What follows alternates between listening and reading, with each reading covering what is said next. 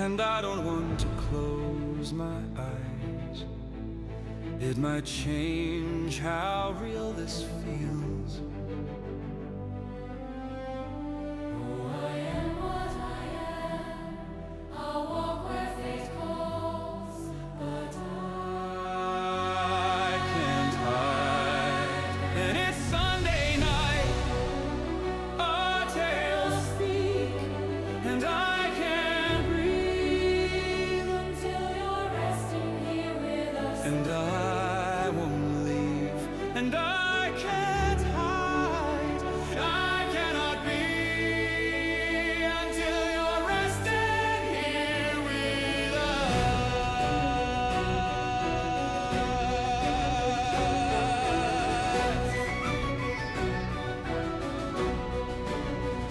Don't wanna call my friends, they'd pull me from this waking dream.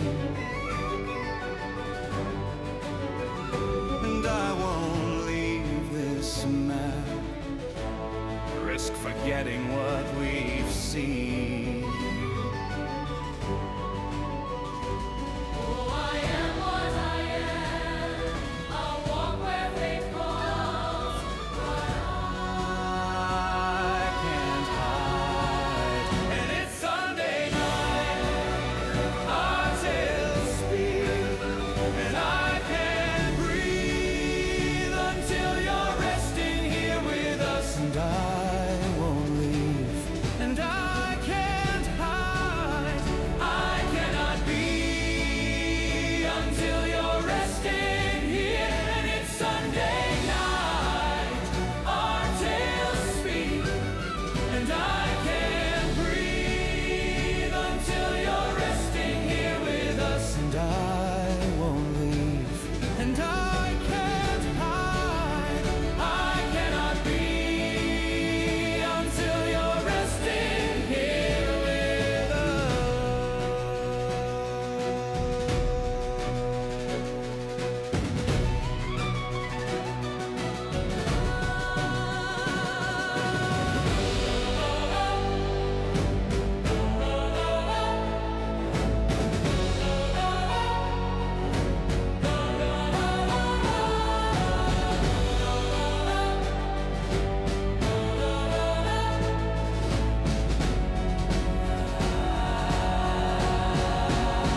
And when we meet, which I know we will, all that we were will be with us still. I'll let it pass and guard my tongue, and you will think that I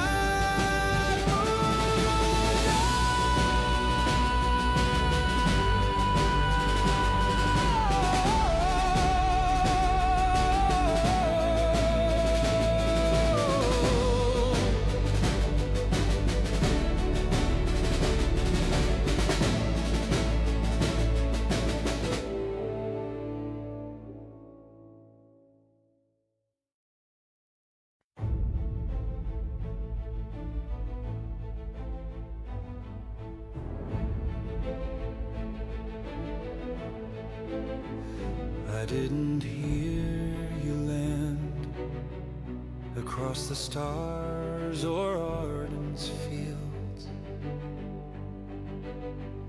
and I don't want to close my eyes. It might change how real this feels. oh, I am what I am. I'll walk where fate calls, but I can't hide. And it's Sunday night, our tales speak and I can't breathe, until you're resting here with us. and I won't leave, and I can't hide.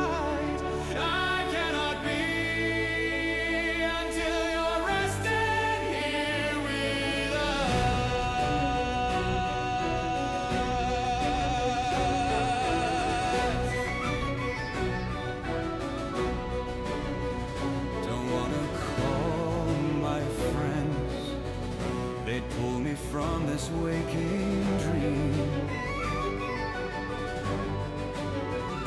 And I won't leave this map, risk forgetting what we've seen.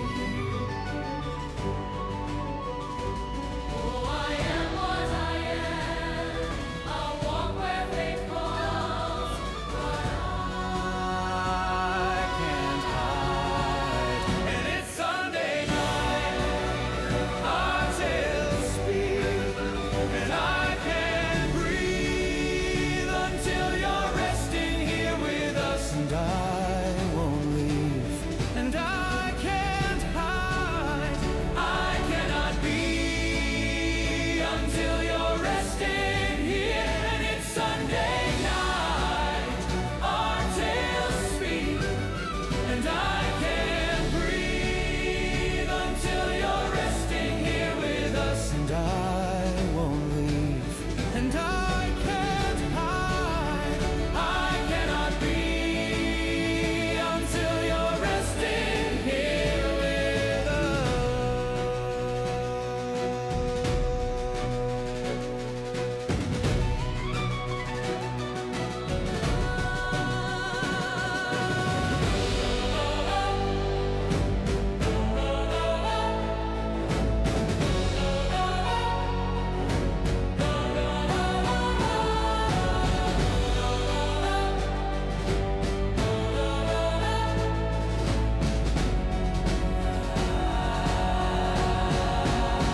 And when we meet, which I know we will, all that we were will be with us still. I'll let it pass and guard my tongue, and you will think that I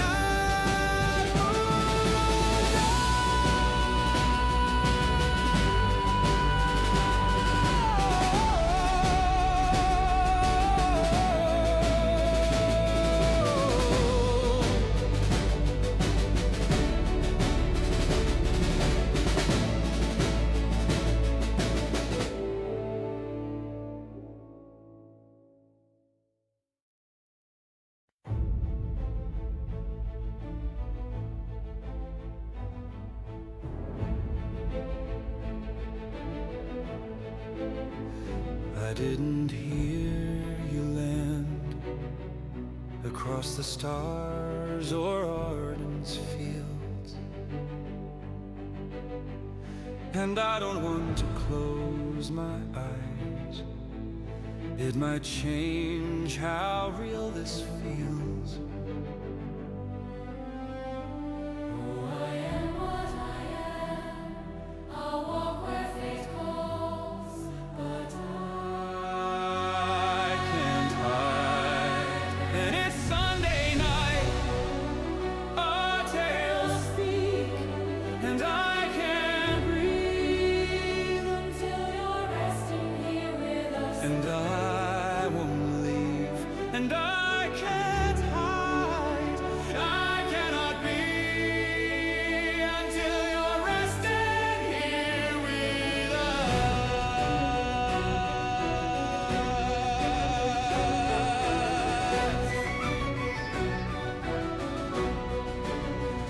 Don't wanna call my friends, they'd pull me from this waking dream.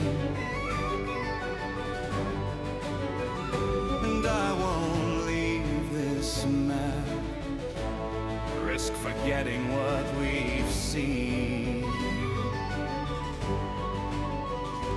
Oh, I am what I am. I'll walk where fate calls, but I can't hide. And it's Sunday night, our tales speak, and I can't breathe until you're resting here with us. And I won't leave, and I can't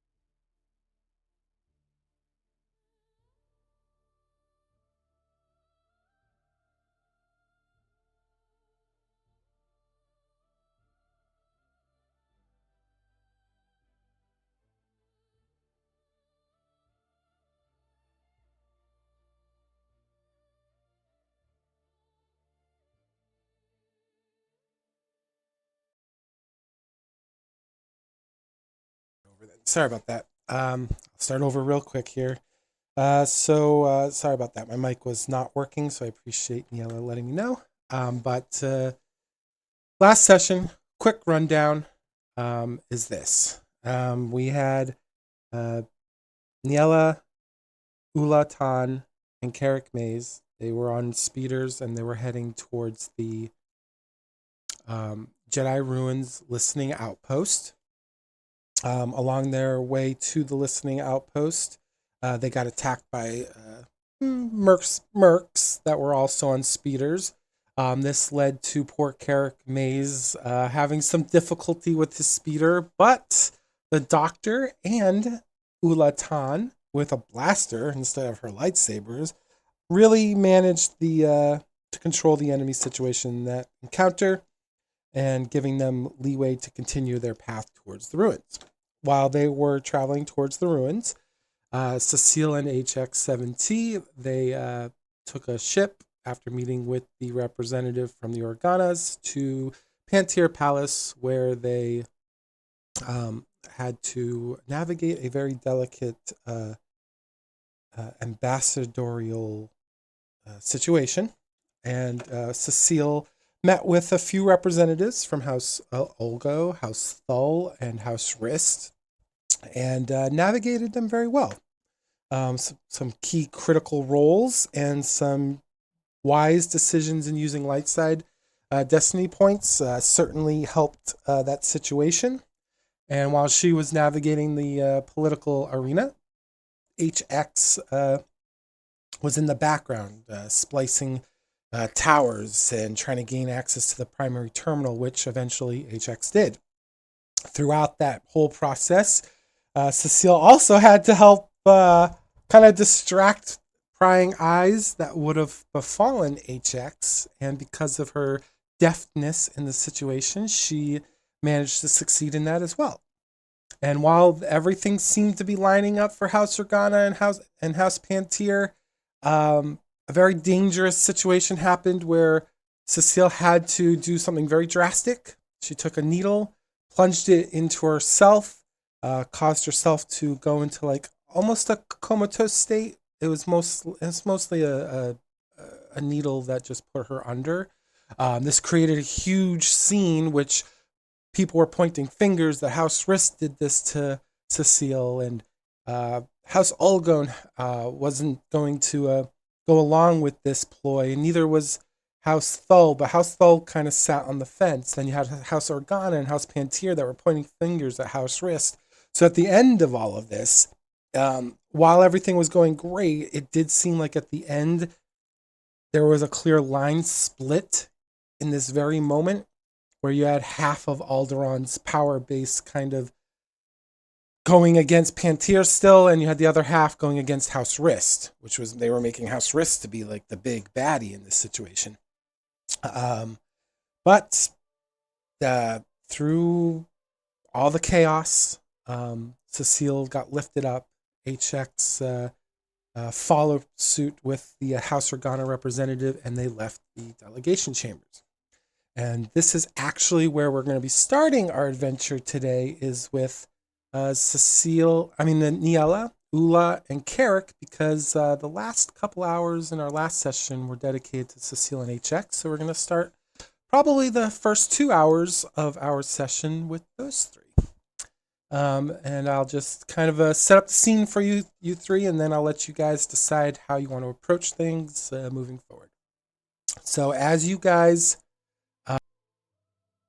get to this ruins, or getting closer to this ruins, you guys slow down your speeders some distance away, because obviously I don't think you just want to drive right up there without knowing what's at the entrance. You guys do find yourself surrounded by lush forests. They stretch uninterrupted. The air is crisp, and the fragrance of pine and wildflowers fill your senses. Sunlight does dapple through the canopy of trees, casting shifting patterns across moss-covered rocks and the gentle incline of the path. The beauty of the natural landscape is almost overwhelming in its serenity, and it's a sharp contrast to what lies ahead. As you guys kind of peer around the corner, as you're kind of like going up this steep path, you see nestled against the mountainside, partially reclaimed by nature, by the way, is the entrance to this old Jedi Listening Post. The facade is a solemn testament to a bygone era. You do see like a weathered stone archway. It's kind of got like a massive opening that stands dark and inviting. It's almost like a yawning portal that seems to breathe shadow into the light of the forest that's surrounding it. Vines creep along the edges of the stone. Small tufts of grass grow in the cracks, softening the austere geometric shape of this entranceway. Despite the pristine beauty surrounding it, both the Jedi instantly feel a very uneasy stillness coming from it. Ni-Ella, I'm going to actually have you do a quick roll for me. Have you roll presence roll for me. I'm not getting both of our systems mixed up here. I think I am. I'm totally getting both systems mixed up here. So you're going to roll... actually have you roll a discipline roll for me, just to see if you can get the same sensation that the Jedi are instantly getting. Okay, regular difficulty. One, it's going to be an easy roll for you. So 1 purple.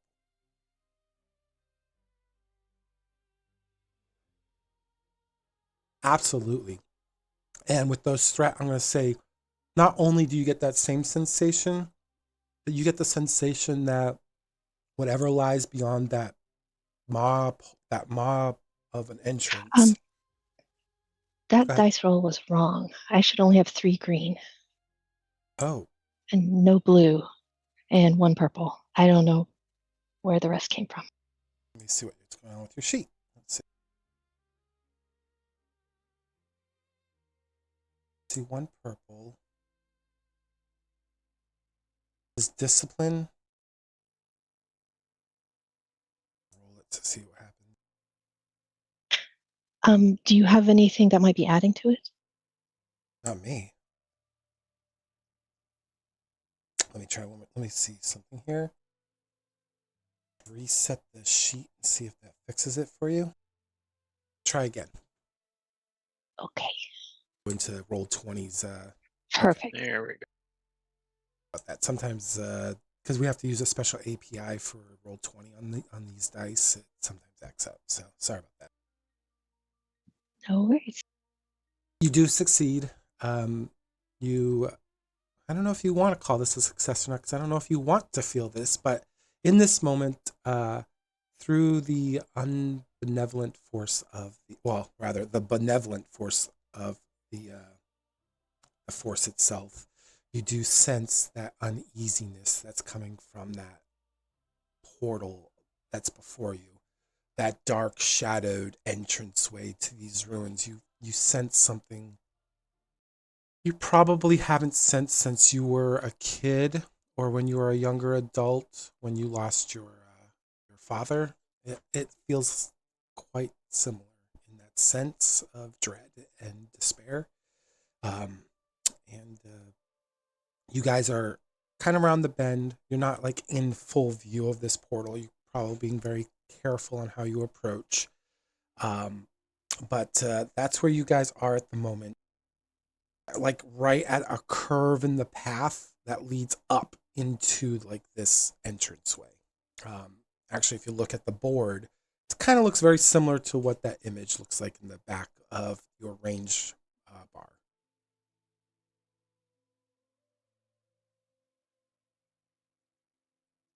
So what would you guys like to do?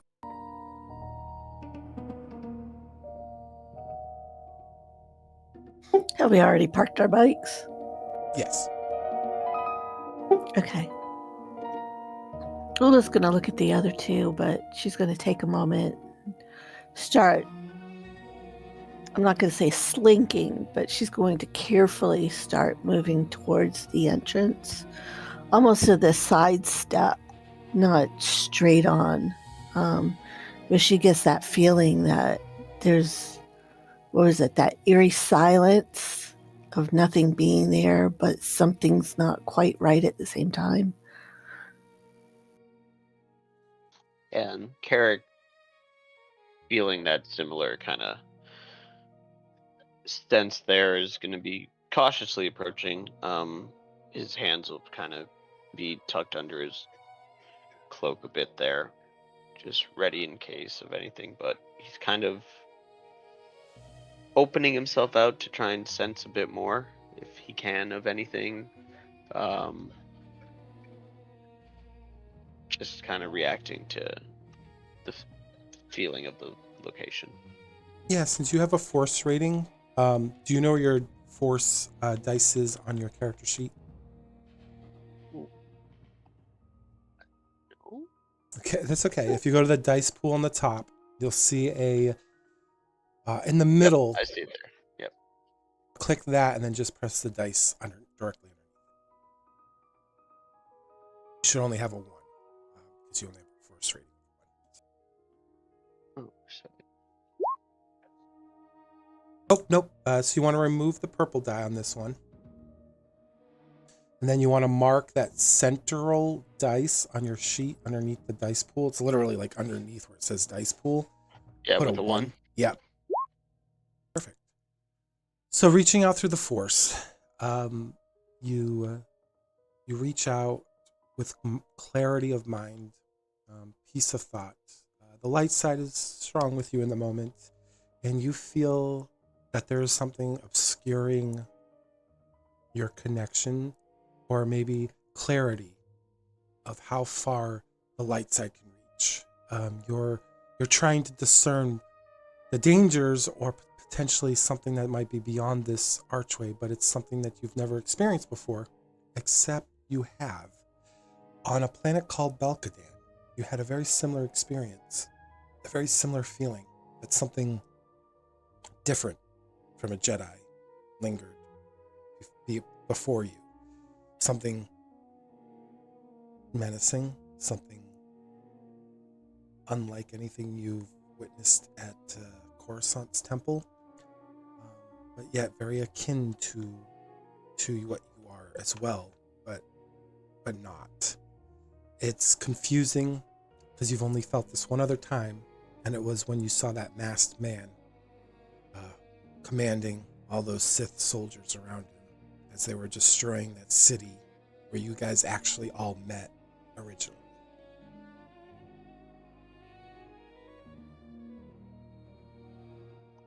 So he'll open his eyes after feeling this, and it kind of resounds his cautiousness as he continues to approach. He's pretty much caught up and on pace with Oola there, so a little bit to her flank, but not ahead of her. Before Oola and Carek get too far away, Ni-Ella's going to reach out and get Oola's attention. She's worried about a wound that Oola had from the fight before in the canyon. Oola will pause. Ni-Ella will ask, that wound, can I take a look at it real quick? She'll nod. She'll say, Carek, wait up a moment. Okay. And I'd like to pull out my med pack and examine the wound and heal if I can. Yeah, what's your wound at, Oola? Because we need to know that for the threshold. Let's see. I'm at 4. Oh, my threshold is 13. No. I mean, how much damage have you taken? 4. Oh, okay. So it's an easy roll for you. Okay. Just because I have it, I'm going to spend the advantage, make sure I'm mentally prepared and in the moment, and currently ignoring that uneasiness that I felt. And while she's doing that, Carek, I'm going to have you roll a perception check, because I'm assuming you're keeping an eye on the entrance. Yes. Perception difficulty. 2. Okay.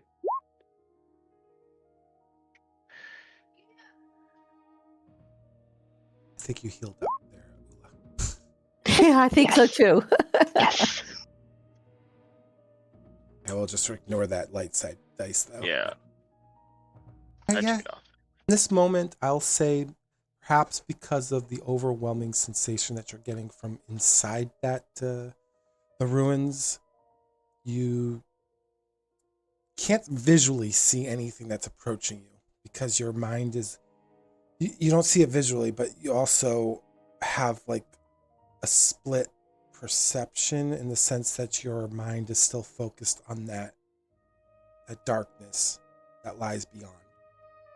But I will say, because you had 2 light side pips earlier, you also sense that there was a little bit of a disturbance coming from within one of the people nearest you, one of your allies.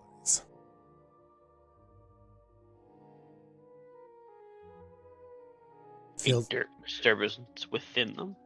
yep, it feels more like there was a decision that they may have made. This is a little out of character, but it feels kind of like they're not quite dark, but they certainly have conflict growing within them. But I have no sense or indication of which one of them. Correct, because you also Yep, sense that's the fine. force within Ni-Ella. So, So yeah, he'll just kind of pause there as Oola's getting patched up and keep a watchful eye there on the entrance. As Ni-Ella finishes with Oola's wound, make sure she's good and ready for whatever's going to happen next. She'll pause, kind of look Oola in the eyes, catch her eye if she's not looking at her, and express that I feel this place is just wrong. There's something wrong here.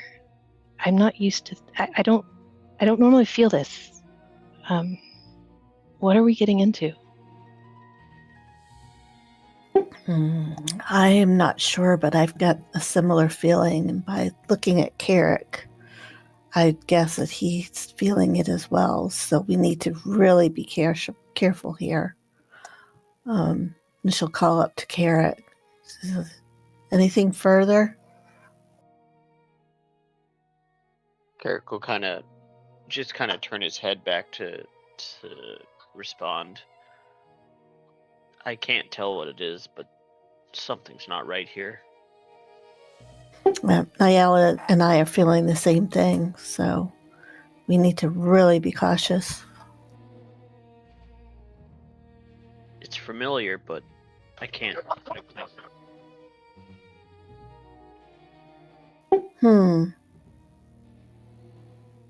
Well, Oola being patched up makes sure that Ni-Ella is ready to move forward, and she'll start moving forward cautiously again. This time, she'll actually take her saber hilt out, but she won't ignite it.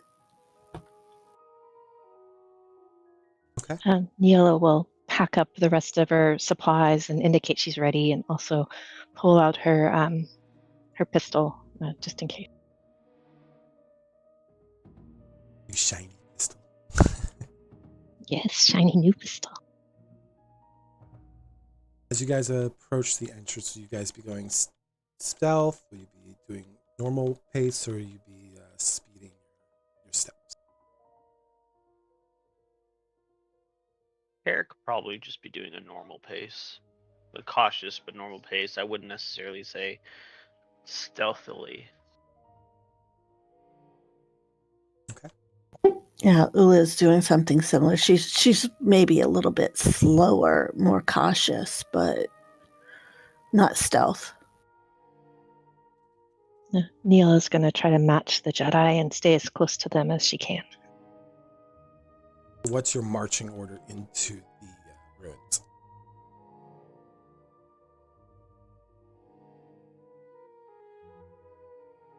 I'm going to make a guess that it's Carek, Oola, Ni-Ella. I'm okay with that.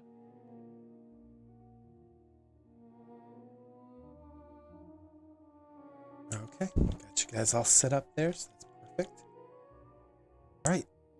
So as you guys enter beyond the entrance of these ruins, you guys first see the ancient stonework. It gives way to like fragile remnants of history. Alongside the walls, you see kind of like indented into the walls these ancient old Jedi statues that have maybe once been a proud and reverent. They're crumbling slowly under the weight of time, their cloaked forms frozen in perpetual vigilance. Each carved figure tells of guardians long gone. Their solemn faces, etched with purpose, yet now chipped and worn, a silent testament to their centuries of neglect. Scattered debris litters the floor, from crumbled stone fragments to toppled crates. So you're just in the single corridor right now as you're getting further and further away from the entrance. Between where the statues are, there's probably like a statue every 6 feet, 7 feet. Sometimes it goes to 12 feet that are kind of like placed in like recesses into the stone cavern or the stone tunnel. And in between them, you do see like the natural wall of the cave. So it's like they built this with purpose to be respectful to the environment as well. They built it around the environment. But as you get further and further away from the entrance, you realize that it's not getting darker. In fact, your eyes are drawn to the artificial light. When you look on the ground, you see wires, like a heavy corded wire that just goes down along the sides of the this corridor you're in. Kind of like weaves very close to the wall, your right side, where some of those statues are. And you notice that above you, there's more wires, and they seem to be connected to like makeshift, like purposely placed there, but it seemed like not in a very like organic way, light fixtures. They have an ominous like reddish hue to them, almost like an emergency light that you'd see on a ship. Very low power, low requirement for power. And it's enough though to illuminate the space around you guys so you can move without predication to your steps. And as you get further, the chamber starts to open towards the end. You see that it's going to open up into a much larger space.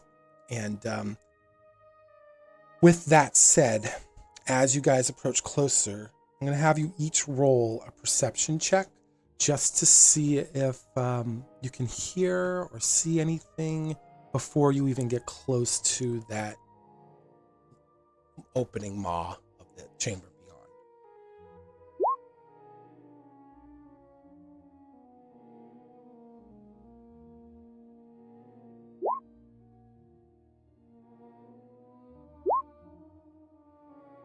I think Carek's making up for his rolls the last session. Okay. That's because he's not on a speeder. Gee. So Oola, I'll say this, with your failure there, I'll say because of the conflict that you endured onto yourself last session, and the fact that you can feel the dark side from within this space beyond sight, beyond knowing of where exactly it is, you're in a state of confliction right now, so your focus is more internal, so you don't sense or hear or see anything that might be coming up. However, your allies do. Ni-Ella, with that one success, will say that you hear the sound of like people working ahead. You hear the sounds of crates shifting against sand and stone. You hear the sound of murmured talking. And Carek, you hear all of this too.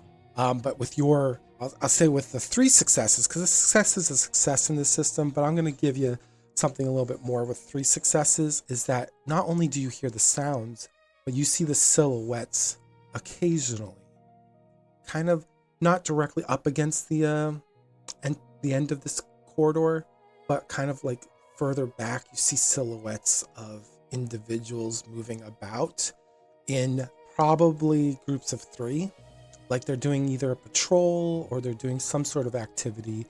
But as you guys get closer to this larger chamber, those senses that you each are experiencing, whether it's sound or sight, they're becoming clearer and more robust. But that's what you guys are getting as you're approaching the chamber. Ni-Ella would speak very softly, but loud enough for Oola at least to hear her. I didn't think there was supposed to be anyone here. Oola's gonna lean in towards Ni-Ella and she's shaking her head. There isn't. What do you see? I don't see anything, but I hear people working up ahead. I don't know how many. So she waves Ni-Ella to come up closer to her, more to her side, if that's possible. And Yes. She looks to Carek, but he's just far enough ahead of her that she's a little timid about saying anything, so she tries to inch up and poke his shoulder. He responds and looks over and just kind of nods. Okay, she moves up a little bit closer then to him and relays what Ni-Ella said. It's like, I haven't seen or heard anything, but Ni-Ella said she heard something going on up ahead. And she's very soft and almost inaudible, but close enough to him so that hopefully he hears what she said. He nods and says, "She's right, I sense it too. There's somebody ahead."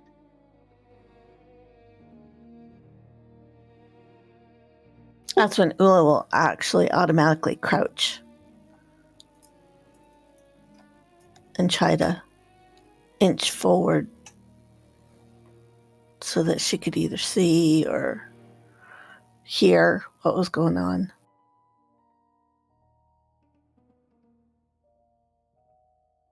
All right, so how are Ni-Ella and Carek? Are you guys going to still continue at your normal pace towards the end of this corridor? Or are you guys going to follow suit with Oola? Or are you going to probably pick up speed? What are your guys' movements in this moment? Gonna follow with Oola here and try to slow down the pace and be a bit more cautious.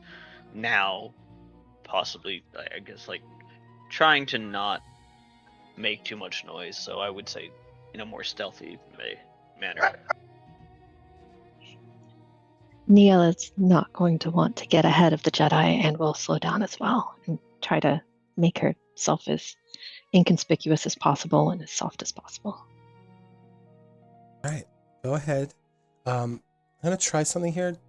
Don't put any purples in. I'm going to see if I can adjust that for you guys, but go ahead and roll a stealth check. Just roll stealth. Don't worry about putting your difficulties in. I'm going to see if I can adjust that for you guys automatically. I can't. Oh, but you didn't remove your 2 purple. Go ahead and re-roll your stealth. There we go. Okay.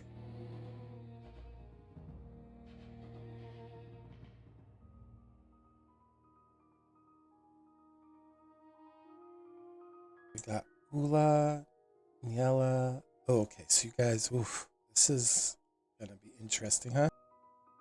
So with that, I will say, as you guys try to slow down your pace,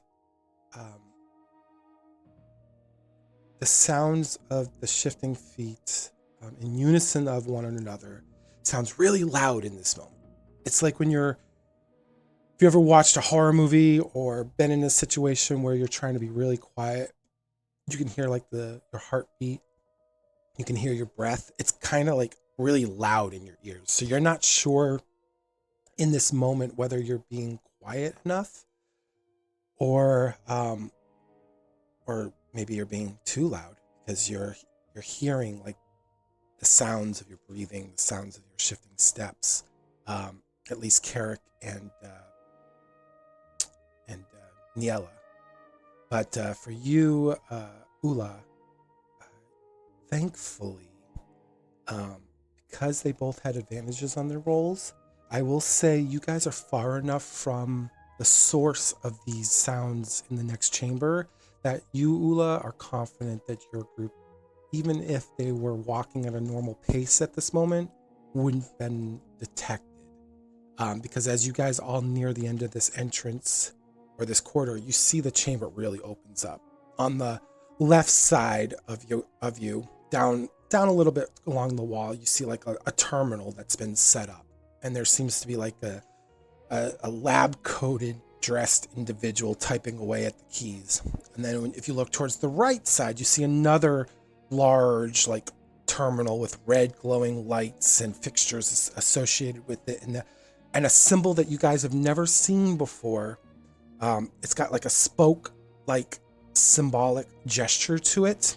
You've never seen this. You see these banners of red and white, and the spokes are in like a black color, and they're like placed strategically at the edge of this chamber. And then in the middle, you just see like piles of like crates of different sizes and different patterns, all lined up in the middle of this chamber, in between the two consoles. And in between them, you do see occasionally those black armored soldiers kind of like patrolling between the crates. And they're not necessarily patrolling per se, but they're certainly making a paced pattern around the center. It looks like that might be a way that you guys could potentially try to sneak through this chamber, or you could try to sneak along the walls, because you do notice along the walls too, there are, where the banners are, there are still like larger light fixtures that if you crawl, you might be able to hide behind, that help illuminate this space. And then beyond this chamber, you see another corridor that goes deeper into this mountainous retreat. I'll let you guys enumerate over all of that and decide what your next actions are. About how many people are there? There's those 2 lab coats. Do a perception check for me with 3 difficulty. Thank you. Now you're trying to count, so.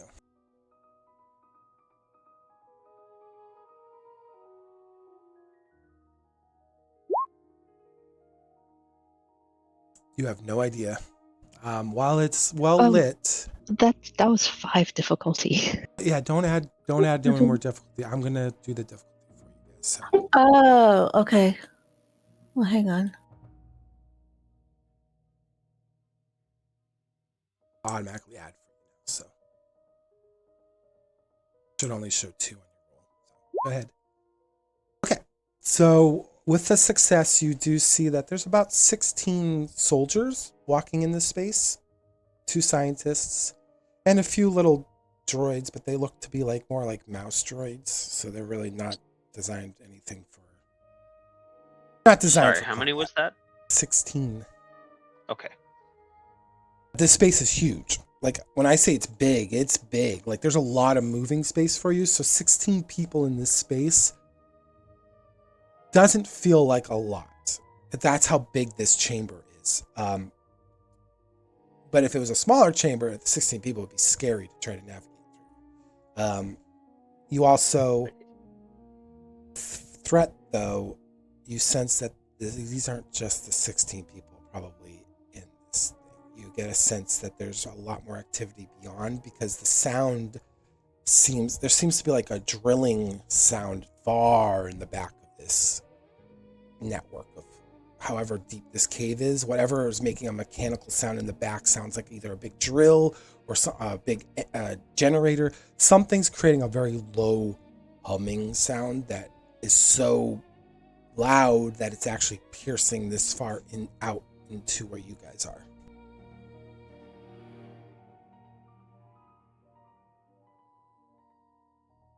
Oola's going to tap Carek on the shoulder. She's going to try to sign to him 16 and point sort of where she sees them. And she'll do the same with Ni-Ella. And then for you, Carek, because you see those two terminals, go ahead. I'm going to have you do another roll for me. Let me see what I'm going to have you roll. I'm going to have you roll. I'm trying to be very careful with this. I want you to roll. Well, I'm going to have you roll just a general lore check for me, just an intelligence roll. It's not really a lore check, but it should still apply. General lore.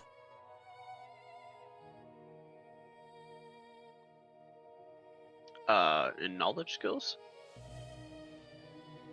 Correct, and it'll be 2 purple, which I already set up for you. So Alright, I'm gonna use my advantage for my stealth roll.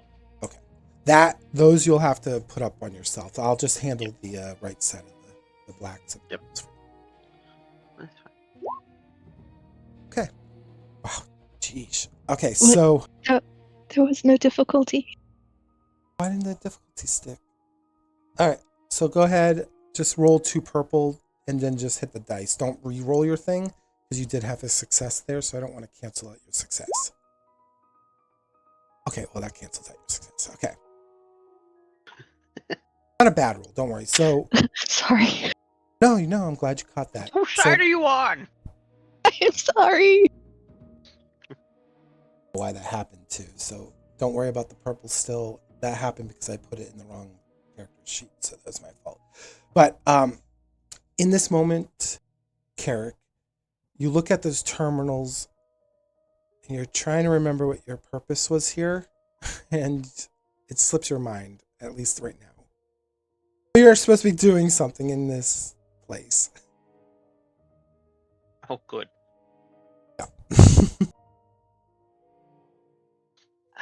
These. Sorry. Go ahead. No, go ahead. I was just going to ask if the banners and all the symbols, if that's something that any of us could possibly recognize. Yeah, if you I'll just put the difficulty here for it. If you want to roll a outer rim knowledge skill for me. All of us? Anyone that wants to.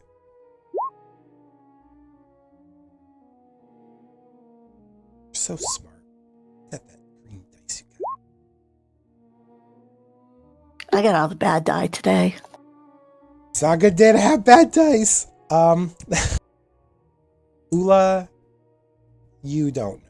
Carek, it's on the tip of your mind what you're looking at, but you're so focused. You have way more things to have to manage in this than your allies do because you have a secondary objective. And you also have the sense that there's something really dangerous here. And you also have what's before you. So there's a lot on your plate. But for Ni-Ella, you recognize these immediately. These are the same banners that you saw on Belkadan. You recognize this also in the broadcast of Azura Barrigan when she was talking about Belkadan. And immediately the name Sith Empire comes to mind. And you realize that somehow the Sith have managed to find their way into a core world planet like Alderaan, undetected. So when that knowledge comes to Ni-Ella, she's going to kind of grab Oola and say, "The Sith are here. The ones from Belkadan, they're here." Oda was going to pass that on to Carek as well. Trying to keep them it's huddled knit in a close knit. In a huddle to start with before they continue on.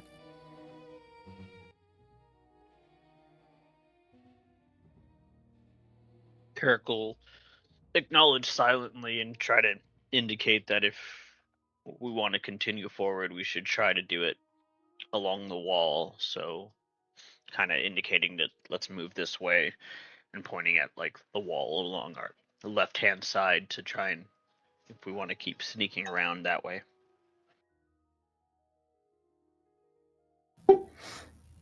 Oola being in the middle, chance will do the same with Ni-Ella, and nod her head towards Carek.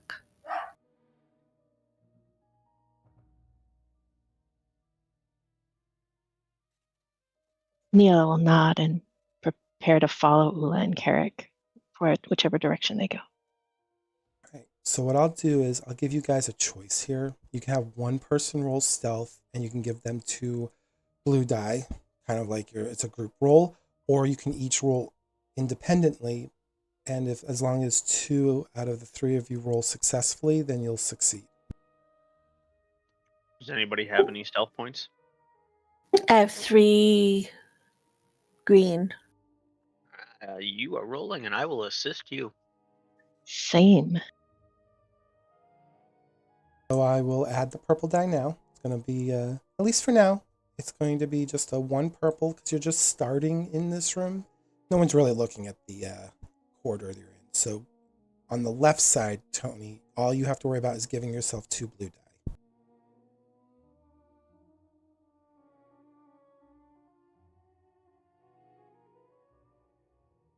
Okay, and stealth. Yeah.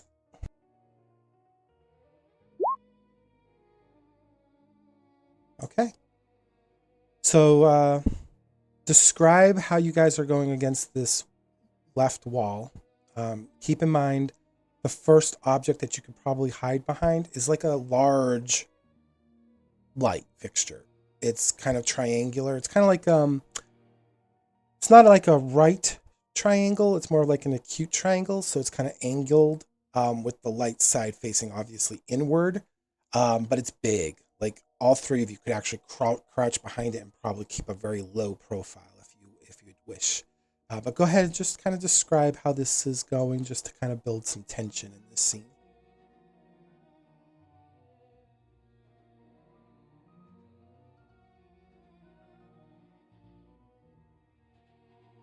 That would be you, Oola. You have to take point on that one. Oh, sorry. Well, Oola's she's going to stay crouched. She's almost going to duck walk, trying to stay in the shadows, close to the wall. She's going to also make sure that her hood is up to try to conceal as much of the pink of her as possible. And she's going to head towards that light fixture. When she gets there, she'll pause and wait for the other 2.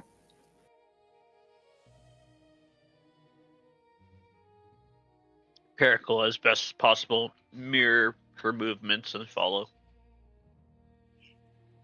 Ni-Ella does the same. She doesn't feel quite as confident duck walking. Her agility is not as great, but she does follow kind of crouched. Okay. I'm going to use a dark side point here. This is going to be a scene setting. So as you guys finally get away from the entrance, all 3 of you sense something really terrible is approaching, and you watch literally where you guys were at the entrance to this chamber. You watch a figure just draped in black cloak from head to toe. Their head is concealed, and you just see like a little bit of like these red Leku kind of just peeking out from the lower part of the hood along her chest, and she just walks in the middle of the room between all the soldiers, and they seem to give her a wide berth as she just makes her way towards the back of this large chamber into the next corridor. But her steps are very fluid, very agile and nimble. They have a sense of purpose to them, and the way people avoid her may indicate the authority that she has behind her steps. And she kind of disappears off out of sight once she gets into the other corridor.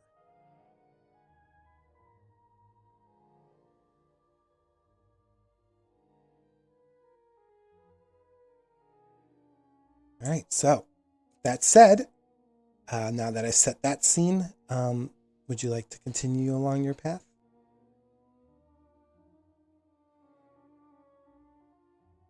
Oola's going to look at Carek. She's going to gesture towards her eyes, and then towards that figure that they just saw, to see if he actually caught sight of that as well.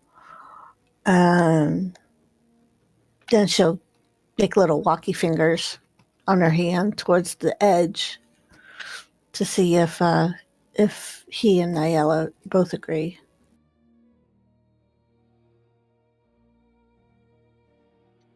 Carrick will silently nod that he acknowledges what we've seen, and for us to continue moving ahead. Ni-Ella nods as well, like barely moving her head, almost like she feels like any movement is not allowed. Fair. Yeah, the next thing that you can hide behind along this wall is another one of those light fixtures, but it's a little further away. So the difficulty now has increased to 2 purple. Same rules apply. You can have Oola take point and give her the 2 blue. Don't forget your blue die, Tony. Notice you didn't have that in the last roll, but Okay, so I get 3 if they want to do the same roll as before. no, you don't. You didn't have any blue die on your last roll. That's what I'm saying. Oh, Yeah, you just lucked out. I just noticed that. I was like, wait a minute, I told you could have 2 blue die. yeah, I forgot to click out of the thing. That's okay. But I At least you also got succeeded. an advantage. So, do you guys want to do the same thing, or do you want to take Yeah, it no, do all the same into your thing. own hand? You've got the highest one, so with our assist, it's probably best. Yep, I agree. Okay, this will be interesting.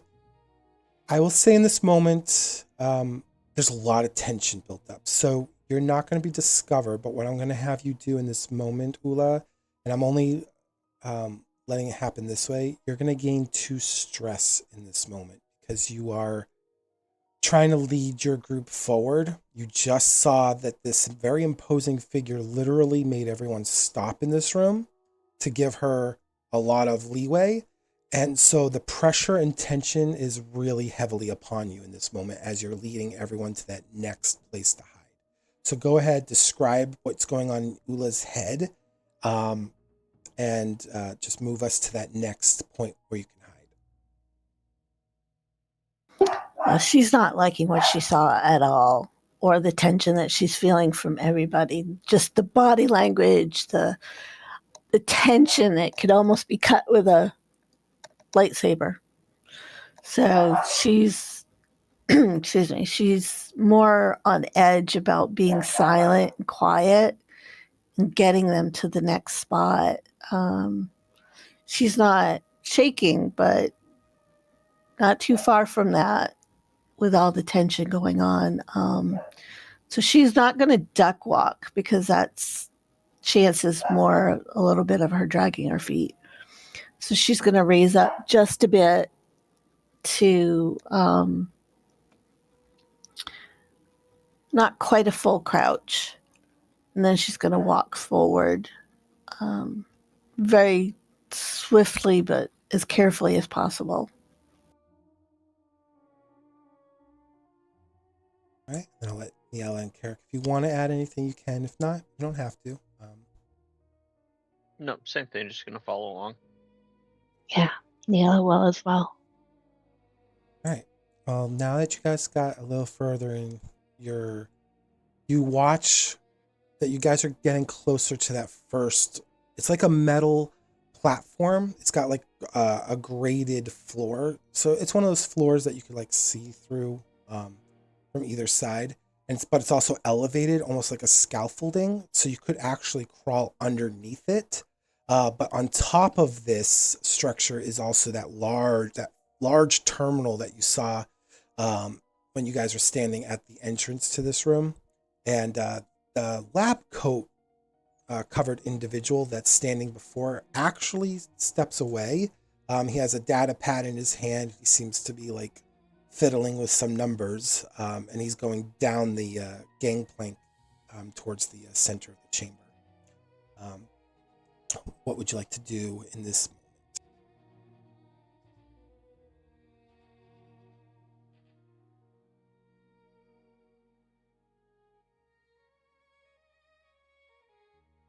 Oola's going to look to the other two. She's staying put at the moment to see where the lab coat goes. Yeah, he's moved quite a ways away now. He's actually starting to enter that crate area in the middle. So he's kind of just stopping occasionally, looking up so he doesn't run into a crate, but then he goes back to work as he moves between the soldiers and the crates that are kind of laid in between. So the scaffolding there's no one on top of it anymore near the terminal, and there's nothing underneath it. It's just a very cumbersome thing that you have to traverse because of the way it's kind of like, think of like multiple X beams underneath it to hold it up, but there is plenty of room still for you to like move through it if you wanted to use that as a means to try to obscure your movement. Okay, and what's the next place they could hide behind? That's the only one that you can see unless you want to go towards the center of the room and use the crates.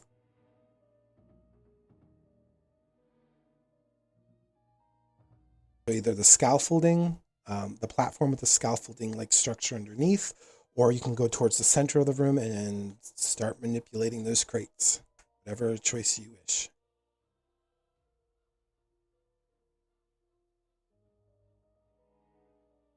Oola's going to look to the other two. And to just to be clear, like the soldiers are still patrolling around the crates, and there's nobody around the scaffolding and the terminal right now.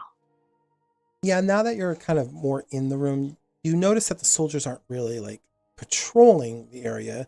You're actually now you're able to identify that they're actually opening up the crates, they're taking out supplies, and they're kind of like shifting them around. It's like they're organizing the chaos of the crates and making things like home in other places within the central space. So they're not really on patrol now that you're getting closer to look. They're more just working and being forced to work. So they're kind of like just settling in, almost like setting up like an operating base kind of deal. Yeah, very much so. So they're a little And distracted. are they still distracted by the figure that went through? No, the moment that figure went through, they started going back to work. Okay. Whoever that person was obviously was intimidating enough or had a high enough authority that they had to pay their respects.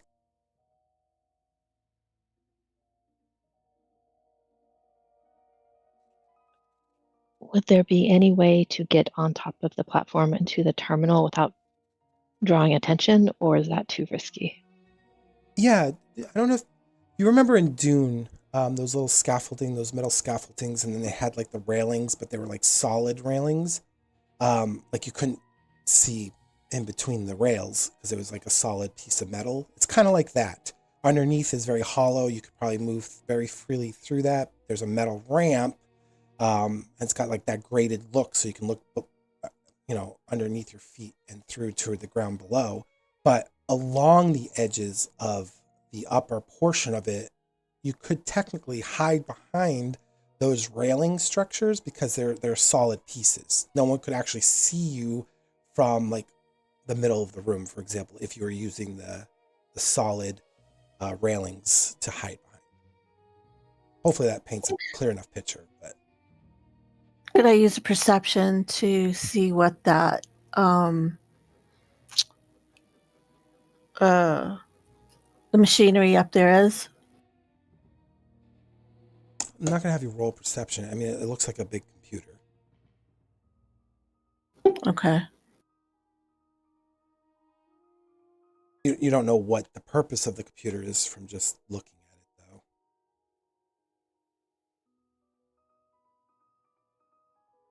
though. Not until you're up there near the console.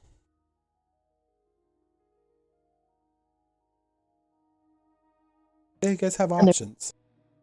the risky part is actually getting onto the to the terminal. Once we're there, we're not seen, but getting up to going up the ramp, that's still out in the open. Does the ramp go parallel to the wall, or does it go straight to the middle? it's the gangplank of the ramp goes down towards the center of the room.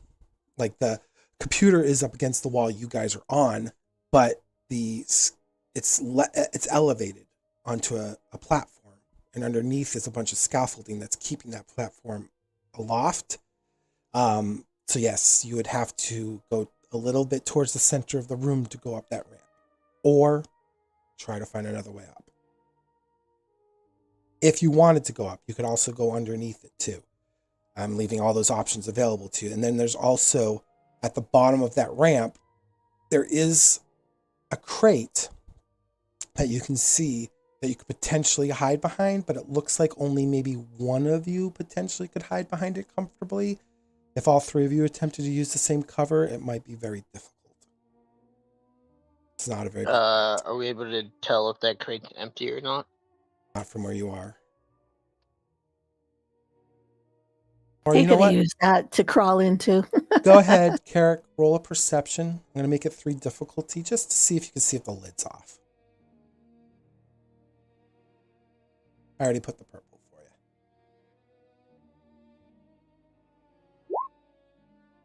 you. Ooh, okay, well, you triumphed, so you got a critical, so that's awesome. So I will say with that, yeah, it looks like that crate may have already been worked on, because you do see the lid is kind of propped up on the opposite side of where you are, but because with that critical, you could see like just a bit of that lid kind of like leaning up against it on the opposite side. Where if you didn't get that critical, you probably wouldn't have noticed that small detail. Okay. Sidebar with my party mates here, out of character. Sure. All right, so I have 2 ideas. I don't think we're gonna like any of them. First idea, I don't know how much longer we're gonna be able to play the stealth game here, so I'm thinking we send Ni-Ella in as a medical examiner to start doing medical examinations, and one of us sneaks beside them and takes a look at that computer. What exactly would Ni-Ella be examining? I have all the faith in you. I do think we need to look at the computer. I wonder if with Ni-Ella's cloak and hood up, if she could walk up the ramp and do that. And we kind of guard you, kind of thing. It might be difficult to get 3 people up without being No, noticed. but like from afar, kind of like keep an eye on you. And Oh yeah, definitely. Or I don't know if this is possible if we could climb over the side, and not take the ramp option. right, fair. Yeah, I mean, I'm good with that. We can try that. I just What? realized too, I also have Sleight of Mind, which adds another blue to my stealth checks. So you're super stealthy, is what you're saying. Yeah, because I would have, if I had the 2 of you, then I'd have 1 advantage, 2 So advantages. Want to then do that? Send you to try and get there instead of Her all com- 3 of us trying to continuously sneak. Because I feel like if all 3 of us continuously try to sneak together, I mean, it's still 3 people trying to be undetectable. Right, I agree. And my computer skills are crap. I've only got 2 green. Oh, okay. Well, mine are not going to be a lot better. Yeah, I've got 5. Oh, if I can shit. get up there. One thing really quick. This is out of character as well, Tony. You get their advantages if you're just stealthy, by the way. Right. So maybe the 2 of you go together. I will hang back and kind of keep an eye. That way, we get the possible advantage of both, and you're not being separated, and fully, yeah. Or we go back to the medical examiner part. I've decided to now, so you guys get to decide from there. Question for the GM: how difficult would it be to climb up this and over the whatever the siding is on this platform? It depends on how you decide you want to climb up there. With help, probably not too hard because someone could probably prop their hands together and they could push you up. Or if you're trying it by yourself, that could be hard, especially if you're trying to also be quiet on top of it. So it really depends on how you guys approach climbing it from the side. Because like I said, it's a flat guardrail. Like you can't see through the guardrail like you would if it was just like a deck guardrail. You know what I mean? Like a porch. It's a solid piece of metal that's kind of serving as the railing. It depends on how you guys approach it. I think either we send Ni-Ella by herself to try and stealth up there because she's got the best computers, or the two of you go up there together, take advantage of Oola's slightly better sneaking, and then once you get there, Ni-Ella's computers. I'm leaning towards the climbing over the railing with help. Yeah. But one other thought, are we absolutely sure no one else is on that platform? No, because you said the white cloak went down. Go ahead and roll a perception check for me, Ni-Ella. Because of your angle, I'm going to say it's 2 purple, and I'm going to add 1 black. And the black obviously being the railing that's going to be obscuring your sight. So you did say that we could see through the floor. Could we get close enough to see through the floor before deciding to climb up? Yeah, you can go underneath for sure. I just don't want to climb over the edge and suddenly there are people there, because you can't really explain that away. Oh, I was just trying to make sure it was steady. Yeah, that's all. Right. Yes, you can, but I will let you know too that the entire floor of the structure is graded, including the ramp. So not that someone could probably see you very well through, with the distance that most people are in the center. They probably won't see you anyways through the grates. So they're small holes. They're not like big holes where you trip on or anything. It's just cheap material kind of keeping things aloft here. So it's not anything fancy, but just to keep in mind, like if you use any light sources or anything, there's nothing to prevent people from seeing. I guess. Just want to make sure that's detailed enough for you to work with. Yeah, I think so. What if we move carefully towards the scaffolding, just under it, to check to make sure no one's on that platform? Because if they are, we cannot go up there. If there's no one there, then try climbing over the edge to access the terminal. That sounds like fun, like a cool twist.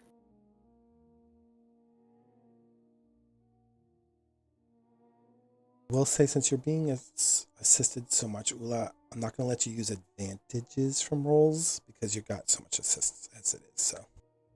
Okay. So no sleight of mind. No, you can use that. I'm just not letting you use advantages from rolls because you're already getting. Okay. So just let me know if you get what you guys are deciding, because then I'll set the difficulty for you. All right, Carek, what do you think? You guys want to try the climb? Yeah, just checking to make sure no one's on the platform first. Yep, I'm fine with that. So all 3 of us stealthing over to the scaffolding? Yes, and if there's anyone there, we continue under the scaffolding and don't try to access the terminal.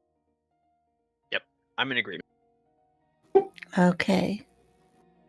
I already got the 2 purple set up then for you. Remember, you'll get your 3 blue because of your ability, and then the 2 from your allies, kind of joint roll here. Okay. Yeah, you guys move away from the lamp, the large lamp, and you move underneath the scaffolding. It is kind of cumbersome under there, and you realize that to get out of here is probably going to be more trouble than getting actually in because of the way the X frames are laid out. But when you look up, there's no one up there. It's just the terminal, right? All right, so next part of the plan is for me to climb on top of the terminal. Looking at the scaffolding, would it be better for Oola and Carek for you both to also climb up to the terminal and then we can leave from the other edge? Or does it seem like you could traverse under the terminal? There's no way to go like directly from where you guys are to the top. You would actually have to go to the sides of the scaffolding to climb up and over the railings. You could probably use like the X frames of the scaffolding to kind of like help yourself climb. If you're not going to use an ally to help prop you I will take all the help I can get climbing.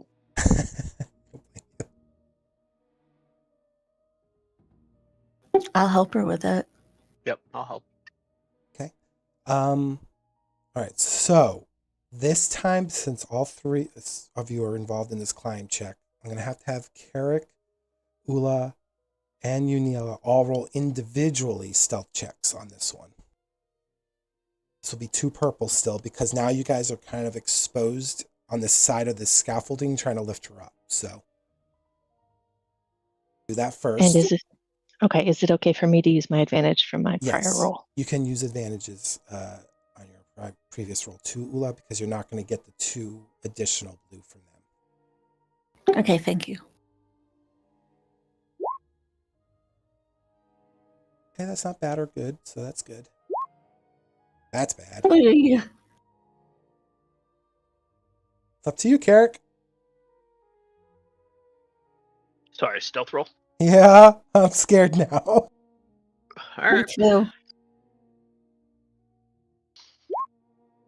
Okay, you know what? Sometimes having a failure or no success is just as good as success. So this is what's probably going to happen here. I'm going to give you guys this. Since there was a failure involved, but we have advantages and only 1 failure out of the 3 of you, you guys do remain stealth. However, because you're maintaining this hidden agenda, you're not going to be able to directly assist Ni-Ella. It's going to cancel out the assist for Ni-Ella to climb up. So it'll just be a straight 2 purple dice for you to climb up, Ni-Ella. Okay, and I'm going to pull that advantage from my stealth. And is this an athletics? This will be definitely athletics, yeah. I'm also going to give her my advantage. Yep, you can do that. Thank you, Oola. Okay, so while you guys are juggling, trying to stay hidden and in the shadows, while also trying to prop Ni-Ella up, she manages to find the strength to push through the nerves, and she gets up top. There is a subtle like thud sound. It's kind of metallic in nature, but she is at the moment out of sight from people in the center of the chamber and from you guys on the bottom, unless you go back underneath the scaffold. Right now, you, Ni-Ella, and Carek are kind of exposed. If someone were to look in that direction, you probably would be identified. Yeah, Oola's going to scoot back into the scaffolding. She sees Ni-Ella's little feet up there. What about you, Carek? Are you going to stay there and be like, I'm going to take... No, once I see that she's safely started her ascent, I will then tuck away and try to be stealthy again. Yeah, I'm not going to have you guys roll again for that, but... Yeah. So, Ni-Ella, you are on top. You see it's a very large computer. It's got a massive monitor. It's got a bunch of readings flashed up on it. And the screen itself is actually, it's a dark red hue with like a lighter pinkish, like text. Like everything that's not the direct screen is like a pink color. So like the text, the diagrams, the graphs, they're not in color. This seems to be a low powered console because it seems to be generating a lot of input as far as like computing power.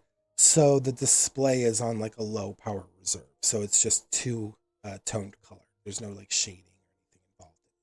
And the keys in front of it, well, It's going to be an interesting one for you, Ni-Ella. So if you do approach the keys, I'm going to have you roll a xenology roll for me first. Okay, I'm gonna pull that advantage, feeling so good that I could climb up and not fall on my face. And this will just be, again, 2 difficulty for this. Oh, okay. It's interesting. You never seen this language before. It might be a common language in the galaxy, but for you, you've never seen this language. But I will say, narratively, the advantage for you is no one is still looking in the direction of you and your party. So you might have time to try to figure out the keystrokes before you. Okay. Well, my goal is to get an idea of why they are here on Alderaan, what they're doing, and pull any information if I can. I do have a data pad with me, but I'm not skilled like HX would have been with hacking and doing all the things with computers. So I need to get the basics. I'm going to try to do that. Okay, so you kind of like do like a reverse engineering a little bit of this. I guess, and so with my data pad, I don't know if that can help assist me in like figuring out what to do next, or if there's a way to get the data from the terminal onto my data pad. Okay. Which one do you want to do? You can try to use the data pad to help you decipher the language, or you could just try to transfer the information to the data pad. But keep in mind, this is a very large machine, and your data pad may not have the memory to support what's ever inside this machine. Yep. Yeah, I'm definitely going to go with the first one, try to figure out the language. I'm also worried about if I try to take anything off the terminal, if that will trigger something. That's fair. So what I'm going to do is I'm going to increase the difficulty to 3. However, I'm going to give you a blue die because you're using a data pad to assist you in this moment. Can I steal one of those previous advantages? Absolutely. Okay, and would this be a computers check? Yes, it'll be no. It'll be your Mm. xenology, but I guess for you it might not matter in the end of the day. But it'll be a xenology because you're still trying to decipher the language. Oh, language. Got it. Okay. All right.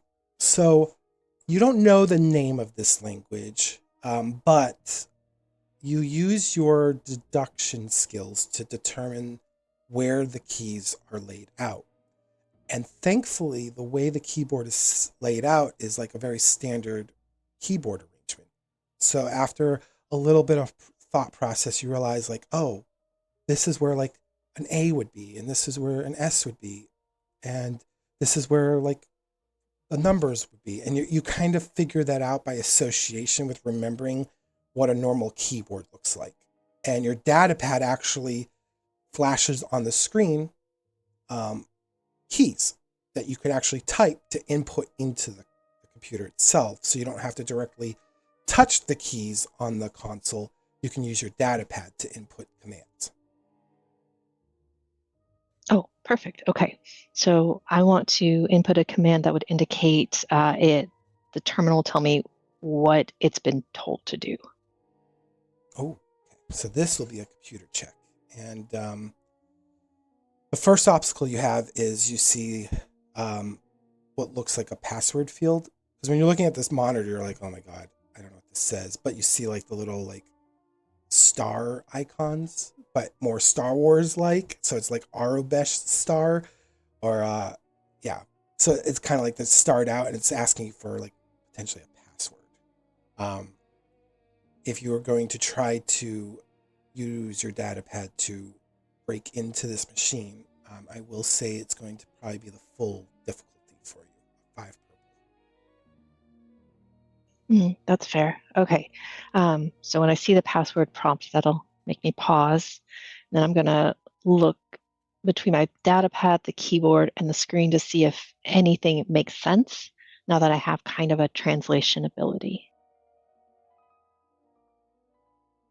Yeah, I mean, what do you, give me a little more detail, man. maybe that'll help me determine what you're trying to do. Okay, so I've been around some computers mostly, in medical suites, but I know that generally the things on the display are going to be what is either outputs, like they're looking for something and the computer is showing them like trends and all of that, or it could be that they are giving commands in to direct something to happen somewhere else in this facility. So just with the general knowledge of that's probably that could be one of the things that's happening here if between looking at my data pad and the keyboard and trying to recognize some symbols, if I can kind of get a sense of what they're doing.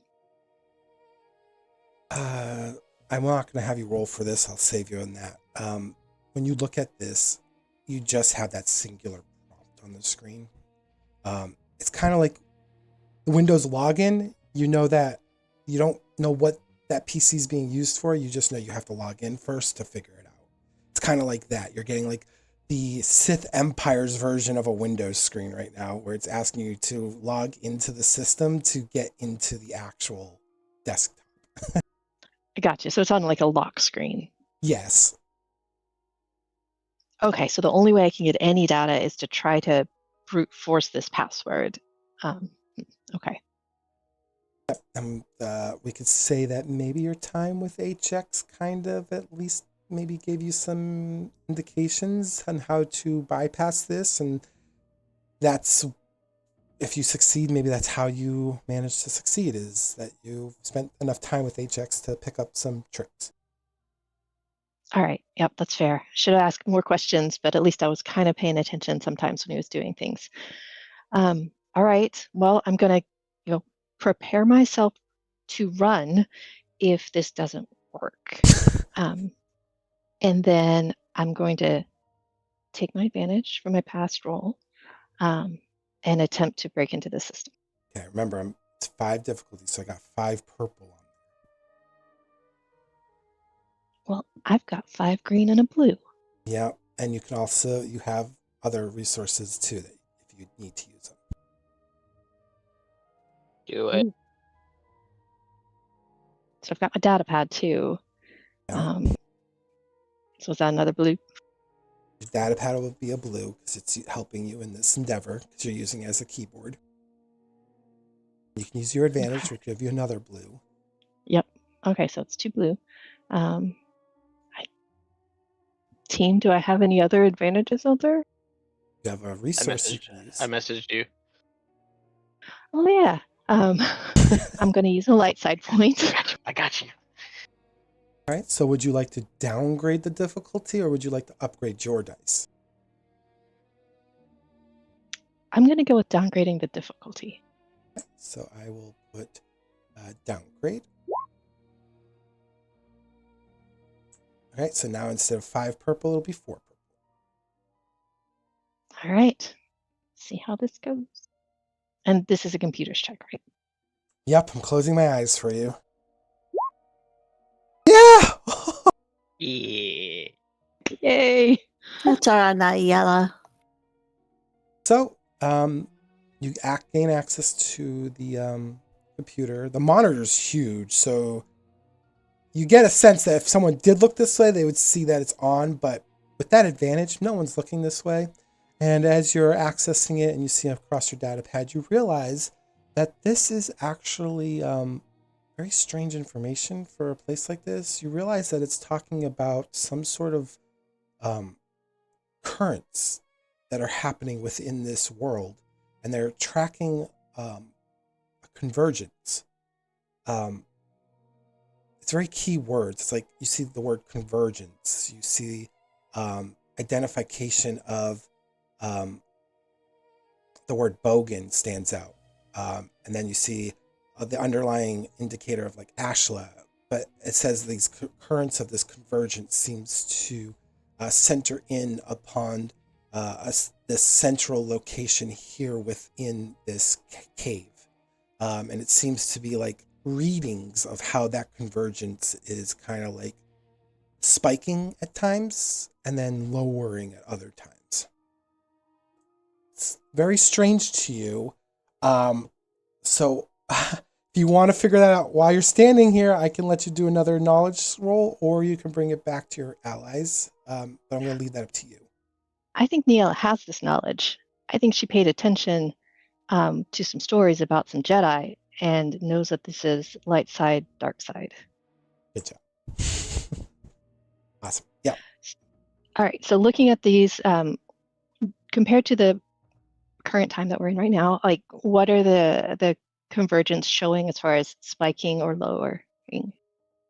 Well, the word convergence seems a little weird to you in terms of this Ashla of Bogan. Convergence can mean many things. You know what the word means, but in terms of how it relates to Ashla and Bogan, that's a little strange. You just get the indicator that based on the charts and your success that you see, like there seems to be a high spike ratio that happens every 30 to 45 minutes within this area that seems to spike up this like indicator, and it's in this weird language, but thank God your data pad's translating, and you see that underneath like the spiked bar, it's like a B underneath it. The other one has like an A under it, and that bar seems to be lower.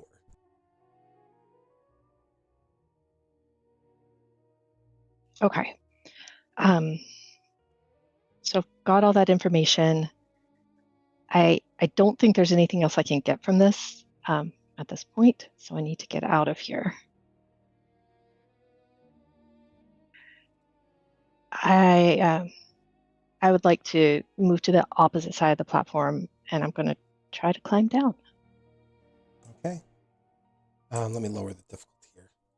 I'm gonna give you a blue die because I'm assuming you're going to be using the actual like frame to kind of like a ladder almost. Absolutely. I'm going to be using that ladder, moving very carefully, and I'd like to pull that advantage from my last roll too. Okay. Good luck.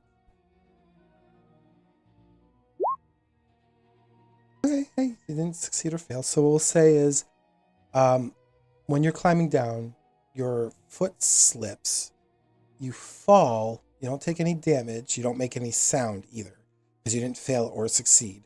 So it wasn't like the most graceful way to climb down, but you get down.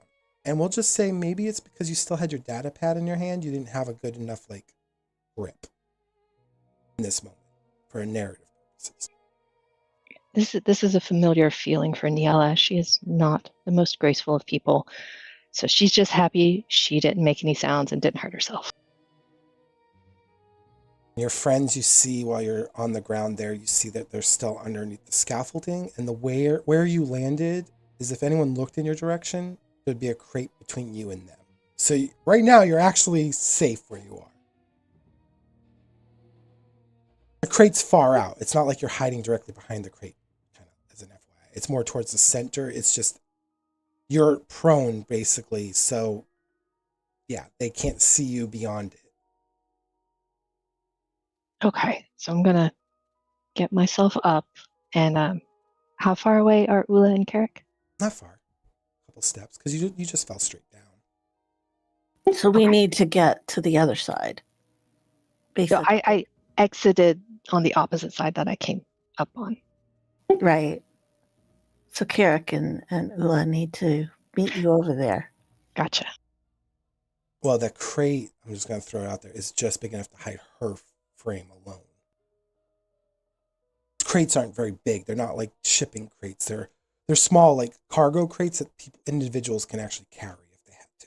So it's just big enough to like hide Ni-Ella's form, and she's not right up against it. She's probably like 7 feet from this crate. So it's just thankfully that most of the people are in the center of the room. So if they looked in her direction, they wouldn't see her at the moment. Are Oola and Carek close enough under the scaffolding to me for me to talk to them now? Yeah, if you go under there, like I said, you're probably just a foot or 2 away from them. So you could probably get under there. All right, I need to tell them everything I just learned.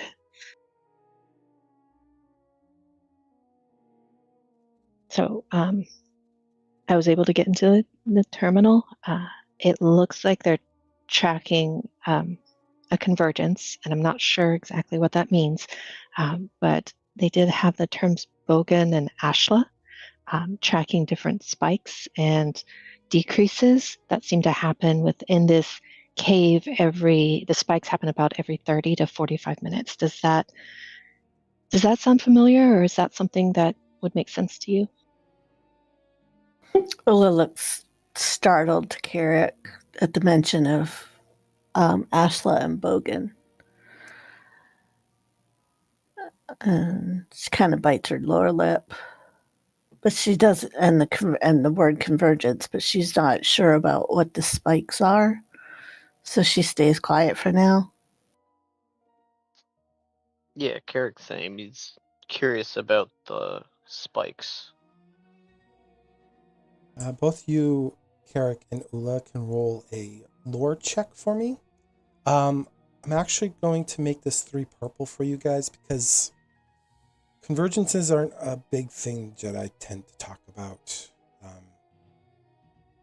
It's not because they fear that knowledge being given loosely. It's just not something that they're encouraged to talk about.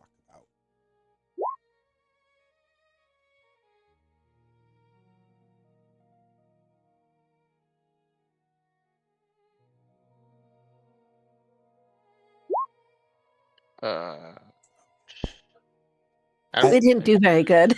Shouldn't have had the boost advantage though, unless What's that? Oops.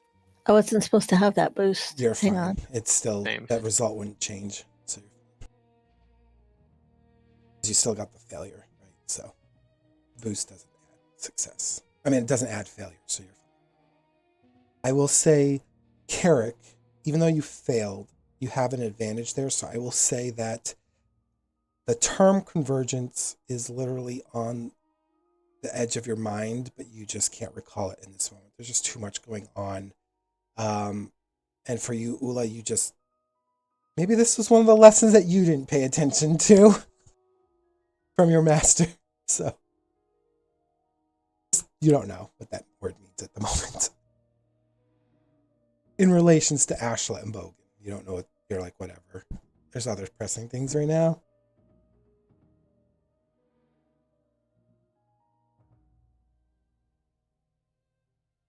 Yeah, she just shrugs.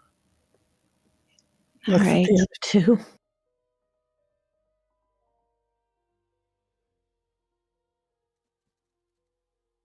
What next? Do we need to push further in? Or we do have some information now. I don't know how safe we'll be the further we go.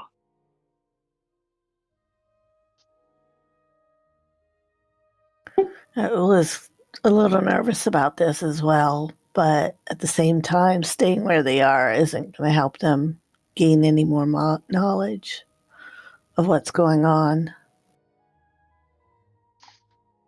yeah, Carek still wants to get more information, but obviously it's going to be a larger risk. He'll look to the two of them and be like, I need to find out more information. I was given an additional task. Neil would Oola's, say more, but he doesn't say anything else. yeah, Oola's eyes darken for a second. It's like you couldn't have told us this earlier. What is going on? Well, the side mission here is to also look into any data that has been collected regarding the Force. So these spikes is part of it. Possibly, if they are mentioning spikes about specifically the Force. Fluctuations. Well, Ashla and Bogan.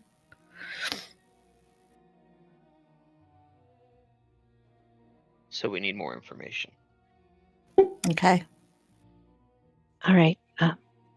Before we move on, I wanted to let you know, before we split up, Suseel gave me this, and she pulls out the, what was called the surveillance tagger from Suseel and said told me to activate it if we were in trouble and needed help.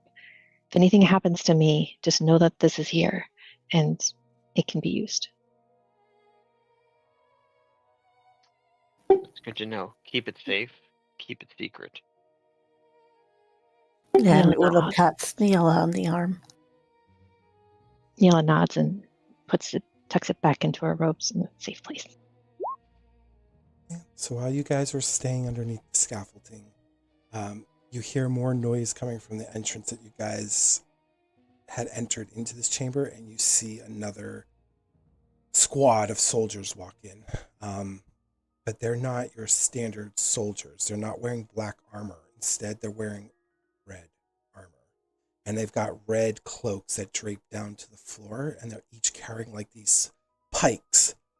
And in between these 4 red garbed individuals, you see another cloaked figure enter, and the whole place just goes silent as they're pacing forward, and you can hear it's this silent. You can hear the shuffling of the ends of his robes, kind of like skittering across the ground.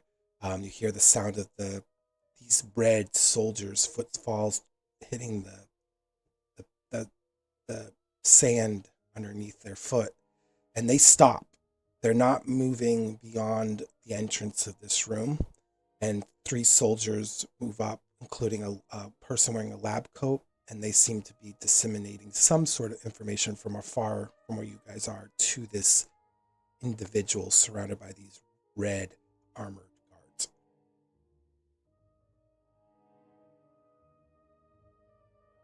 Oola's going to crouch lower.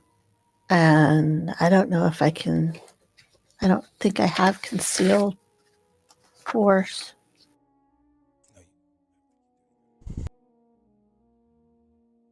But all of you, Ni-Ella, Carek, and Oola, well, Ni-Ella, this will be your first time. You guys can all roll 1 force dice for me.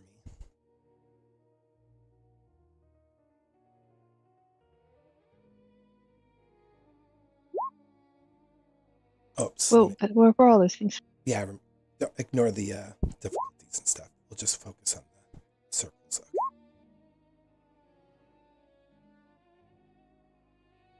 Oh, okay. You didn't get anything, Oola, on yours? Apparently not. Okay. Shouldn't it? Was I supposed to put a 1 in there? Yes. Okay, yeah, I did. Okay. Ignore yours, Ni-Ella. I'm just focused on those 2 circular icons because I didn't clear out the difficulties, so that's on me. But you, Ni-Ella, and Carek. Ni-Ella, for you, this is terrifying.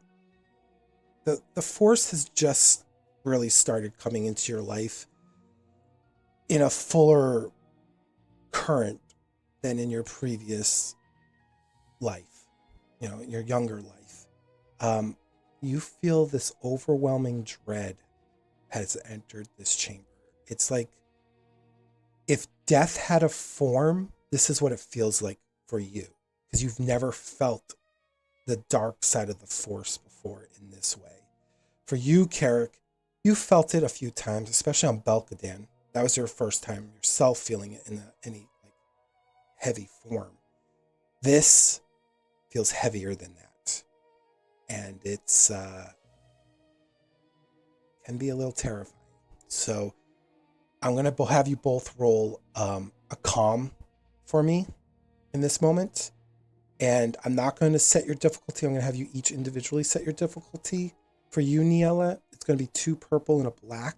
The black die is because this is your first time ever experiencing the dark side like this. And for you, Carek, it'll be just 2 purple. Sorry, that's a cool check. Cool, yes, sorry. And that was 2 or how many purple? Sorry. 2 purple.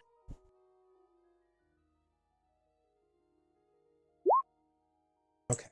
So, Ni-Ella, in this moment, you feel now the sense of stress kind of creeping in upon you. So you're going to take 2 stress here because you're trying to catch your breath because this is how overwhelming this presence feels in this moment. And for you, Carek, you keep your calm, but the threat narratively in this moment, because you got 2 threat, you know whoever this person is surrounded by these red guards might as well mean death. But thankfully, when you watch this labbed individual walk away with the Sith soldiers, this person surrounded by these red guards turns and leaves this compound, going out of the entrance that you guys had entered. He's exiting now this compound. I'm going to leave you guys with that thought while you're here underneath the scaffolding. So Ni-Ella's gone absolutely still, eyes looking out in the distance, unfocused, and her breath is very shallow. Like she's just overwhelmed right now and can't move, can't think, can't wrap her mind around what is happening. Carek, being a bit more collected, kind of turn towards her, place his hand on her shoulder, and go, Ni-Ella, your data pad. Were you able to save anything from that terminal onto it? He says it very carefully. Ni-Ella startles when she feels Carek's hand on her shoulder and doesn't really hear what he said. She just kind of looks over at him, confused, and doesn't answer anything that he's asked and doesn't say anything. Oola's going to reach over and put a hand on Ni-Ella, and hopefully she doesn't jump again. Just to let her know and give her a soft squeeze, let her know that, reassuring her that they were okay. And just give her just a moment. Just keep in mind, Oola, you didn't feel any of this, so you don't know what's going on in Carek or necessarily Ni-Ella's minds at this moment. Right. She's just taking cue from Ni-Ella's actions. Ni-Ella turns towards Oola and breathes really deeply for the first time in a minute or two and starts trying to come back to the moment, and then looks back at Carek and says, you asked me something. What did you ask me? Your data pad. Were you able to save anything from the terminal onto it? Ni-Ella pulls out the data pad and no, she looks at it, no, there was so much information. It helped me translate the language. I don't know what language it was, but I don't have anything. Do you want me to go back? I could go back.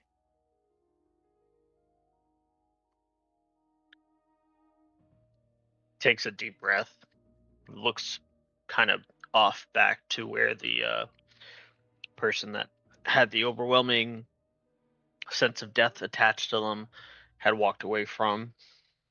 And he goes, we need that information. At least if we can take that out, we can give it to them to analyze.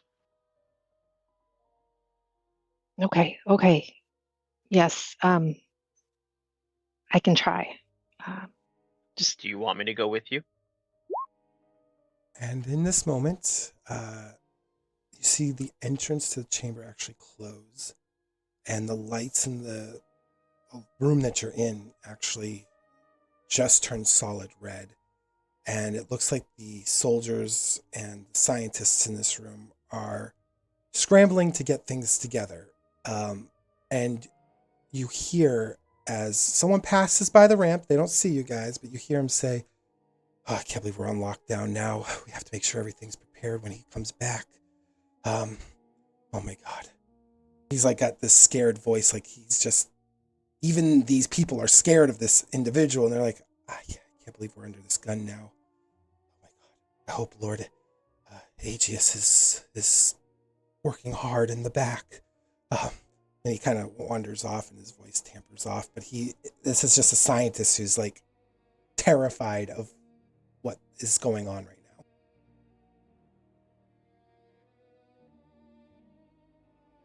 now. He said Lord Aegeus. Yep, Lord Aegeus. Aegis? Yep, exactly.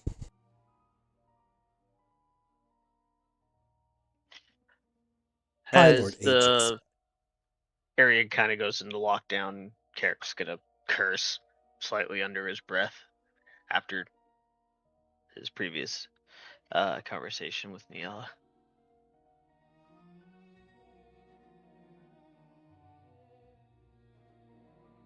Oh, they got nice light side points now.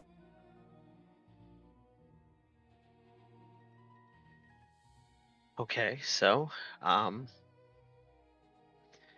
we still need to get that data, and then we need to get out. So, Ni-Ella, I will say you were able to at least record the charts and the information that was on the screen. That didn't take a lot of computing power, thankfully. So I won't have you re-roll or try to get all of that again because that was recorded. You just know that if you were trying to record everything on that terminal, that probably was not going to happen. Okay. Yeah, we'll pull the data pad out and flip through some things and pull up one of the charts and show that to Carek and say, I got some, but I didn't get a lot. Does this help? He looks it over, but isn't really able to decipher much of it. He then says, I can't understand it, but maybe they will.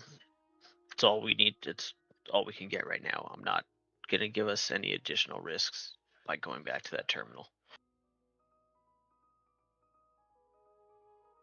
Problem is how do we get out of here? The doors are locked now. We have two options. We can go further in and see if there's another way out, which I don't believe there will be. How we go back the way we came. Why don't you all give me a perception roll? I'll set the difficulty to 3 just because of where you are. You're trying to see from underneath the scaffolding towards the entrance of this chamber where you guys came from to see potentially what that door may be made of. That might help give you an indicator of where you need to go. I'm using my advantage from my previous cool roll. Okay. Wait, not the cool roll. I know what you mean.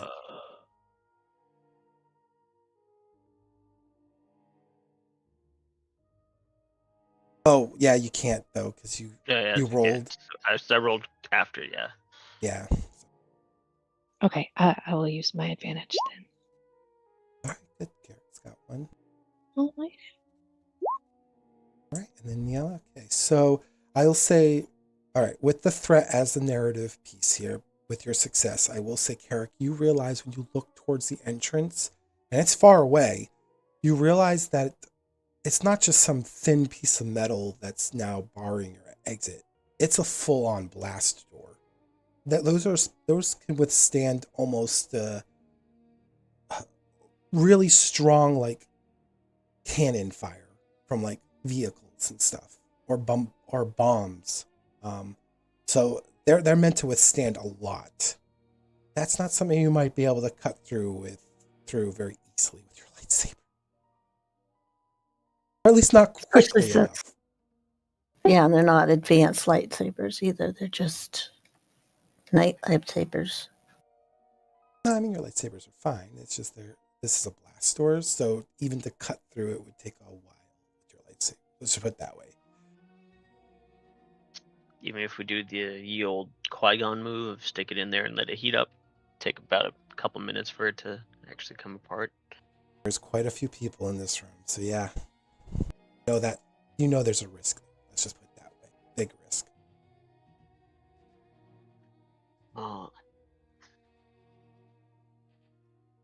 That's what the threat is. That's why I threw that in there.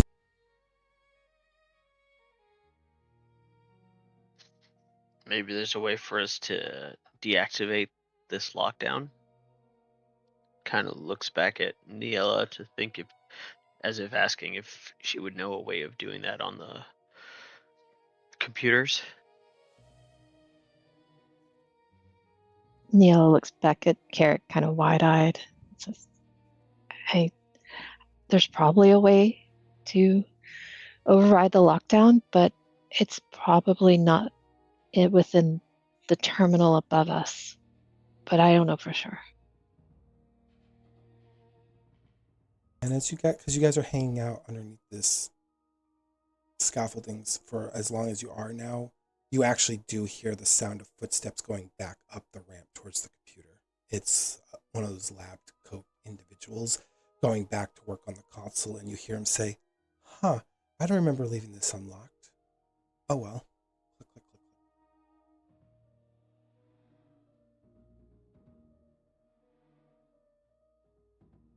Ni-Ella will mouth, we should go.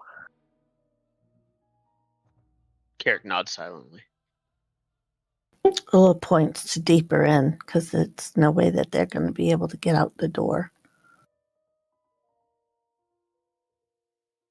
Carrick nods in agreement. Ni-Ella nods as well, puts away her data pad. What's the next hiding spot, or do I need to roll perception for that? So instead of having you roll individual things to go hiding to hiding, because I feel like that's cumbersome at this point, I will let you do one roll. Actually, no, I'll have you do 2 rolls just to see the success of going a quarter of a way there and a quarter way to finish it off to the next corridor. The difficulty will be 3, but if you're doing a group roll, I'll give you the 2 support dice from Carek and Ni-Ella, and then you can use your ability to give yourself a 3rd. But you won't be able to use any advantages because you're already getting plenty of them in this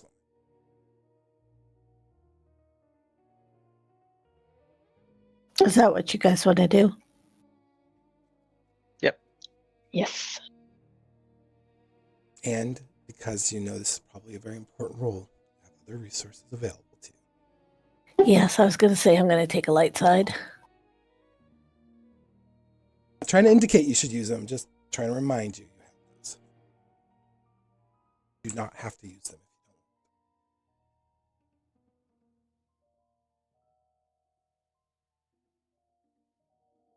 I already set your difficulty for you. You'll have to, if you're using the light side, make sure to hit the use light side button.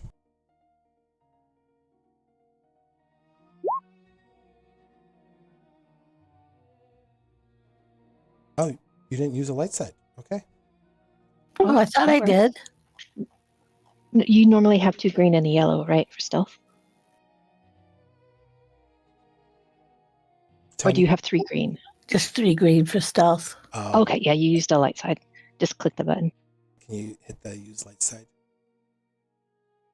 Oh. Thank you. Okay. It's like, wow, you risked that, but okay. Thank you for your honesty. I appreciate that. Yeah, thank you for the help. I forget to do part of this sometimes. So I just realized when I used my light side earlier, I forgot to upgrade, but it worked. No, you decreased the difficulty. Never mind. I forgot what happened. yeah, which was good too in that part. All right, so yeah, you guys get from underneath the crate. You're sneaking along the edge of the wall. Oh, it's scary, but we will say that because it's a low light situation, it looks like they're running on lower power reserves, maybe to prevent external forces to detecting the activities in the cave. That could be a possibility, but either way, it seems like most of the energy is being utilized for computing power and not for other systems. You guys managed to get to the other corridor, and in this corridor, you see it goes down for a bit. Thankfully, there doesn't seem to be a lot of activity in this corridor. You see those statues again on the sides. You actually even see a terminal halfway down the corridor on the right-hand side. There isn't a lot of hiding space in this corridor. It is very clean. And like I said, the statues are kind of recessed into the wall, so it's not like you can hide behind the statues. But so far, you don't see anybody down this corridor. Most of the sound is now behind you as you're kind of like getting into this next leg of your journey.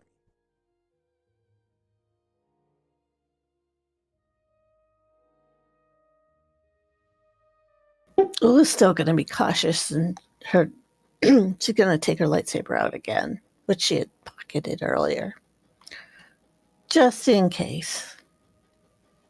But she's going to cautiously, as long as the other two are with her, she'll cautiously move down this corridor slowly and stepping purposely so that she doesn't scuff anything.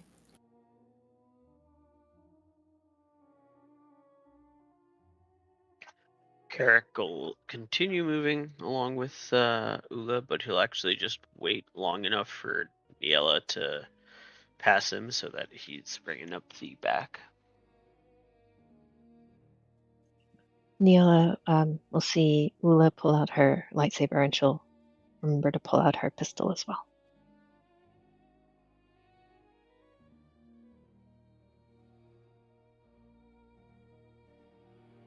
All right, now are you guys still traveling with a slower speed, or are you just going at normal speed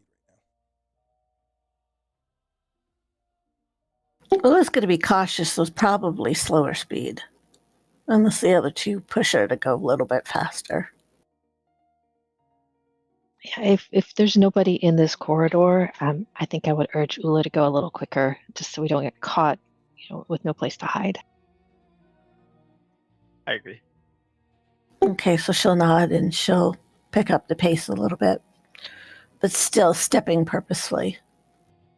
now? Okay. Cut 2, 3, 4. When you get down halfway down this corridor, you still see no one in front of you, and now the room behind you is kind of slowly kind of fading from sight. And on the right-hand side of this corridor, you see that small, it's like a computer console. It's not very big. It's not like the one that Ni-Ella just had to deal with. It's actually a smaller console. It's almost in like a phone booth setup without the door. So it's kind of like in its own little room. One person could probably fit in there comfortably. And it looks like it might be connected to a series of wires that run down this corridor and then also run back towards the direction you went. And they go up along the wall and then along the ceiling in either direction.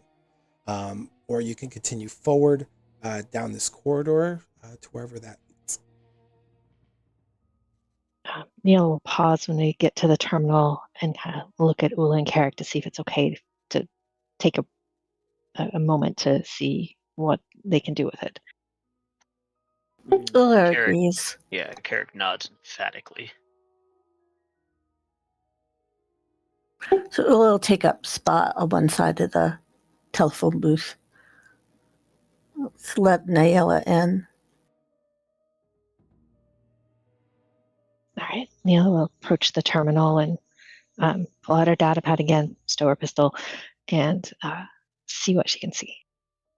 Well, thankfully, this seems to be in just regular Orabesh. It's a language that you can read. And it looks like it's already logged in. You see several files, but if you clicked on any of them, they seem all empty except for one. And if you happen to click on that one, again, another password prompt pops up in front of you.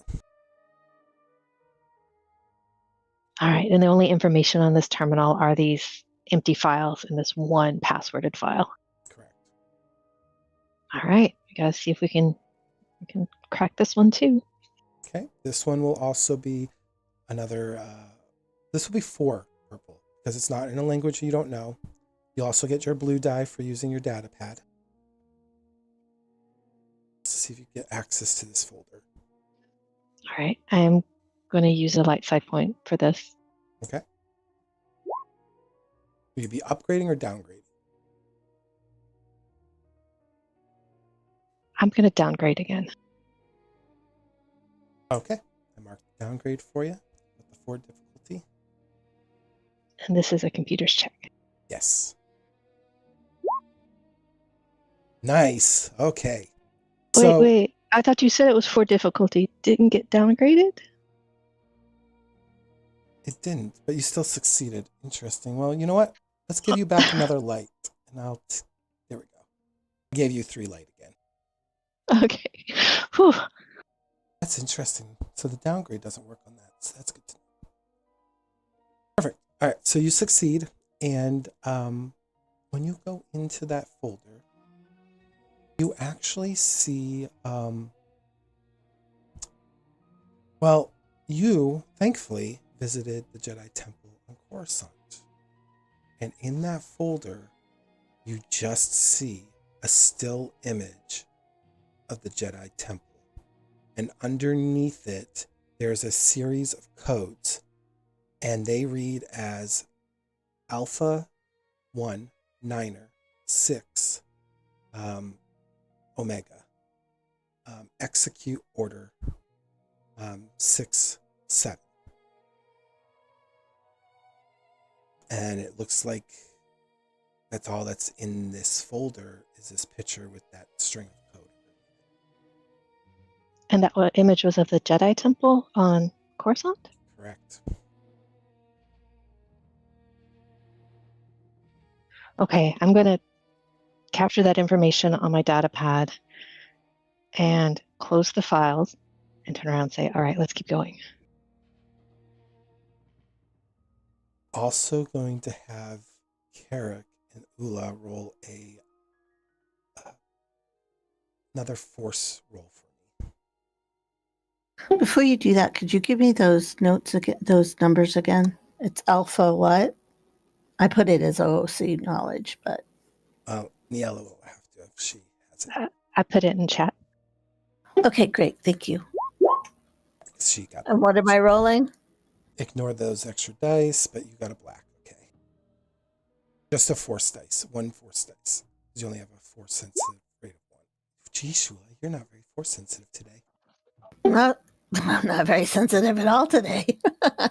So, Carek, I will say, I'm going to give you an option here. You can use that dark side pip to sense something in the force, or you can ignore it.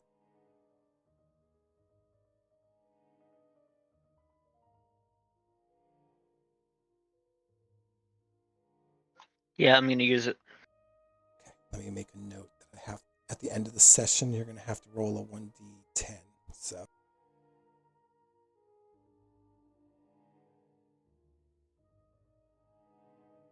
I just gotta write a note here for myself.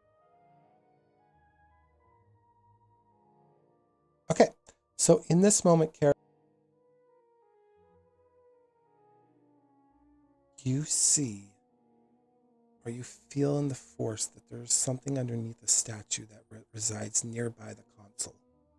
And as your eyes go towards it, look closely. And Oola's just watching you. It's like you're just instinctively moving towards it. It's like you have almost no control in this moment because something's drawing you to it. And when you get to the base of the statue, you instinctively move a rock to the left between the statue's feet. And then you dig just a little bit, and beyond the dirt, you find a squared object. It's cube shaped, and it's got elegant filigree of metal on the outside. And there's a sense of the force within it that pulsates like objects that you've seen at the Temple of Coruscant. Did I just find a holocron?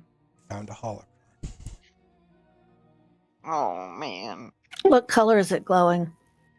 It's a squared holocron, so it's a Jedi holocron. Oh, okay.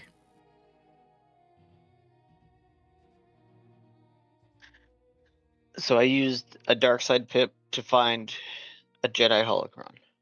Yes, so in this moment, we'll say that perhaps you were so focused in achieving your goal that you didn't care about the safety of your allies, and you just let the Force guide you, not knowing if this would put your allies at risk or not. You followed it, and that's where that dark side. It's like out of body experience.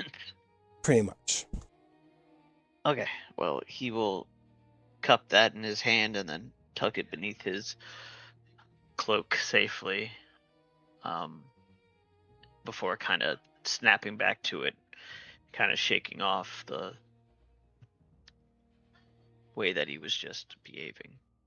I'm also going to have you roll a discipline check for me, Carek. This will be 3 purple for you, so I'm going to mark 3 purple. Would any of us have seen him get that Jedi holocron? Nope. Okay. Oh, Something like that. Make sure you don't forget it's on his dead body, out of character. Yeah, What was put that? it all on OC stuff. I know, I'm kidding. No, I didn't really hear you. Who? It's when you die to make sure we get it from your dead body. Oh, okay, good.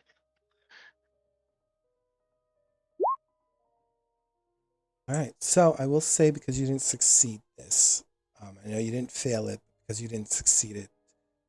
In a brief moment, you see a planet of green, blue, and white shattering into a cosmic explosion of dust, debris, and just brilliance of power. God damn. And then it fades away.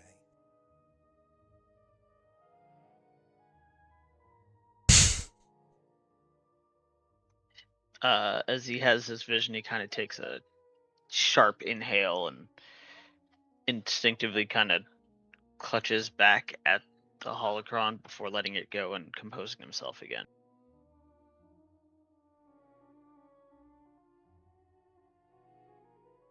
I'll leave the scene to you guys until you decide you want to move forward or back. And there was no way in that terminal to access the security for this compound. No, this looks like this was probably a workstation. Probably, you know, there's a few scientists here, and there's only a couple consoles that you saw in the previous chambers, so this is 100% most likely and just a way station for someone to stop, do some work, and whoever's window screen you're seeing, who's ever access this is, apparently they don't have a lot of access because a lot of files don't seem to be showing except for this one particular file. Got it. Okay. So Ni-Ella turns back around from after she finishes accessing the terminal and said, "Let's get going." Oola's in agreement.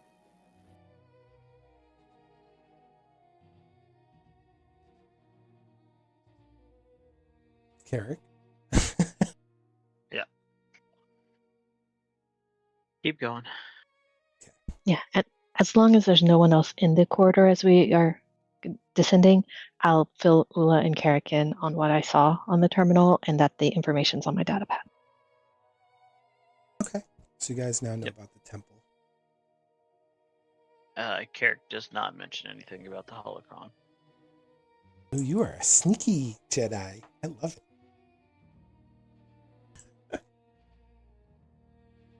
Well, yeah, you guys are undisturbed. And eventually you get the end of this corridor. And you seem to be in a final chamber. It's interesting here because you do see that there is a singular ladder going up at the back end of this room. Probably more of an escape hatch, in case there's a cave in or something. But it does seem like it's behind a door that has like a glass tunnel. So that's where you can see the ladder is in this like glass spherical tunnel that goes up from the base of the floor to the top of the ceiling. But also in this room, you see a bunch of debris, scattered crates, broken Jedi statues, tables that have gathered dust over centuries of misuse. But also to the left of this ladder, you see another platform that's elevated up above that ladder's doorway, and you see a large computer console right there at the back. And actually, we're going to do something here. Go ahead, while I'm pulling something up, go ahead and roll stealth for me. I'm going to be making do this. it on a normal. Everyone's going to roll this independently. And this will be Okay. 3 purple for this one. And this will soon make sense.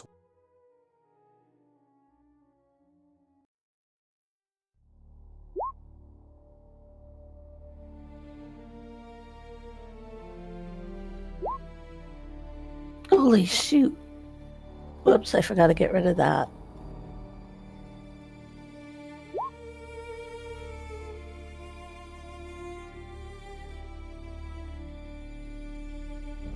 Okay. The air shifts the moment you all step into this final chamber of the ruins. The steady hum of old machinery fades beneath a low electric tension that crawls along the stone, setting your teeth on edge. Perched atop the metal platform, tied into a vast ancient console, is a solitary figure, motionless, radiating a presence that pricks at the back of your mind. The console's fractured glow paints her in a broken light, a hooded silhouette of deep crimson skin, jet black tattoos like living shadows tracing her face. 2 Leiku coil from beneath the hood, their slow, deliberate movement belaying the coiled violence within. And then you guys watch that her eyes open up and lock in upon each of you.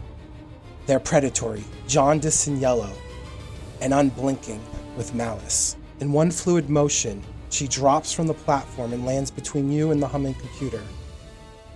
Since none of you succeeded on your stealth roll, she clearly sees each of you. When she impacts the ground, she sends dust sprawling out from the broken crates and the dormant drilling rigs, the echoes rolling down the vaulted corridor. For a heartbeat, everything hangs taut and breathless. Then a hiss tears the silence as crimson blades snap into being. Kind of have like this electronic sound to them. They're spitting with a distorted metallic crackle that throws hard red light across her features and wrap the air around her. When she speaks, the sound is low and honeyed, all venomed beneath velvet. I felt your presence in the Force some time ago. She purrs, amused and cold. I dismissed it after all. Why would Jedi come to Alderaan, the Republic's precious jewel of peace? She tilts her head, yellow eyes glittering. Tell me then. Perhaps you'll be kind enough to provide me the names of my would-be adversaries. It's only polite before I decide which of you dies first. What would you like to do? Oola's thumb is already on the hilt of her lightsaber, so she's going to ignite her lightsaber. But she's also going to use her left hand to pull her pistol out.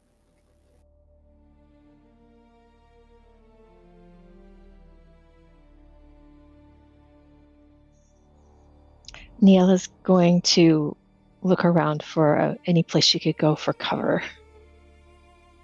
Plenty of places for cover. There's crates, drill rigs. There's a bunch. What you've seen, that picture behind your band, is exactly what you're seeing, except for maybe that opening. Before Ni-Ella moves to cover, Carek will quickly reach beneath his cloak, take out the holocron, and just simply pass it back to her, like behind his back, without saying anything. His eyes still focused forward at the character that's there. Ni-Ella takes it and hides it, trying to do so without drawing too much attention. Okay, so go ahead and do a skullduggery roll for me, Ni-Ella. It will be 3 difficulty for that. I'm going to use my advantage for my last roll.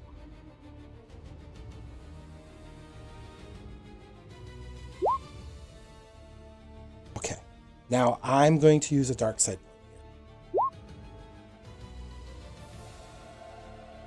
You guys watch as this red-skinned Twi'lek raise her free hand, and in a moment, as you're exchanging that holocron, it flies right into her free hand. And she looks down as like, huh, I've been looking for this. Thank you for delivering it to me. Keeps her blade ignited. Any last words? Oola stays quiet because she doesn't want to ignite even further problems or antagonize. Carek will kind of turn to face them, or fully after trying to pass off the holocron. He will ignite his lightsaber and just kind of stand in an aggressive stance, but does not respond. Standing Yeah. behind the Jedi, Ni-Ella doesn't say anything either. Okay. Yeah, Oola's in defensive or open stance. Well, she advances forward with no hesitation, and she is going to make an action against you all first in this moment. Okay, she's going to take a strain to advance forward twice, so she is now an engaged stance with both you, Oola, and Carek. So let me mark her stuff here before I continue.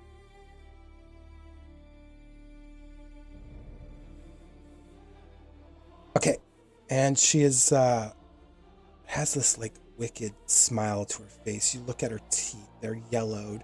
Her skin around her eyes are like a pale or red, and her eyes have like this intensity to them as she just makes a vertical strike towards Carek first across his chest.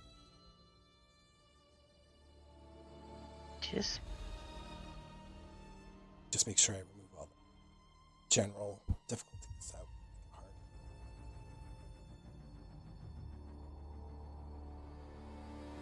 In this for this fight, you guys will control your difficulty dice because there's a lot for me to manage here. So.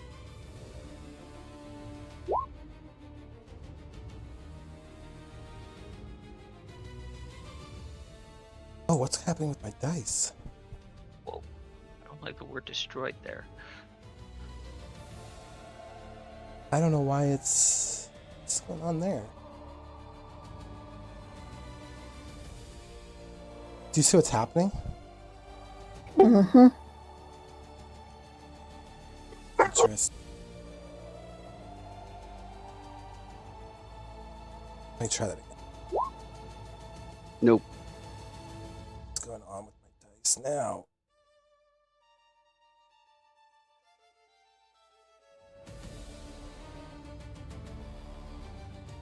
Am I going to have to manually roll these things? I have a feeling I'm going to have to. Uh-oh. Let me try this. Okay, I just can't use the... Oh, shit. I just can't use the weapon. That's fine. So, Carek, that is going to be 12 points of damage. Strikes out at you. Alright, well, we're obviously going to be using parry on that. Okay. How much does that reduce it by? And remember, your armor, your soak, does not reduce damage for lightsaber. Alright, so it'll reduce by 5, not including soak. Okay. You guys Ooh, watch. wow, you've got good parry. Yeah, I mean, if that would have just hit me, I'd have been down. Mm-hmm. So you guys watch as she moves with like this unreal speed. You guys have never met an adversary that can quite move just as fast as a Jedi, and this is the first time you've encountered an actual Sith, not just an apprentice, but a Lord. And she makes a quick strike at Carek, and you just watch that crimson blade just sizzle through the air and strike across his chest. It's your guys' turn.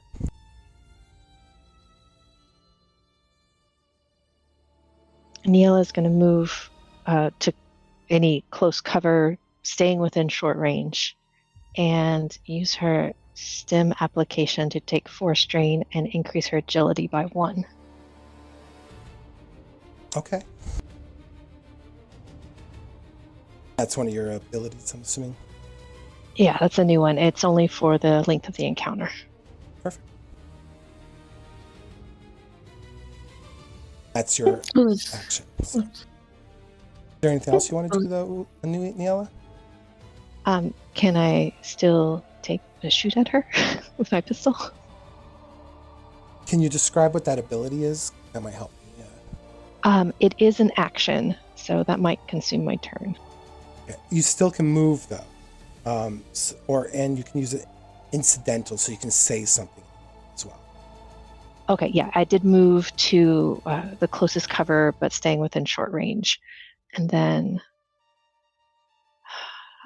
I don't have anything to say at this moment. Okay. All right. So that'll be your turn. You're in partial cover, so just remind me if you get attacked. That's what you're in at the moment. Carek, Oola, your turn. Okay, well, she's distracted trying to strike Carek. Oola is going to step in and try to strike her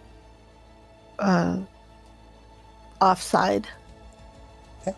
She does have an adversary 1 trait, so instead of 2 purple die, it's upgraded to 3. Okay. Well, actually, it's still 2 purple, but I want you to do is upgrade. Hit the upgrade, so it'll upgrade one of the purple die to a red. Okay. Yeah. And lightsaber, right? Yep.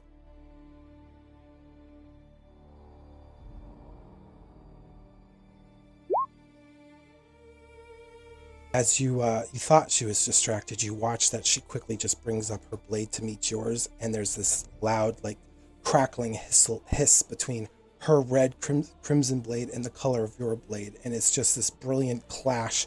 And she doesn't even look at you. She just looks at Carek with like this twisted grin of malice. She's skilled.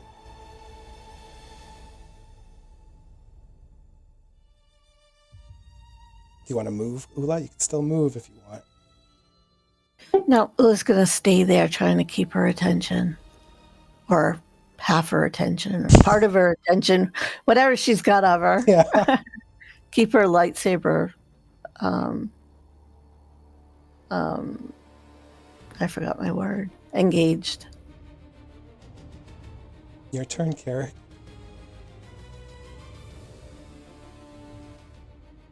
She only has 1 lightsaber that we see, right? Yep. Her other hand's occupied with the holocron. Okay.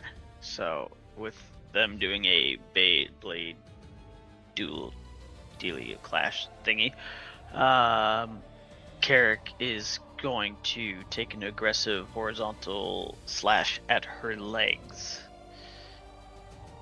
And I will be using a light side point to do this. Okay. You want to downgrade her to 2 purple, or do you want to upgrade your dice?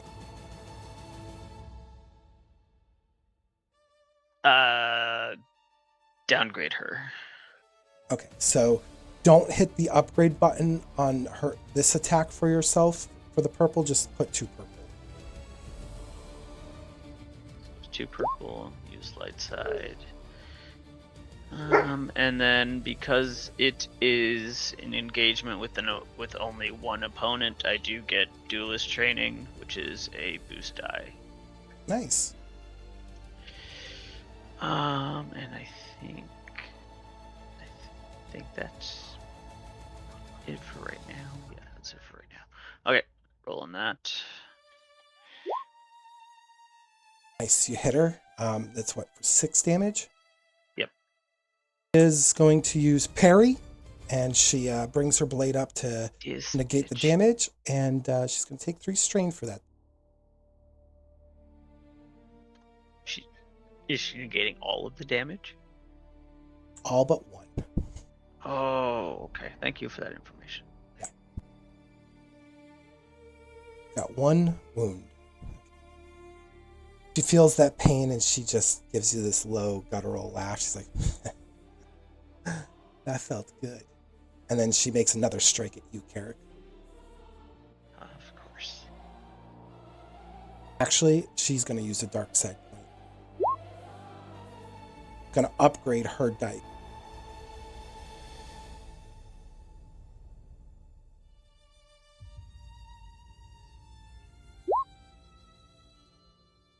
Going to be another 10 points of damage. Oh shit, plus a critical.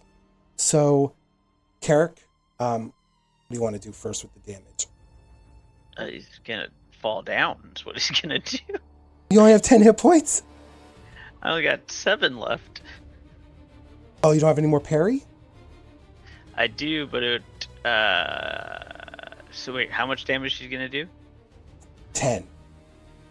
You You have 2 hit points if you use parry. My parry will put me at So we'll do parry again. Puts my strain at 6. Puts my wounds at 10. Oh, and then you're going to go into your critical section of your character sheet, and you're going to roll that critical dice once, because you're going to get a critical wound on this one. Oh wait, sorry, wrong thing. Oh, that's okay. Too bad you didn't have that one. That would have been nice damage. Okay, would have been great. Sorry, where's that? Critical. Where's that? If you go to where your item inventory is, right next to it says critical injuries.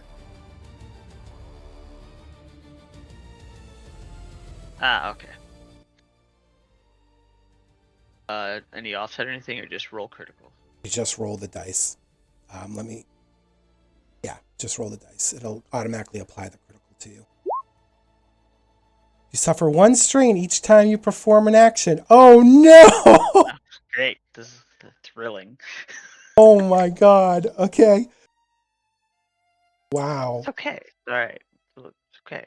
That's a It'll fight be with fine. the Sith, so. Yeah, this is fine. Everything's fine.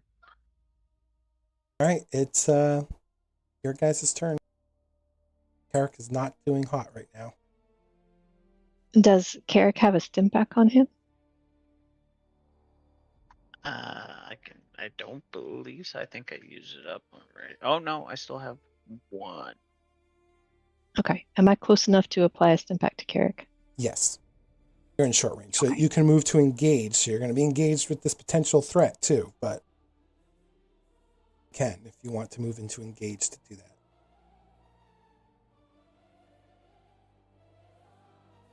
Okay, but he has 1 on him, so I'm going to hold off on that for now. And from my partial cover, I'm going to aim and shoot my pistol at the Sith. Okay. Remember to upgrade their difficulty because they have adversary trait. Okay, and that's for all ranges. Yep. Any range you're at. Okay, and I have a blue advantage from earlier.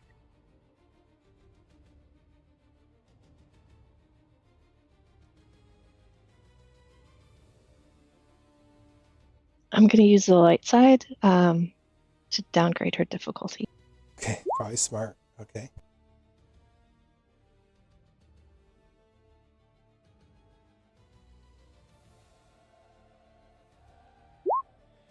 Nice. So that's 10 damage. She is going to use reflect. So you watch as she brings up her blade and she hits your blaster shot. She's going to suffer 3 strain, but she's going to reduce that damage by 4.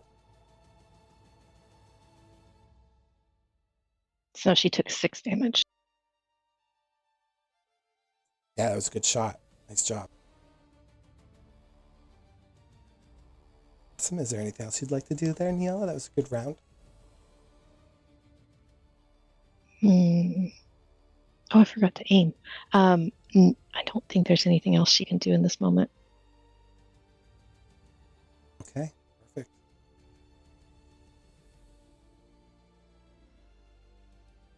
Oola, Carek, I think you guys are next.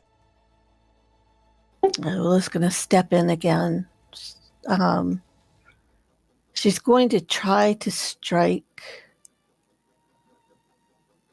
the arm that's holding the lightsaber. And while she's doing that, she's going to bring up her left hand with her. Oh, she'll probably only do 1 at a time. Never mind. Yep, you can only do 1 attack at a time. What?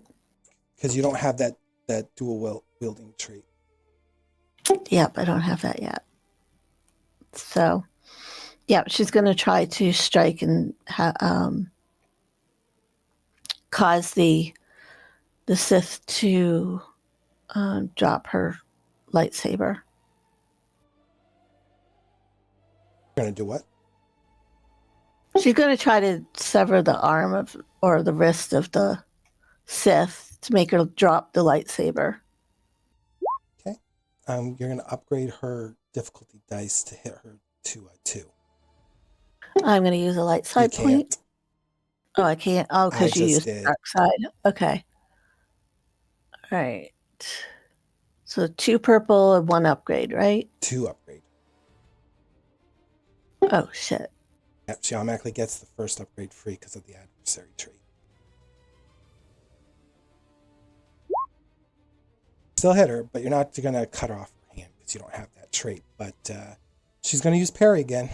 Going to suffer some strain, and she's going to reduce your damage down to 1.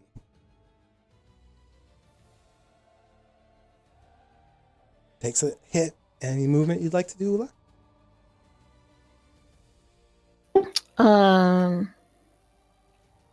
Nope, she's just going to stay there. Try to keep her focus on the Sith. Perfect.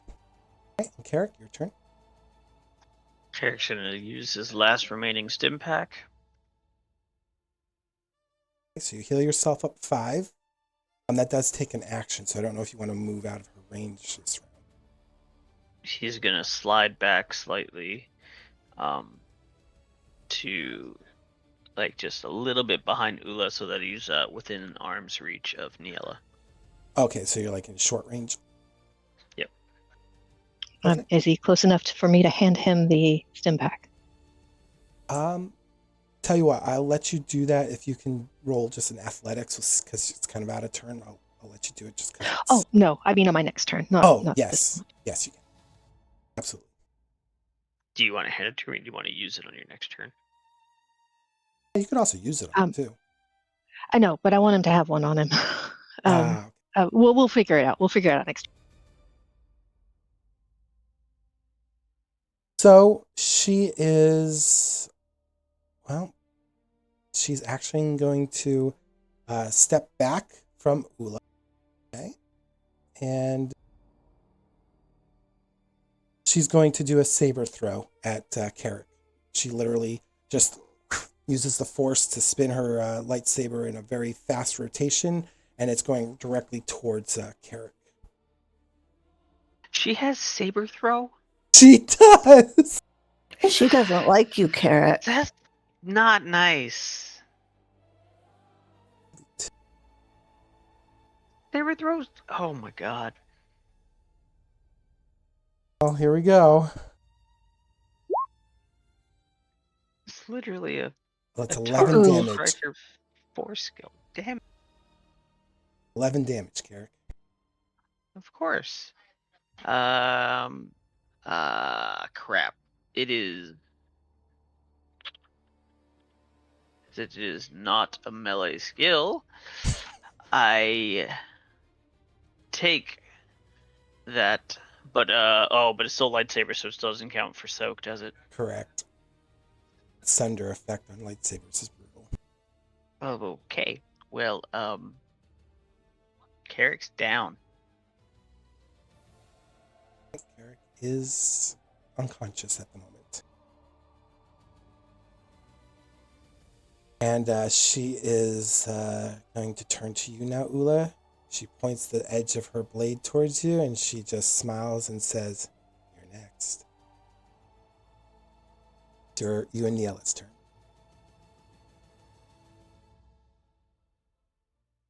There's not much that Oola can do. You know, she sees Carek down, but she knows that going back towards the other 16 in the room is not going to be very advantageous. This gal's not going to give up on them. So Oola actually raises her pistol because she's far enough away from the target.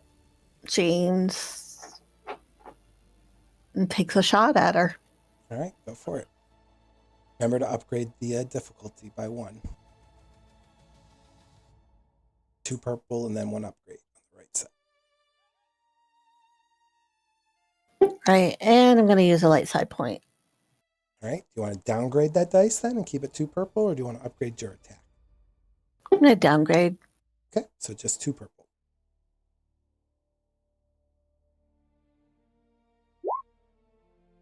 Oof. Shoot. But you got a critical. I believe your lightsaber critical is 2, isn't it? Yeah, but this is my pistol. She got to use a pistol. She needs a But- reroll. But it's a 4. So she still got a critical with the pistol. Oh yeah, you still got a critical, Oola. Okay. So you might not dealt damage, but you still got the critical. So she may only act during the last hero's initiative slot on the next turn, which that doesn't matter. So. Okay, so but hey, she got Okay. injured. Let me make sure I understand that. So we finish our turn, and then Oola and I can go again before she goes? May only act during the last hero initiative slot on the next turn. So yep, she misses her next turn. So you get actually a free actions here. To reread that. Okay, and then with Carek being unconscious, stim packs won't do anything for him? I will say what I will let you do is if you want to sacrifice your 2 turns, I can at least let you drag him back and administer medical aid. Because she's stunned, you might be able to use your med pack to at least bring him back to like 1 HP. Okay, let's do that. So if I drag him into cover, am I doing a medicine check on him or just applying a stim pack? You're going to do a medicine check to him because you've got to stabilize him, and then you can use your stim pack to bring him back with 4 HP with your stim pack. So I guess that's how that will work. Your medical check will be to stabilize him, make sure that he can be administered the stim pack to bring him back to restoration. I think he's got 0 HP at the moment. I think that's the full difficulty on that roll too. Okay, so Yeah, wounds. technically he was like 3. -4. Okay, we'll We dropped just 0. we'll say it's just a hard roll though. Okay. Okay, so 3 difficulty. Yeah. I get 1 blue with the med pack. And so to be clear, if I get any advantages or successes, are the advantages would have healed strain. Does that help at all? Not in this initial one. Okay, Because got it. you're basically in the middle of combat trying to revive him, and because she's stunned, I think this is the only opportunity you have to do that. So the strain probably won't be mended, but you can at least get him stabilized. No hard rules on that, so but it makes sense to me that you can at least stabilize him in this moment. She's like wobbling in place, like, oh, what the heck's going on? All right. Okay. All right. And then normally I have 3 ranks of surgeon that would increase his wounds, by however many successes. Does that help at all in this situation, knowing that that won't increase wounds for him? I'll let you have an additional blue die. Okay, I'll take it. Then later on, we can look at the recovery rules for knockdown in the middle of combat, if there is any. There might not be. All right. Okay. Nice. So you are stabilized, Carek, which is good. You still have your wound, unfortunately, but you are stabilized. So he's now at 1 hit point? And then you'll have to use a stim. So this will be your second action before she gets back. Okay, I'll use the med pack since I have it out already. Use that internal stim. That's once per scene to help with his wounds, and that gives him 4. Yes, because he used 1, so that would have been 5. So yeah, 4 in this one. All right, he's back to 4. You're gotta have sun and breath in your chest there, Carek. Awesome. You're prone at the moment, so you'll have to probably use an action to stand. But hey, you're awake. So he came back with 1, and he got 4, so he has 5 hit points. Yes, we'll say he's 5. We'll just do that for now, and we'll keep it simple. And then later on, we'll get the rule closely. Okay, all right, thanks. You're welcome. A point of order. Is Carek and Ni-Ella, are they still like in that kind of positioning, or did they move off to the side or to the back somewhere? I don't think she moved per se. I think she just dragged him to cover where she was. Right? Yes. Yeah. Okay. Oola, you still get an additional attack because she's stunned until your end of your action here. Cool. Well, we're going to use the pistol on her again. All right? And I'm going to use the dark side on you to upgrade it. Shoot. I was just going to say I was going to take the light side. I paused long You're enough. too fast. I know you did. My brain is in slow-mo. So just make it an upgrade 2. Yeah, I'm going to use as much dark side points as I can in this encounters. It's as tough as I can. Shoot. All right. You shoot far and it goes wide. And she recovers and her turn now.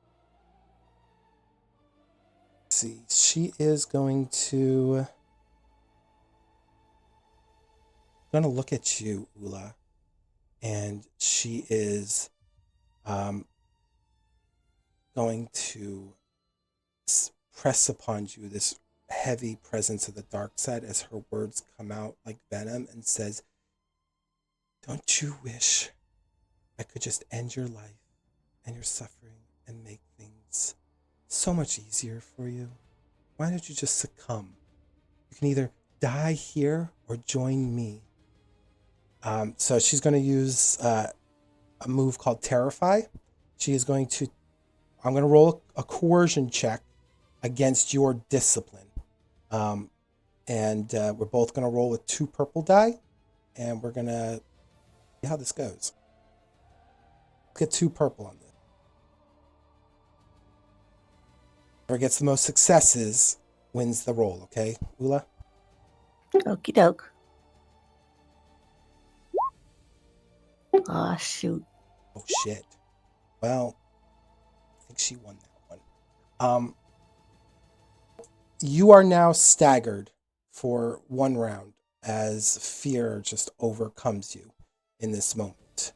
Not going to be able to act on your next turn. So it's just Ni-Ella and Carek at this moment. And she actually steps back as she did that.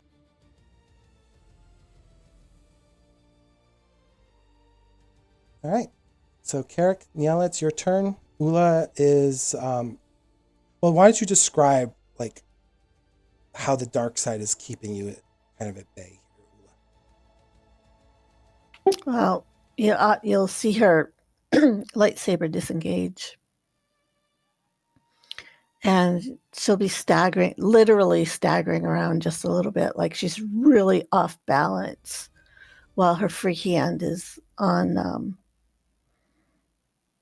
one of her Leku. She's just, and her eyes are they're wild. They're not yellow or dark or anything. They are open wide. So you can see that she's terrified. Lips are quivering, but she's not able to do anything. You can move while you're staggered. I should clarify that. You just can't act. You have no actions while you're staggered. So I should clarify that. She's going to step back then because she's terrified. Okay. She's going to try to step away from whatever's terrifying her. All right.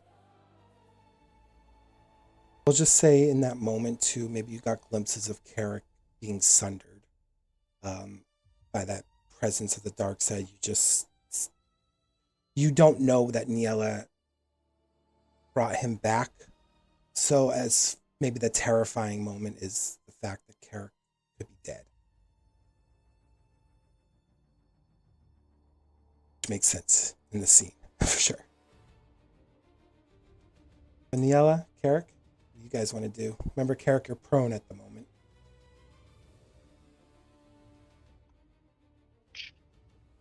Carek will stand back up to his feet and engage again in a defensive stance now.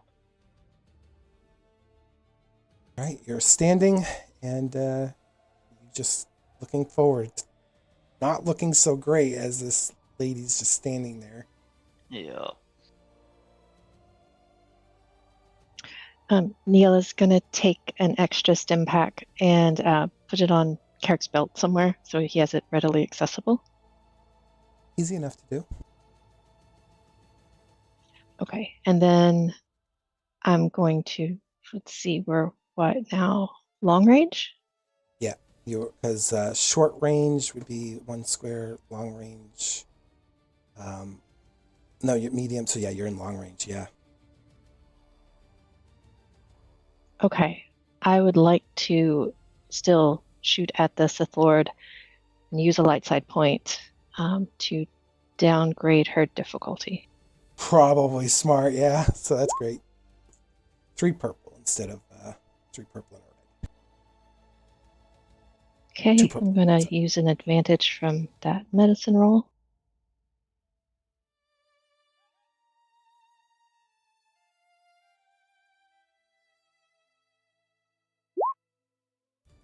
Damn, that's a good hit. That's 8, 9 damage. She's going to again reflect it. Getting very close. She's looking extremely exhausted right now as she deflects this shot again, reducing the damage. It's only 4. Let me see. 4 damage. So she takes 3. But I think. Hmm? How much damage did she take? You did 7, 8, 9, so minus 4, so she's 5. So she's down to. She's looking really bad right now too. Not only is she exhausted, but physically she looks drained beyond just the stress that she's enduring. It's like her physical body is also not looking very good. Because she takes strain on that parry or the reflect. Is that right? Yep, it's just like Harry. She takes strain every time she uses it. Oh, speaking of that, me getting up from prone was an action, right? So I need to add 1 strain for that. Yep. That wound's gonna be bad for you, Carek. Yeah, a little bit.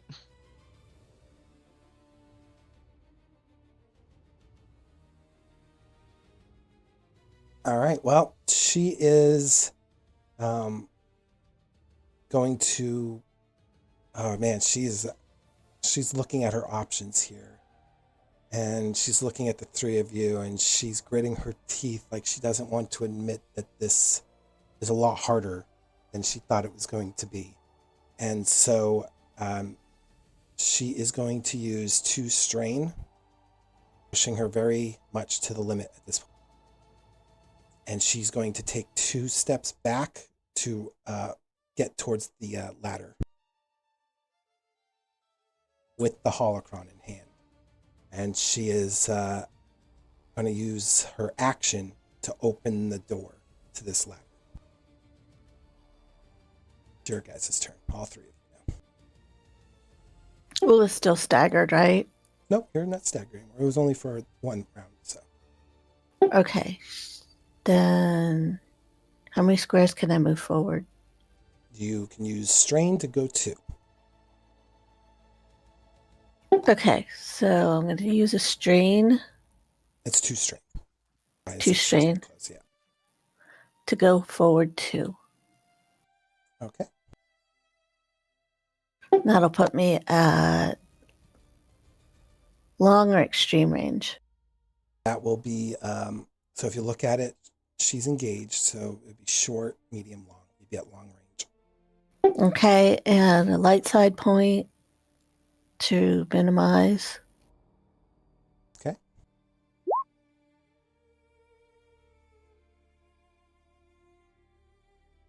And I'm going to take a shot at her. Go for it.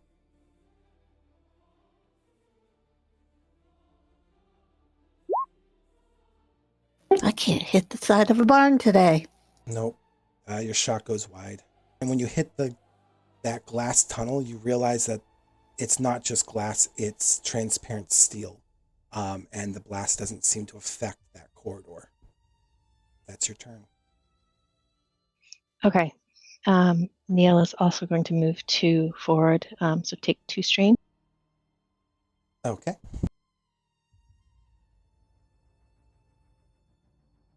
And she's. Can I also aim this attack this round? If you move, you can't use aim. You have to stay stationary. Okay, that's right. I wasn't sure. All right. I want to use a light side point to downgrade her difficulty. Okay. And she's long, so 3 difficulty, and take another shot at her. Okay. Nice. And you got a triumph, so that's great. Well, when you shoot, you hit her square in the back, and she literally, her whole body just goes limp, and she falls to the ground in the corridor of the ladder, and the holocron just hits at the base of the ladder, and she's down for the count. She's dead. But that isn't all that's going to happen here, because I'm going to now use a dark side point for the scene.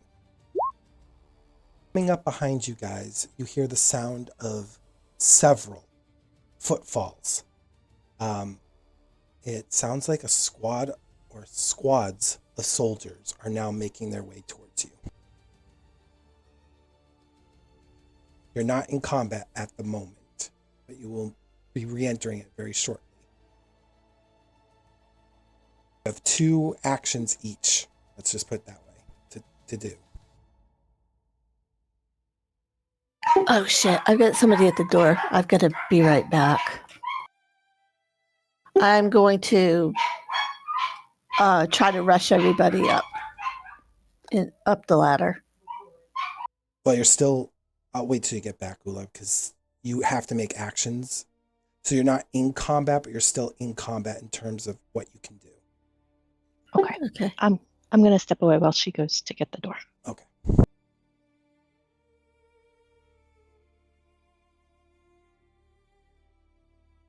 We're gonna find Carek's teeth that got punched out of his face, and then lightsaber thrown. I'll reattach my spleen.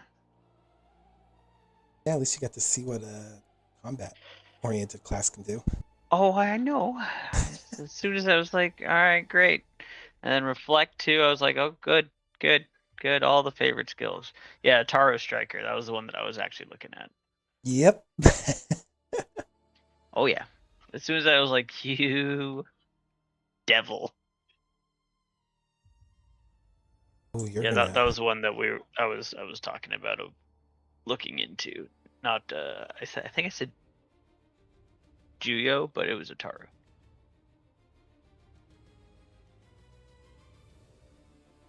Yeah, each of you can take 2 actions before the soldiers arrive on the scene. So He's gonna use one to use that stim pack that Ni-Ella had given him, so I'm just gonna put that in now. It'll be 3 HP. 3, right? Yeah. Yep. And then if you move... So this is a tough part for you, because that is still an action for you, Carek, so that's 1 more strain. I'm eating another strain, yep.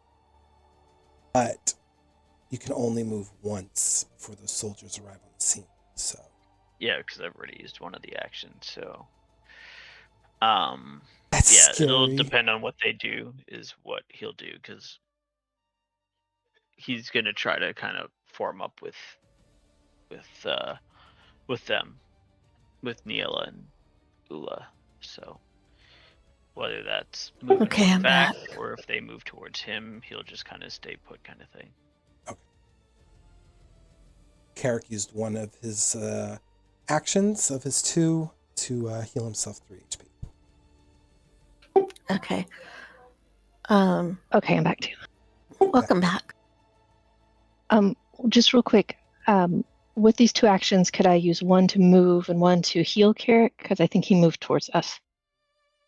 He hasn't moved yet. He said he was going to hold off to see what you guys did.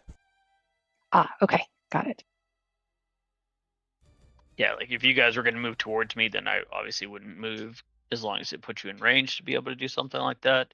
If you guys move further away, then I would move 1 to try and keep pace with you guys.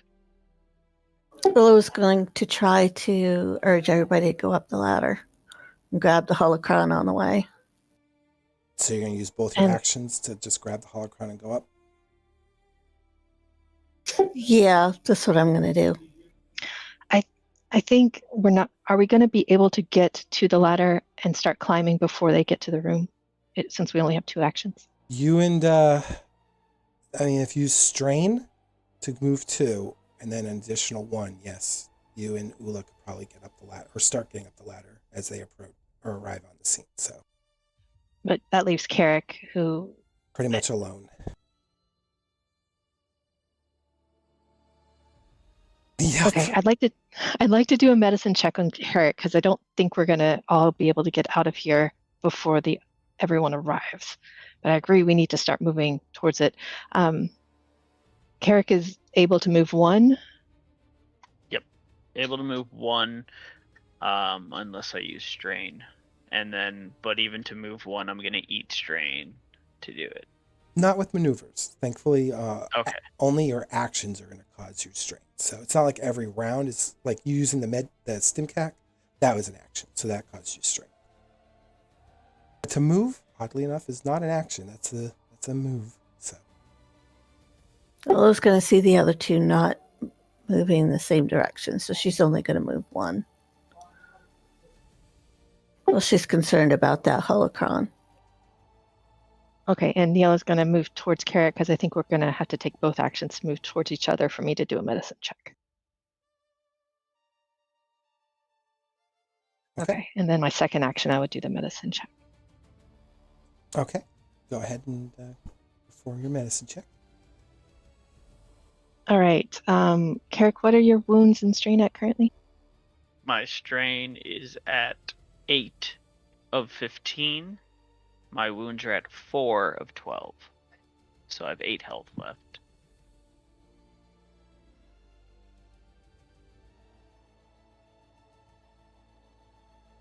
Okay. All right. I'm going to pull out my med pack and use my medicine to try to help heal some of that strain and some wounds if possible. Okay.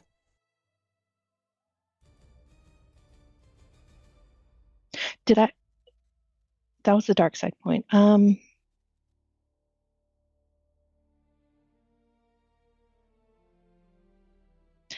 debating on using a light side. I don't know. What do you think, Carek? It's up to you. I'm okay either way. Go for it.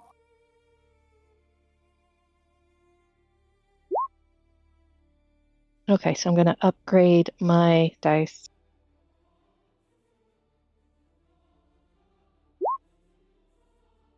Oh, okay.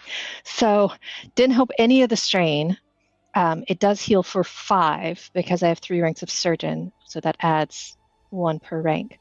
So you don't have any wounds, but you're still very strained. Okay. Still have the critical though. Critical injury. Yeah, and I'm not sure how to heal that. Those you have to do when you have like a rest period, and we'll get to that for sure when we do that. Got it. Okay. Those usually take a little bit more time to do, and that's a little hard to do right now when you're trying to we gotta get out of here. Got it. Okay. I have one more action. Oh no, you moved, didn't you? Okay, and then you. I had to move. Yeah, so that was it. Okay. Here we go. So coming up behind Ni-Ella and Carek, a bunch of Sith soldiers do appear.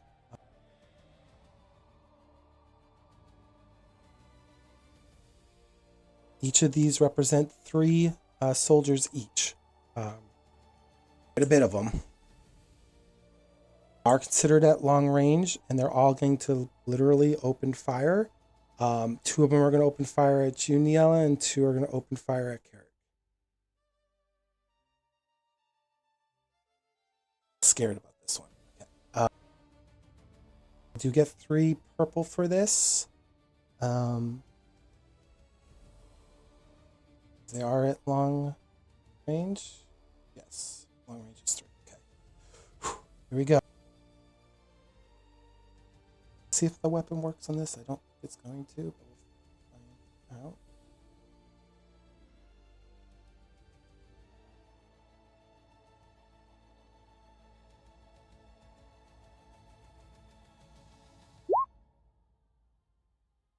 Okay.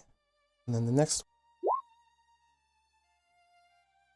Okay, so they do a total of 13 damage to you, Ni-Ella. And since they got that critical success, I'm just going to have you roll a critical injury on that one. Hey, that doesn't seem fair. I do have 2 soaks, so that would decrease it to 9. Yes. Because otherwise it would be pure damage with that critical success. And I don't know if you want me to do that to you.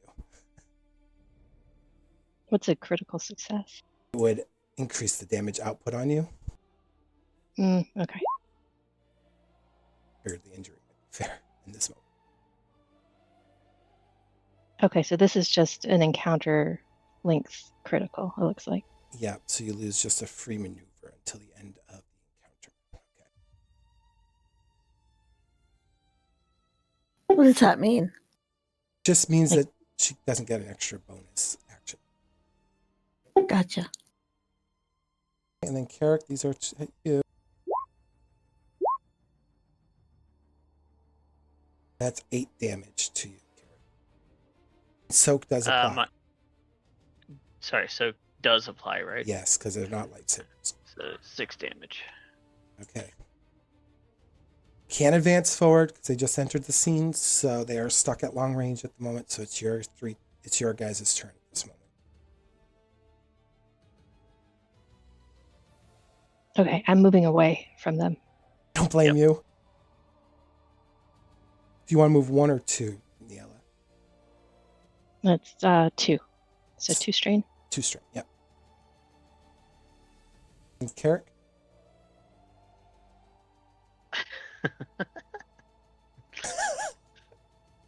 God damn it.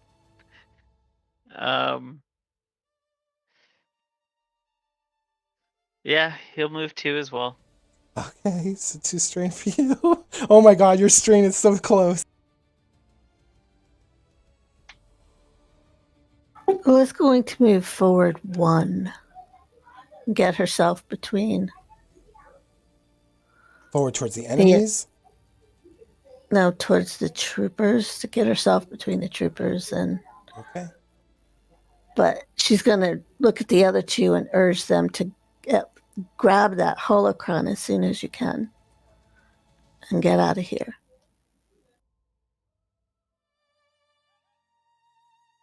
All right. Any other actions? I think you guys have any. So these soldiers are all going to take 2 strain each and move forward. And unfortunately, Oola, because you stepped forward, they're going to open fire on you this time. Right. And they're at medium range, so they're going to get 2 purple dice on this one.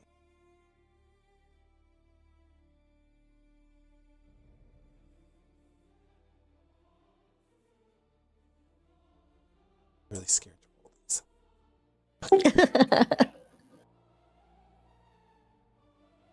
Yeah, I probably shouldn't have done that, but that's okay. I did it.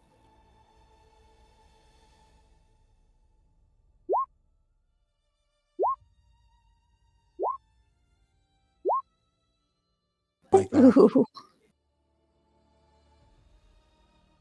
So Oola, that's going to be 7. Oh my God. So let me just do the main damage. I think that's going to knock you out. How much soak do you have, Oola? I have 4. Okay, so -4 on each of these attacks. Plus, I can take 2. And you're No, getting 3 a critical straight. injury on top of this. So. Oh. But the first attack is going to deal 6 plus 1, so 7. So -4. We'll do it one by one.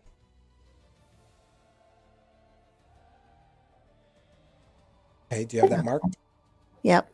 All right, now you're going to also hit the critical roll button on this attack, because this one hits you with 4 advantages. What injury you get. Okay.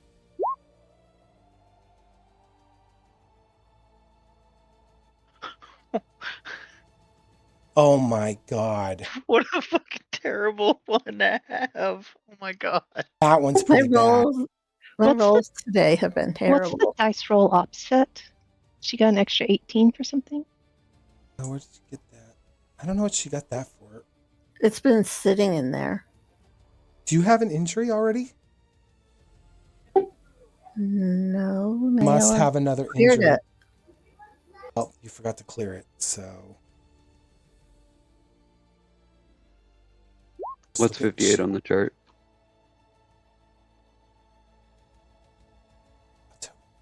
One second. Open up her sheet.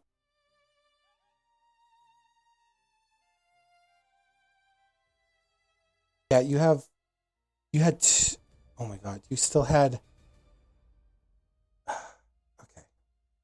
I still had a critical injury from last time.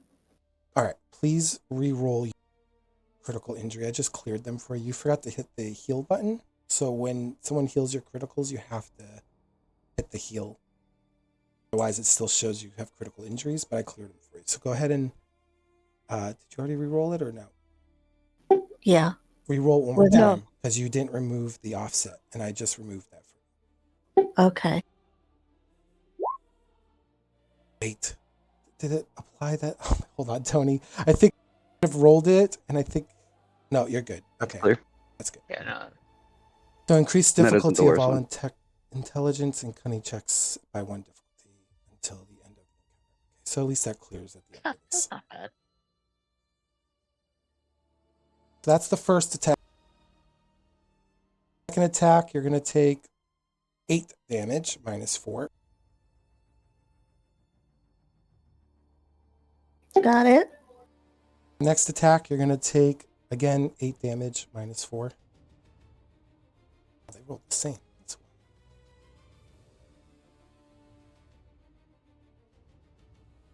And then the last one, you're going to take 7 damage, -4. She's out. She's at a -1. Okay. At this moment, Oola collapses behind you, Ni-Ella and Carek.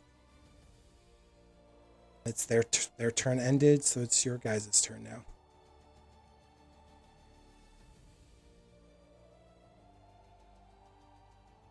All right. Okay. So, looking at this team out of character, how do we get Oola with us and pull her out? Because there's no beating this, I don't think. You would Yeah, have we'll to get move that. back to engaged with her to grab her. And then you'd have to probably use strain to move at least one more square away. You're not going to be able to do the 2 with the strain because you're Man, dragging her. So Just go for it. Save yourselves. I've got 5 strain left. I have 6 strain left. it's a tough situation because, yeah.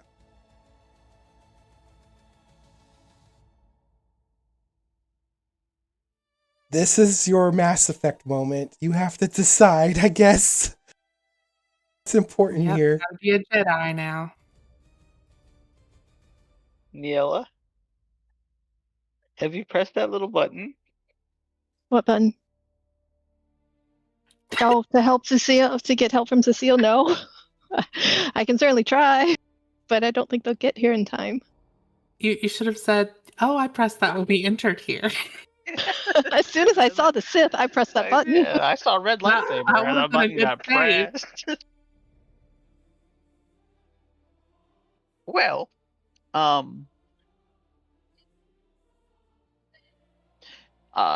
I would say press the button and you get out. You can make it out. Even if I go even if we try to bring her out, I'm still gonna fall just on strain.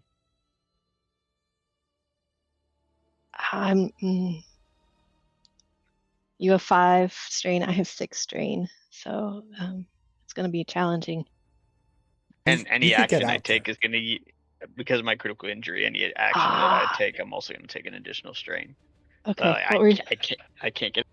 You can get out. If you have 5 strain, if you use 2 to move 2 spaces, you could just climb. And that's a maneuver. He can't leave her. Oh, if you're saying one action, move 2 spaces, to take 2 strain plus 1 because of the critical injury, he could get out. Well, no, because he used strain to do 2 spaces, but then he'd still have his maneuver to move the 1 up. Could not suffer that additional strain with the action. Oh, because there are no actions that Yeah. makes sense, Carrie. But he can't. Carek can't leave her. Oh no, attachments. Oh no. What's your The choices? physical Somber thing music. you would get from Master Vamori would not be great. Maybe. You never know if you don't save yourself. That's right, he wasn't here when he gave Oola the whole attachment speech that she might have to make a choice in the future. Yeah. Oh, that's- What are you thinking, Ni-Ella? I'm trying to think, because I need to inject a stim pack into myself. And I think then I could only grab Oola and I would just be sitting there. Oh no. I mean, you have Save No matter light side what. points. The only for sure thing is you need to hit that button. Oh yeah, that's At least they can retrieve our corpses. that's done. Button is hit. Okay, Cecile, as you're unconscious laying in the medical ward back in Organa Estate, no one hears the little beeping going on in your person. I don't know. HX might be by your side. We're gonna say HX has it. Oh, okay. And he knows what to do with it too. Did you ever tell HX what that was for, Cecile? Nope, but it's gonna say danger, danger. Danger, Will Robinson, danger. Okay. Cecile programmed it to say danger, danger, so HX can look at it. Did the sneaky character tell the one that she doesn't trust what that was for? Yeah, that's why I'm like, Absolutely not. But it says danger, danger. yeah. I'm saying that it's still on her person. Don't think Organa would have ruffled through her stuff to give that to HX. No, but it might be sitting there saying danger, danger. Ni-Ella, do you want to I'm just kind trying of to get get out? off. It's okay. How Go. far can we stretch a light side point? I mean, because we're not using it to fire or to, like, can we use that to get Oola and carry her with us, like, without using extra things? I will say the only thing I'll let you do with the light side point, and I'll let you stretch it this way, is if you do go back for her, if you downgrade or upgrade the difficulty of their dice, it would upgrade the difficulty of all their rolls. And that's the only thing I could probably do with that light side point here in this moment, because this is one of those pivotal emotional choices that you have to make as a character. Is, do you risk going back and saving someone, or do you go forward and live? I can do that for you. I can make that all their rolls against whomever be at a greater disadvantage. I Save think yourselves. I think it's unlikely we'll survive this if we go back, because they're gonna keep coming forward.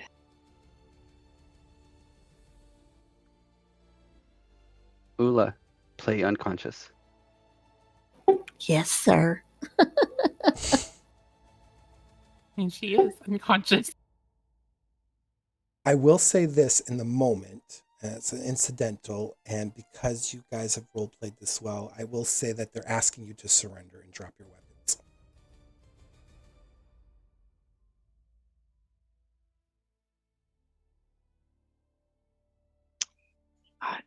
If we do that, we can't get any of the information out. No. Yeah. So, but that's an option too. They are giving you an option to surrender with your lives. So, if we don't surrender and keep running, does that mean they're just going to capture Oola? You don't know. That's the hard one. That's the hard thing, right? You don't know if what they're saying is true either. Like that's, yeah. Guys are in a rock and a hard place because Oola fell back to try to drop fire from you all, and she did that, but that came at the cost of a firing squad, basically. Yeah, Oola did that intentionally to try to protect you all. I mean, I can't So- ignore that. Yeah. So she did it to protect y'all. So if you all end up dying because you went back for her, her death might be in vain. And this is another reason why I'm throwing that narrative of why I can't stretch that light side point more, because I don't want to diminish Oola's choice in this moment. So it's a hard one for you and Carek, I think, right now. Just imagine you're all there. She falls down. What Carek and Ni-Ella, because we obviously have more time to talk this over, but in that moment, you don't have the time.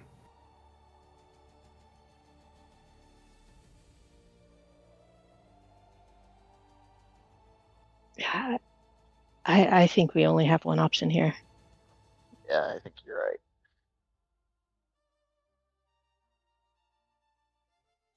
Ni-Ella is going to take strain and move towards the Sith Lord's body and grab the holocron. Okay, you have the holocron in your possession. Eric's gonna do the same, but he's gonna grab the Sith lightsaber as Ni-Ella grabs the holocron. Okay. And because you're both fitting in this very tight corridor, that door, that it just shuts behind you. And that you watch, if you turn around in this moment, you'll watch these soldiers surround Oola's body, obscuring her view from you guys. Oh man. Oh. Yeah, Ni-Ella's going to look back, even as she's climbing, she's looking back, trying to see anything she can. I'm going to put this up to fate. Because I feel like this is a big moment. Oola, I'm going to have you roll a 1d100. If you roll below 50, something very terrible is going to happen visually.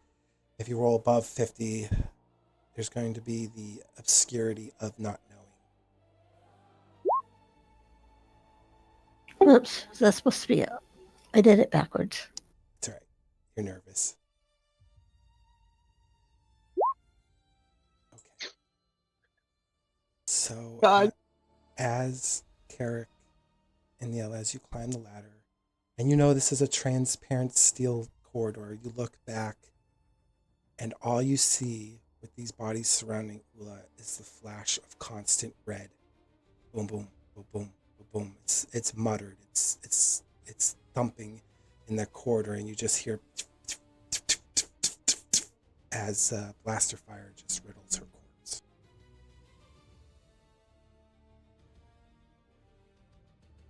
And then they turn, and you watch a couple just look up as you guys get outside. You are now in the fresh Alderaanian air. What's going on in Ni-Ella and Carek's mind as they watched their companion succumb to death? And I guess to paint the picture better, Oola, what was your last thoughts before you had come under? Just to paint the RP scene of you going under, you falling back to protect your friends, getting shot, feeling that life escape you. What was your last thoughts?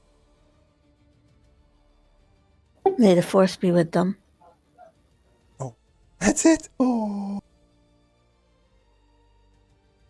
She didn't purposely sacrifice herself, but she did at the same time. So knowing that that's what happened, she was just hoping that they get out. I'm assuming Carek's gonna feel that very poignant feeling in the force of when something terrible happens, as we've seen in assorted Star Wars media. yeah, I'm not going to have you roll, you or Ni-Ella, because you're both, you technically both have the Force Rating 1 trait, so I'm not going to have you roll on something like this. If you want to be able to feel that, you feel it. Yeah, considering their history, he definitely feels that, and he's completely overwhelmed. He is gripping the lightsaber of the Sith very, very tightly, almost trying to break it in his hand, but it's not breaking or anything like that. As they exit the ladder and get outside again, Ni-Ella would just initially collapse and just one sob just escapes her before she starts looking around, realizing they're still probably not safe here. And she would turn to Carek, stand up, grab his shoulder, and just start running towards the speeders, not saying a word. Goddamn speeders. I will say He will get up and follow her towards the speeders. when you guys get around, because you guys are on the opposite side of where your speeders were, when you get around, you stop short. You realize that there is a large contingency of soldiers outside the exit, and it may be just too dangerous for you guys to approach where your speeders are hidden on the other side. And you do see now clearly that those 4 red guards standing there, they're standing at like a makeshift like console that they had set up. There seems to be a terminal and then an antenna. They must be transmitting something. And just because of the intensity of this moment, I won't even have you roll for this. You guys see that same cold, gold colored, brass sheened mask of Lord Darth Vespris standing there. And you watch for a moment. He looks away from the console and looks back towards the ruins as he seems to be sensing that perhaps he also lost someone today. Potentially his apprentice or former apprentice.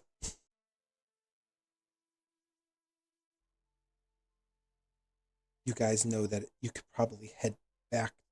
You could probably make your way towards House Pentir, which you do see the palace is in the distance far behind you guys. You could potentially make your way that way to safety, but getting back to your speeders right now with everything you've gone through might be a bit too risky. Yeah, no, not going to risk that. Kind of wherever we stop. Hopefully, we didn't make too much of a commotion and aren't seen, and we just go back into the woods. Yeah, I think we should make our way towards the palace. Just walking into that mess would be counter to everything that's happened. And this all happened. So why I said Cecile couldn't hear it is because her ship just arrived at Organa's, and she was literally just brought to the medical bay. Her belongings never had a chance to be looked through. And HX has, HX, what would you have done when you got to the Organa estate? I thought we were going back to our ship. You had to go to the Organa estate first because of Cecile, because remember, you didn't know what happened to her. And so they were going to look her over. I'm going to ask for access to the computer system so I can give them whatever they needed. And start looking for communications. Just everything. Just trying to surf the net, essentially. Okay, go ahead and do a. They'll give you access, especially the ambassador, because he realizes that you and Cecile put their lives on the line for the mission. Whether you actually have a life or not, that's up for debate for philosophers. But he gives you access, and go ahead and just roll a computer check for me with 2 difficulty. Are you going to set my difficulty? What's that? Are you going to set my difficulty? No, I won't do that. Wait, that's not what you've been doing? Do you want me to do that for you? Yeah, set the difficulty. I don't even, if you just want to tell me it's moderate or whatever. Oh my god. I'm going to roll flat. There you go. I want to click this button. 2 difficulty set. He set the challenge, not me. Okay. You see that the operation that you had set forth with Suseel is working. Communications are starting to come in, but they're fragmented at first. So it looks like the device you attached is designed so it has a very low yield to it. And because of that, it's like getting communications from Mars to Earth. It's taking a while. Not saying it's literally taking that long, but it's taking a while to disseminate the information because they don't want that that device that you put in, to be picked up. It's definitely made for long-term surveillance, the long-term game. But you do get snippets of like, you see Pantier's name in there. You see House Wrist. You see the word movement. You see a lot of words in there. But with the success, I will say the one word that pops out to you is all capitals.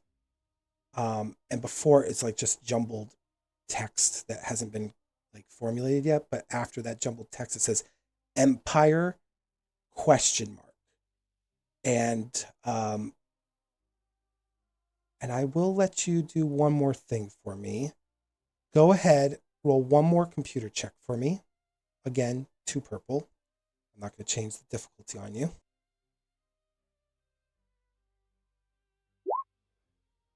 As you're doing a broad spectrum scan, you do identify there is an active communication. It's coming somewhere in the room that you're in. And it actually looks like it's coming from the direction of Suseel's area. Okay, I'll try to pinpoint it. With all those successes and Oh, those from- advantages, I'm giving you it. Yeah, and I'm also trying to figure out where it's coming from. Okay. Well, you identify that it's coming from, where was it on your person, Suseel? It was in her data pad. And that's in your bag? Yeah. You Would have been her belongings. identify the signal is coming from her belongings on her person. Okay, I'll try to figure out what it is. You open it up. All right, now, Suseel, tell me what it actually would indicate to you if Ni-Ella pressed that button. So it's from a tracking device. From the whatever tracking thing that Ni-Ella has. So as soon as it's activated, it's gonna pinpoint. It's like it'll come up on her data pad with like a location marker. And one thing Suseel would have done on her end was she would have set it so the marker was named Ni-Ella. So basically, HX is seeing the data pad and seeing a marker that shows where Ni-Ella is. And it's blinking. Oh, and I don't need to break into it or anything. This is open wide. I'm assuming you would be able to get into it. That's what my thought was too. I'll just use your password. But yeah, I'll move to grab it, see it, take it to I forget what he was, the lieutenant, whoever our attaché was. Okay. Yep. You're going to take it to I'm assuming like maybe the guy in charge of the squad, or do you want to take it to the pilot? Which choice? What about the actual like guy that was there with us from Organa? The lieutenant? Yeah, he's not in the room that you're in. He probably does have other assignments when you arrived. I mean, you're in House Organa, so the ambassador's safe, so they're not going to just stand around. But the ambassador is still with you in the room. That's who I want to give it to tell him what's going on. Okay. He looks at it and he's like, what? Is this your other friends? He points. Yes, he's like, that's our second expedition. well, where this ping is coming from. This is coming from the direction we just came from. I got the information you have, and what it says is that most likely one of our members is in trouble. Well, I didn't think they were going to Pantir Palace, but it looks like they're on their way to Pantir. He looks baffled because he didn't think they would be going in the same direction that we just came from. He's like, you can definitely go to the ship. The pilot should still be on there, and he can take you to their location. You need to cut them off before they get to Pantir Palace, because that place is a mess, and we don't know what condition your friends are in. Yeah, that makes sense. Is there anything you can jam her with so she wakes the hell up? Not me personally. Looks to the doctor. He's like, so how's she doing? He's like, I'm still trying to discern what it was that they injected her with. This might take me a moment.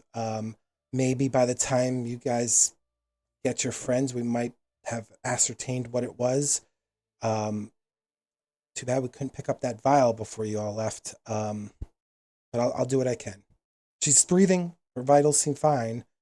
It's just like she's asleep. So I'm assuming it's some sort of narcotic or some sort of epileptic that's just putting her down. But I just want to be thorough before I inject her with any other drugs. Because if it isn't, and it's something else, I could put her life in danger. Adrenaline HX always just wants works. to splash water on her face and say, come on. Oh, no. Clench a fist and punch you. Wake up! Adrenals work just fine in this situation. We do, but he's being careful. Especially with house risks, we don't know what they might have injected her with. Because you guys know, well, at least you HX know that, because Cecile's out, so she doesn't know anything right now, but you know that they were accusing House Rist of doing this to Cecile, so they're being extra thorough with this, because House Rist has a reputation that precedes them. All right, I'll break. At that point, I will just be like, and walk away and go to the ship to get the pilots to intercept the dot. Okay. Yeah, I mean, the pilot, I'm assuming you're giving him the data pad. Yeah, absolutely. He I takes- can put in the coordinates for him. Oh, that'd be great. Go ahead and do a pilot check for me. This is not space. This is the other one. Too difficult. I already said it for you. It's not too hard.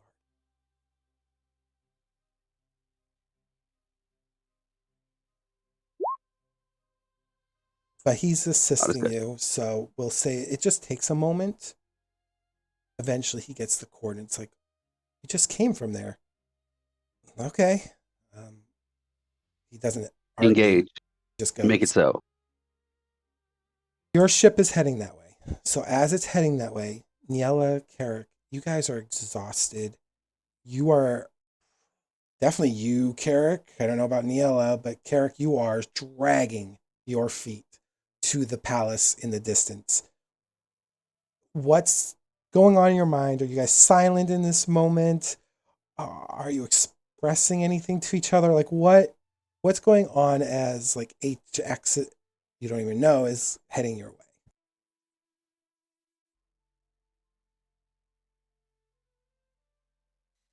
Carek's definitely silent. Ni-Ella is not saying anything either. She's also pretty strained, so I think they'd probably be trying to help each other stay upright as they move forward. But she's Yeah. just focused on not falling down, and occasionally she just kind of shakes her head like she's rejecting some thought that she's having. Okay.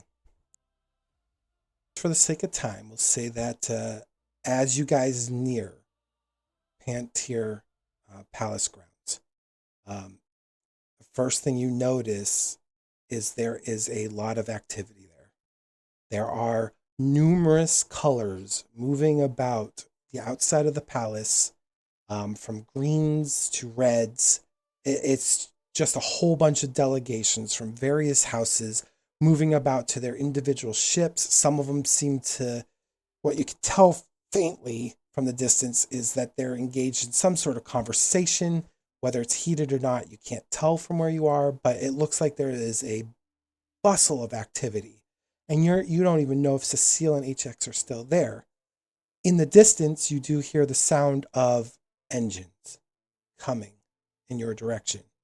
And because of the way this is all playing out, it sounds like it's coming from behind you, but overhead. I'll let you guys react to that as you hear this thing coming from generally the direction you're coming from. But again, it's also hard to pinpoint because you're in a valley, and so sounds kind of echoing off of the mountains in the area. And are we in open area or are there trees? You're on a path. So to describe this well is there's like a ravine to your left, it goes down. And onto your right, there's one of the mountain sides. And there's a few trees that you can hide behind. But otherwise, you're on a path. There isn't like a big forest here. To get to the Pantier Palace, I don't know if you ever played Tor or on Alderaan, but it's just a narrow path right to Pantier Palace from where you guys were. And so there is light cover that you can take. Ni-Ella will pause. 'Cause she's not sure. Like, they've been told that they have to keep everything secret and they can't tell anyone about this mission. And how are they going to explain the two of them in the state they're in walking up to a palace with no idea of where Suseel and HX or any of the Organas are?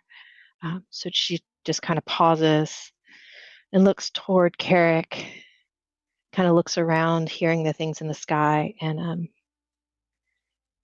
isn't really sure what to do. She's like, I don't know if we can go there.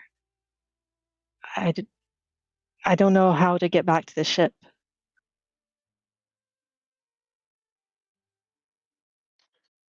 Carek's at a loss too. He's just kind of stuck in his own head. He probably, as they're kind of leaning up against each other to keep each other moving, he'll kind of urge them towards the cover for now. Neil will follow. So we just have to get this to the Organas. We have to find them. We'll say it's at this time, HX, your comms, your short range comms actually can pick up an airwave from your allies. I'll register that we are inbound, hold position, and please make your way to the ship as soon as possible. And you guys hear that loud and clear. Carek will look at Ni-Ella as if asking. Neil will nod. She heard it too. And can they see the ship yet? Do they know now what direction it is? Yep. When you look up, you see that it's the ship that Suseel and HX were walking towards as you guys were walking away originally. Or at least you saw the ship that they were going to take. You didn't see them enter it, but you saw that ship before at the Organa compound. Okay. Neil will start moving towards there with Carek as they're continuing to make sure the other doesn't fall down. Yeah.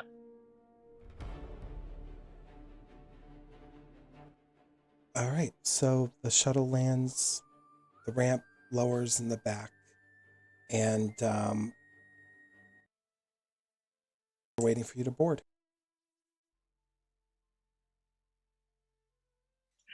I think we stumble up the ramp and then Neela's going to just collapse.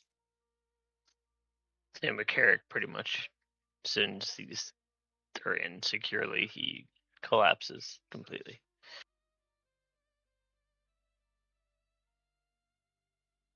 All right. And once you guys are on board, the ramp goes up. The ship heads back to the Organa state. And we'll do a little time warpy here. You guys get pretty much carried into the same medical ward as Suseel. And I'll leave this up to HX since you are technically the only person that's awake. So I'm assuming Ni-Ella and Carek, you guys are probably going to collapse the moment you can. Yep. Hmm. HX, is there anything you want to do within an 8-hour period? I want to get the co-pilot to pick them up because I can't do that, and put them into their assigned beds They do. and look for anything that they have that might have information on what happened. Okay. The one thing you can access, because you don't have a force rating, so the holocron probably won't open for you at all. That requires the force. But you do find Ni-Ella's data pad. I'll let Ni-Ella explain if it's password protected or if it was maybe locked on that screen that she had taken information on. I'll let her decide. It's definitely password protected. She's very concerned about all the badness in the universe, but it's something that HX, he'd be familiar with her data pad, and it wouldn't be difficult for him to unlock it. Like I said before, I've got everybody's password, so first step over. So when you access her data pad, you look at it and it's talking a lot about Ashla, Bogan. It looks like there's readings of escalated rates with a column that's labeled B, and there's a lower rate with a column that's marked A. And then it seems to mention something about a convergence. Try to organize the data in any way I possibly can and try to start getting a picture of what they're talking about. Yeah, so I'm going to have you do a roll for me. It's going to be a lore roll because this, no matter how the data is going to convert, it might not make sense at all if you don't know what the subject is. You've hung around Jedi enough and you've been in Jedi compounds, so there's always a chance that you know Just what the lore? terms mean. It'll be a straight lore.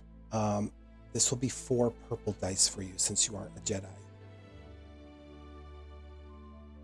Hard one, but you still have light side points. But okay. You organize it, you make it look prettier, but it's still, what's Ashla?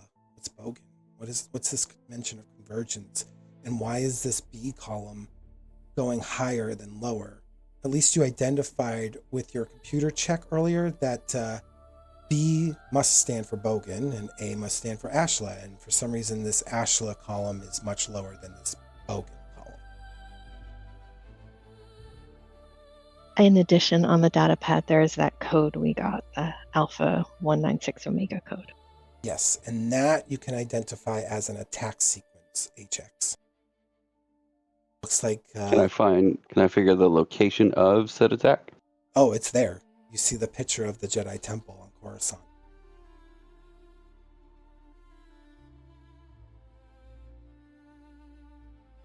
Nice. All right, big let's picture. go ahead and start transmitting that to the Jedi Temple. Well, the actual main. We're gonna actually stop you package it for a up. second. We'll I was transmit gonna- that in a moment. I was going to package it up as something completely different, make it look like it's nothing near what it is, like basic, like supply and just basic stuff. Okay, But the other end will have the encryption key that can open it. go ahead and roll a computer check. Just 2 difficulty. Let's just see how complex you make this. When I say complex, I'm meaning for the other party because it might not be complex for you. Oh, damn, you're okay. I'll say with the critical, we'll say you make it in a way that is ingenious, that if anyone else but the Jedi were to look at it, it would be too complex. But with that critical success, you've put in like maybe keystrokes or keywords or something that they can identify as a passcode that is associated with maybe some of their teachings or words that you've heard like Oola or Carek say during your travels. Make like a key for them to use to decipher it. But only them. Because with that critical, I have to give you that. That's just amazing. So they'll get that as soon as that sends across the galaxy. Can I, with that critical, can I find a link to the actual Sith system No, not through the with different that. nets and such? No, because they're in the unknown regions, and since that was a pointed thing that you did, that would be very hard. You'd have to make a separate roll for that. Sith are in the unknown regions, and they're probably, well, you know where Balkadan was, so the unknown regions all the way to the north of the quadrants of the galaxy. They're far away from you right now. You guys Okay, are I more want to towards put the core. in. I want to put it in my little bots that will be looking for ways to try to sneak into that system. Okay, we can definitely do that. We'll say maybe your critical is like, there's a side message to some of your allied droids off-world that there's going to be feelers that they're going to look for information regarding the Sith.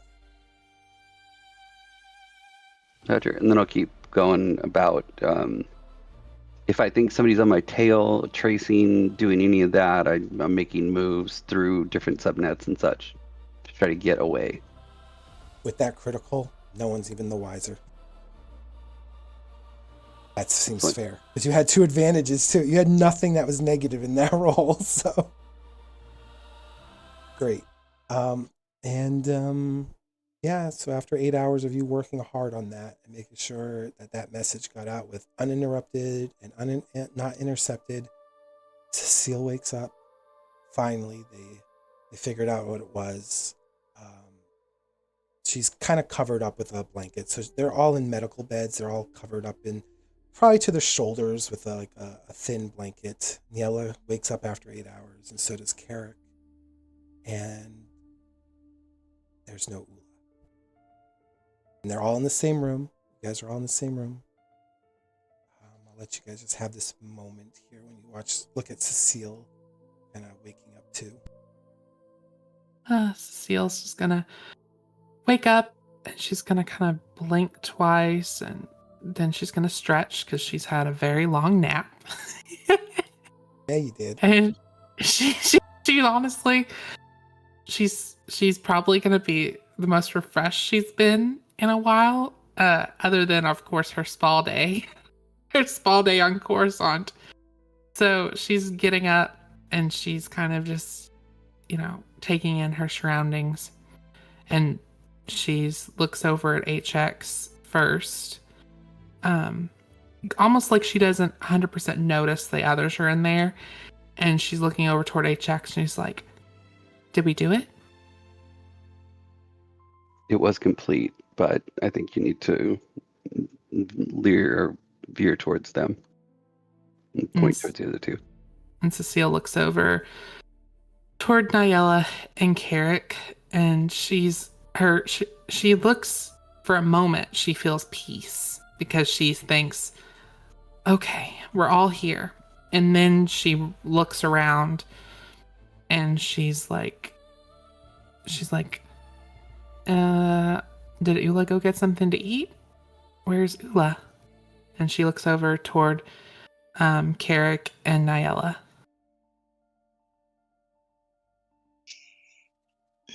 As Ni-Ella wakes up, she doesn't want to be awake because she immediately remembers what happened.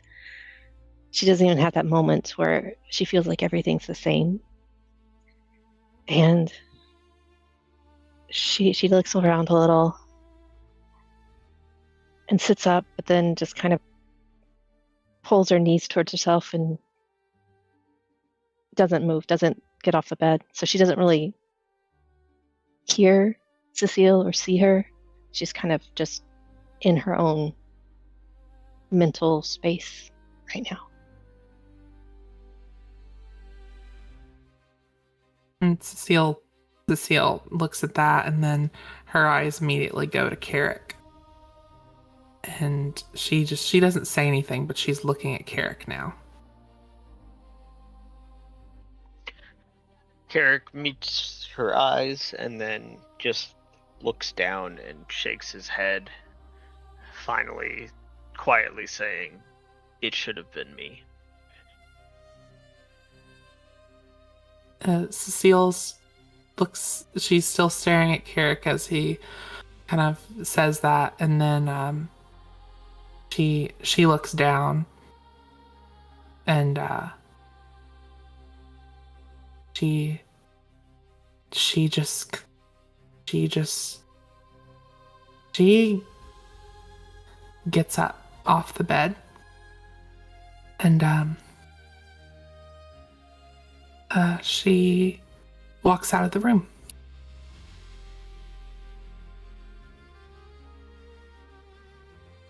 Okay, walk out of the room.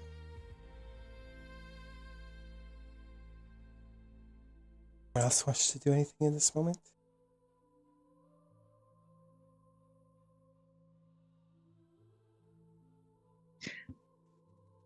I think Ni-Ella would have a hard time talking right now, so she's probably not going to say anything. And as long as no one's asking her to do something, she's just going to stay where she is. Karek's gonna try and find a quiet place to try and go and meditate. Ni-Ella still has the holocron. Yes. Before he walks off, he does quietly ask her if he could have it. When Carek asks for the holocron, Ni-Ella looks up at him for the first time, and she's not crying, but her eyes are very wet, just like on the verge of crying. And she like grabs his hand because she did hear him before. She said, "It's what she chose. As awful as it is, we have to accept that." And then she'll take out the holocron and hand it to him. As she says that, tears fall down his face and like hits their hands. All he manages to say is, "It should have been me," and then he walks off with the holocron. As you walk away, Carek, the ambassador does approach you, but in a very like solemn way, and he's like, "Master Jedi, I hate to ask you this, but is there anyone that you wish me to inform you of your fallen friend?" He looks around. Clearly, he can read the room. She's not with you anymore, and the way Ni-Ella and you are acting, and the way Suseel left the room, he's a smart guy. He can read between the lines. It's like, is there anything I can do to make this easier for you? Please let me know. He initially is very defensive by them approaching him, but then eases off and says, "I need to speak with my master and the Jedi." Well, you can come with me, and I will bring you to a room where you can have some privacy. Of course, if you don't want to do that now, it's understandable. You just went through quite a bit. Actually, you all did. We all did. But if you need a moment to yourself, just please let me know, and I can take you later.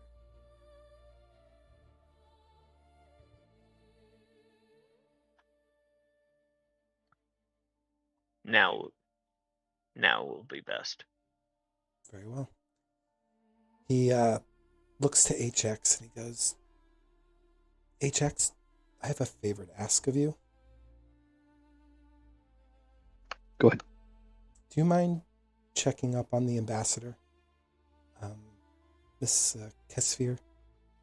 She left pretty abruptly, and well, I wish I could be everywhere at once to comfort as many as I can, but well, there's only so much comfort one can give."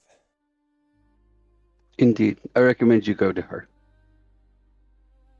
Well, at least find her for me, and let me know where she is. Let me bring the Master Jedi to the communications room first. I can get him to the comms room. Go ahead and take care of the people. Do you know where the comms room is? Yep. Okay. I have very well. every bit of map you can think of. Okay. It's like, Master Jedi, do you mind if the droid escorts you?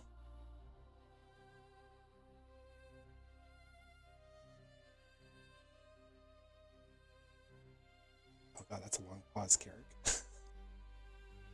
Sorry, say that again. He asked if you mind if HX escorts you. Oh, he just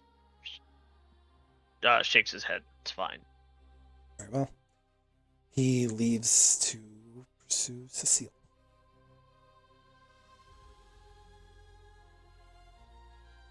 So we'll start there.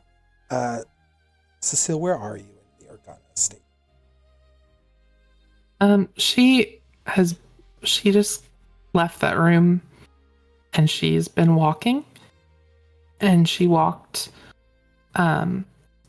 over to a balcony of sorts, looking over the landscape, of Alderaan. And she's there looking over, silently. Her hands are clasped around the balcony's railing. She just looks out on the place she's felt as home for most of her life, and she's just looking it over while she's thinking a lot about herself, but she's also thinking about Oola in that moment, and thinking about her first interactions with Oola, and also what she knew about Oola. And what, even though they never really built a friendship, how much Suseel wishes they had, because Suseel sees similarities in how Oola had her life, or at least where she came from, and how Suseel felt her life was. And she's just thinking about, the missed chances she had to form a relationship with this person who she had a lot of respect for, and she saw a lot of strength in this person, and now she's gone, and just like a lot of people, she's just there looking over as she thinks about these things. Okay. So as you're standing on the balcony, it takes a moment, but you do hear that familiar voice of the ambassador from the Organa estate, and he just says your name first, Suseel Kesvir. Looks like you and I both find this balcony a very good place to think. And he kind of joins you and just leans up on the balcony. But he doesn't say much more. He just looks out, giving you a moment. And she stays silent for a moment, and she just says, I've looked over this landscape so many times, in so many different places, and it's always so peaceful. And so, it's brought me peace in such dark times before, and I was hoping coming here somehow, some way, it would bring me peace again. He hears your words and he looks to you and gives a pause as he's really focusing on what you're saying. And then he looks back out towards the mountains and the forest that stretch beyond the waterways, and he lets out a heavy sigh. He's like, yeah, I know, I understand. In moments such as these, words feel painfully small. Besides the weight of what you can carry. I know no title, no diplomacy, no practiced tone can soften the absence left in the wake of your companion. I have a sense that she was more than just a Jedi to all of you, more than just an ally. She was a presence, steady, maybe even bright, and perhaps a little unwavering. I don't know her as closely as you did, obviously, and I won't ever admit I did. but even from a distance, I could sense the strength of the bond that at least she shared with each of you. The sense of purpose that she had in her strides to get off that ship and get right to work. It wasn't merely bonds for her, I don't think. I think she forged a camaraderie with all of you out of necessity. Even as a Jedi, I get the sense that she had a spirit to her. Two spirits, in fact. One that recognized resolve and another that honored it. A loss of that nature is not something that a heart releases quickly. It looks at you and gives you a very sorrowful, empathetic tone, and nor should you. Grief, painful as it is, it speaks to us in a depth of connection that tells us the truth of what Oola's life mattered and whether it mattered profoundly to us. And I suspect it wasn't just to her order, but to you and her comrades. I don't know how close you were to her, but I don't even know if my words carry to your heart. But either way, and I just want you to know I'm sorry for your loss. And Suseel just keeps looking out as he speaks and hears what he says. She just kind of, she tries to say something, like she wants to say something in that moment. But I think as she begins to speak, she realizes she's used her voice. She's used her words for so long. And at the end of the day, for her, it feels like even though her part of the mission was successful, they still failed. And that's what she just can't abide by. And so as she opens her mouth like she wants to say something, she doesn't. She just closes it once more and continues staring out into the distance. She's lost in that moment. She doesn't have anything additional to say. Yeah, this ambassador's probably got 10 years on you, a little older. He just looks at you for a moment, identifies that you were about to speak, but you withdrew, and he steps back for a moment and just looks forward and just speaks again with that sympathetic voice. I know might be hard for you to hear, but I want you to hear me clearly, Miss Kesvir. There is no weakness in mourning her or those we've lost. There is no fault in feeling the tremor of her absence. There's only love, memory, and the echo of life that touched yours in ways that shaped who you are today. And if she shaped you in a small way, then hopefully you can find a means to understand that even though she might be gone, that light that Oola brought to your life isn't dimmed. It's there with you, with your allies, with your comrades. Her memory, I hope, brings you solace rather than suffering. I hope her spirit guides you towards peace. And in time, I hope you find the courage that she found in her last moments to carry you forward in the very light that she trusted. He just wants to reach for your shoulder, but he withdraws and he's like, if it's any solace, if you wish to remain here on Alderaan with House Regana, just know that there is a place for you.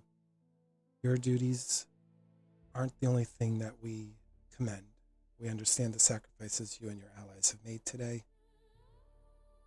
And that will live with me forever, because I am the one that put you in that danger. But there's a home for you here, Lady Kesvir. If you don't return back to the Republic, just know House Regana will accept you. And he walks away. Okay, and Cecile would stay there. Now, HX, Carek, you guys get to. Well, go ahead, because this is your first time really walking these halls, even with like computer access. I'm gonna have you guys roll just a regular, just to see if you can navigate these halls well enough.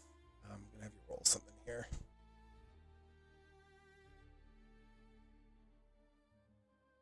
Just get my sheets open here. I apologize. What's going on? So, why don't you guys just roll just a survival check, since that's usually what we use for navigation. So go ahead, roll that. Just one purple die. Either one of you can roll it. Whoever's leading. I've got 3 greens. Yeah, that's fine. You can go for it. Okay, I will roll it with assistance. Okay.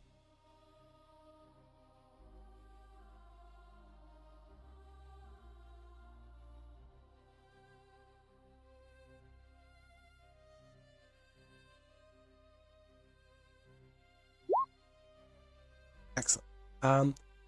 Computer map was easy to read, but navigating actually the estate of House Organa is not the same.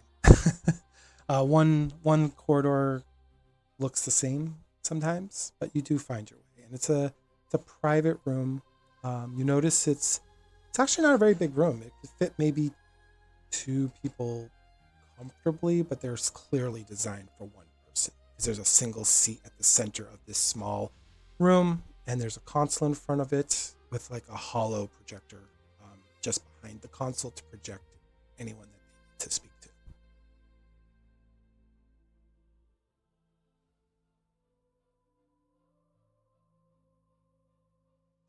Motion towards the holocron or holo viz for Carek to call Yep. his master. Carek goes up to the terminal and tries to raise his master. It takes a while, but eventually you do get a hold of Master Vermori. And the first sound you hear is an explosion, followed by, "This is Master Vermori. How can I help you?" He can't see you on his holo emitter or his communication device. It seems like wherever he is, he doesn't have access to a projector.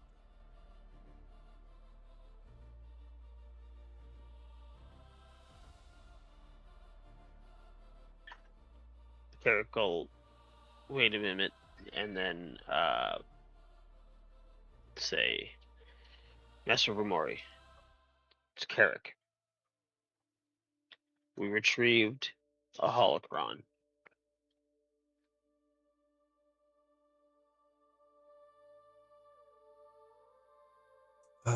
Is this Carek?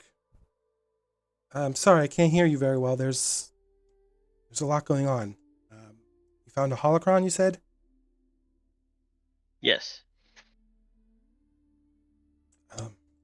That's unexpected. Where are you? Alderaan. Oh, you guys are still there. Is everything okay? Did you guys succeed? No. We lost Oola.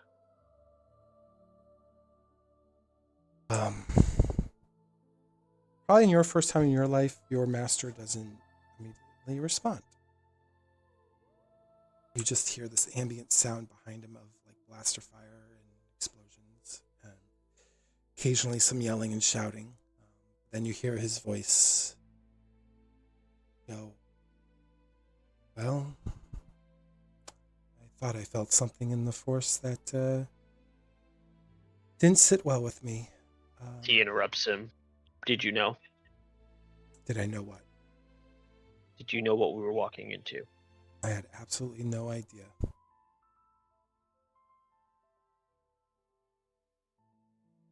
The only thing I last told you guys was that we need you to investigate the ruins, and that we had suspicions that it could be utilized by the Sith, but I didn't know the dangers, the level of the danger.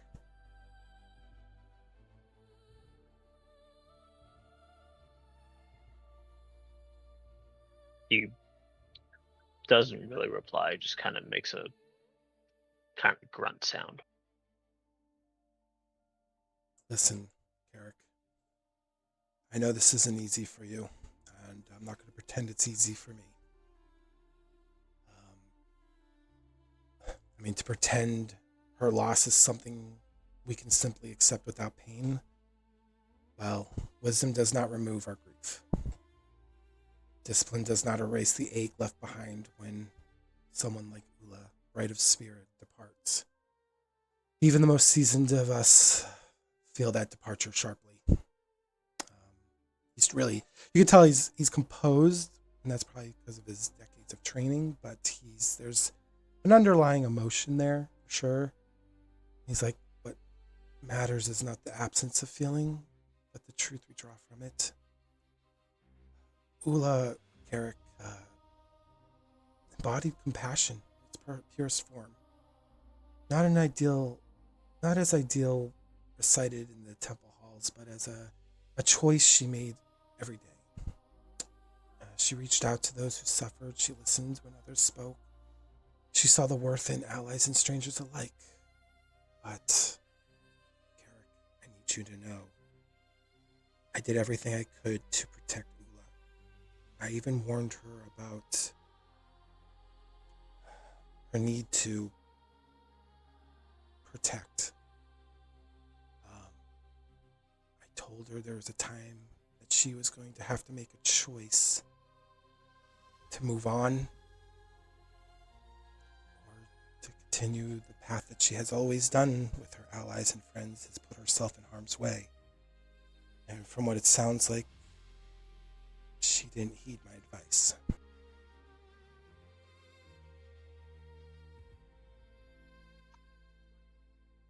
Are you saying this is her fault? I'm saying we need to acknowledge that there's a lesson here. A very important lesson that her life should not just pass away in vain. The commitments that we make to each other, we should never forget them. The bonds that we create, the connections that we have, they're not something that I'm telling you to forget. But I need you to learn a lesson here, and it's a hard lesson, one that we all learn as Jedi, is that her choice was made in the decision of protection and of love, and I commend her for that, putting her life on the line without a second thought. No Jedi could ever think ill will of that. But I have always worried about yourself and Oola in terms of that paternal or sibling bond that you both had. And I just don't want you to make that error. I don't want you to not learn from this misstep, because the sacrifice she made for you, for the others, it wouldn't honor the life that she gave up. So I'm not saying it's her fault, but I need you to take that last moment of her choice as a chance for her giving you another opportunity to do better.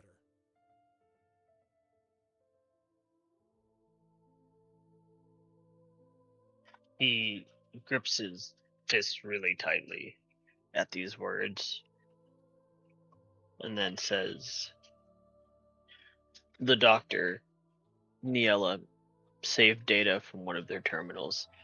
I will have her transferred to the Jedi. I appreciate that, Carek. But I think for now, have that transmitted, but take a moment. We won't have any additional orders for you for a few days. I'm going to inform the council that you and your comrades will need time to heal. I know my words are harsh.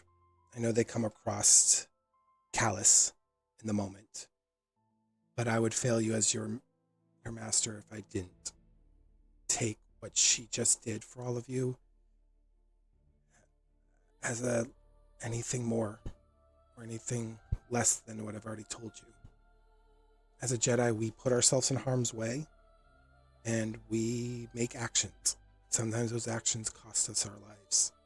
I just don't want to see such a bright star's actions fade into obscurity because emotions cloud us in the moment. Oola did something remarkably brave. Flawed, brave. And I'm not diminishing that action by my words.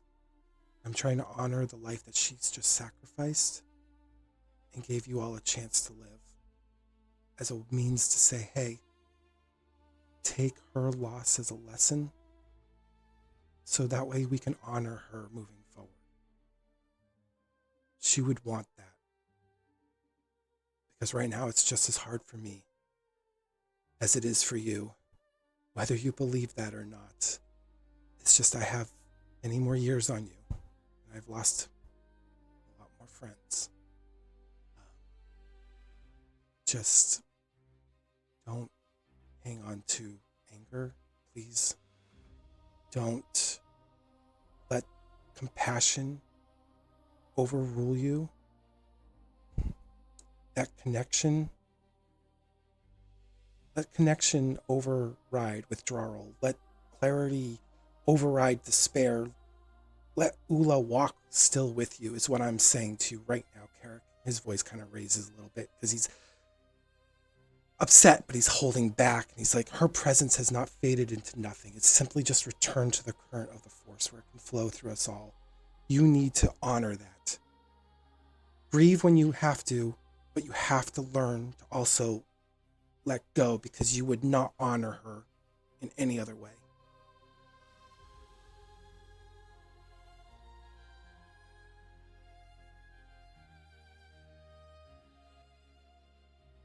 Carrick listens and then just simply says yes.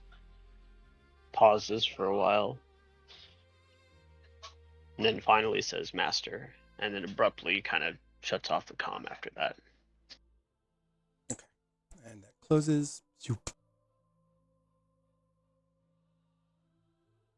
Turns to HX and says, need to go back to Ni-Ella and ask her to send that data over. Data's already been sent.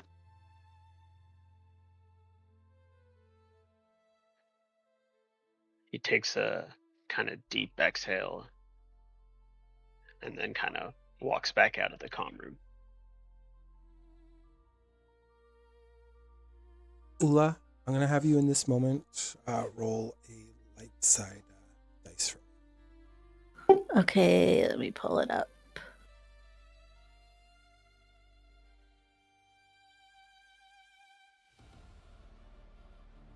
Yeah. A light side? Yep, just one of your force dice. Just one. No difficulties, nothing. Just the force dice alone. I lost my force dice. Where did it go? Oh, that one in the middle. Yeah, Right. you probably didn't think I was going to have you roll, but yeah, I'm having you roll, yeah. Okay. It's got a 0 in it. That's what it's supposed to have. You should put a 1 in there.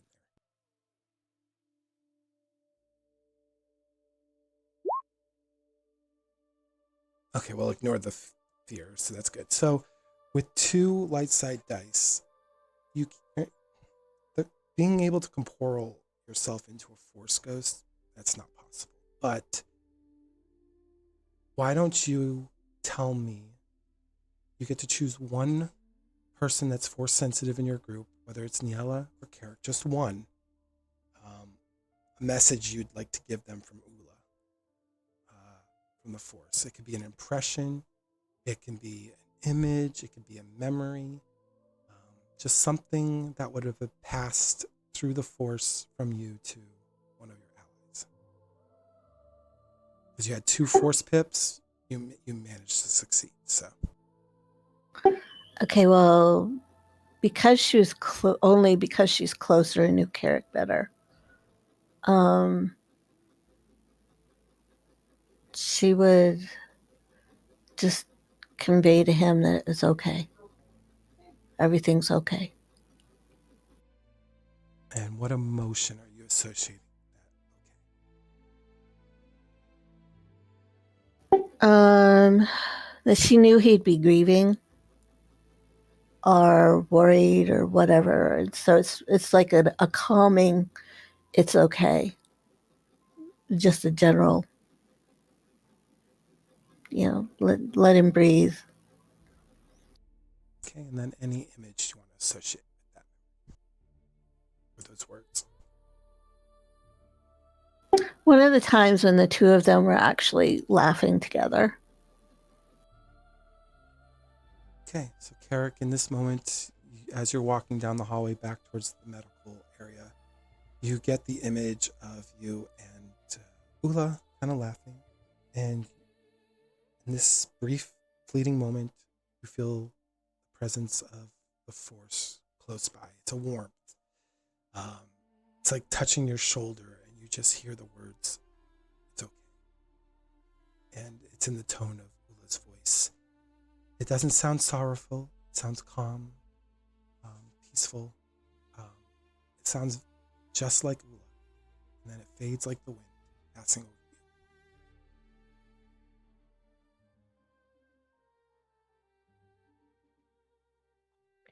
He fights the initial reaction to just bury it away, but then does embrace it, and for that small moment is comforted. I will say with that, and because she managed to get the 2 light side pips, I am not going to have you roll that 1d10 at the end of the session. She cleared the dark side that had touched you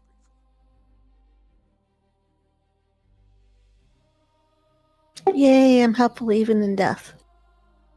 Aww. And you do get back to the medical bay. You see Ni-Ella there quietly by herself. And as you actually enter, so does the ambassador from House Organa. He's kind of entering right behind you. It's like you both are entering at the same time almost, but he lets you go first. And he just goes to sit off to the side because he feels really guilt-ridden that this all happened because it's under his watch. And as you all know, House Organa takes a lot of pride in everything they do, especially when it comes to their allies. They're probably the one of the few Star Wars staples that are very truly good-natured. So this individual is very racked by the consequences that you have all faced, for sure. And he's doing his best to keep his composure because he knows you're all struggling to do so yourselves.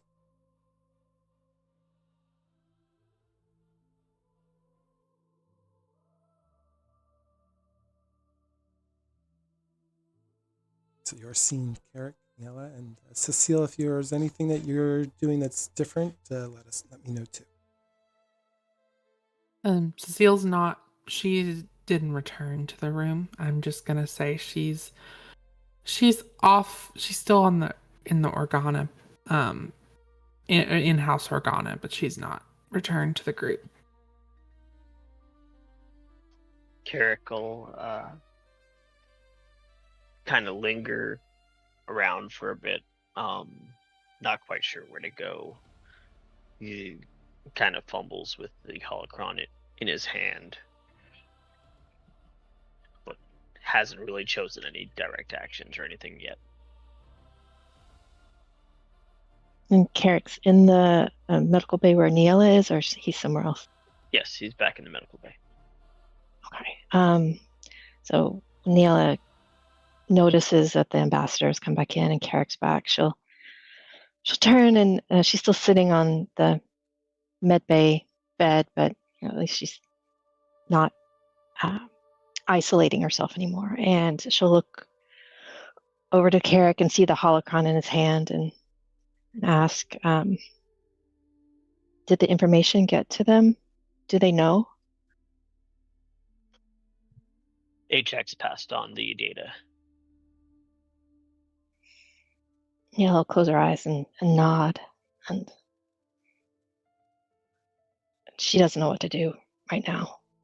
She doesn't have a direction, but she knows who to blame, and it's not the Organas, and it's not Carek, and it's not Oola.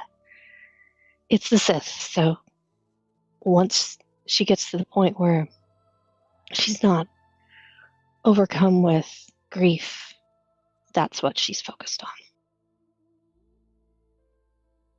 And I'll say, interrupting this quiet moment, to hear footfalls, and an individual comes in, and he goes over to the ambassador, and he's trying to be as quiet as he can, but unfortunately, in this stillness that you're all in, his voice just still carries, and he's like, I just need to tell you that Jedi are sending an envoy to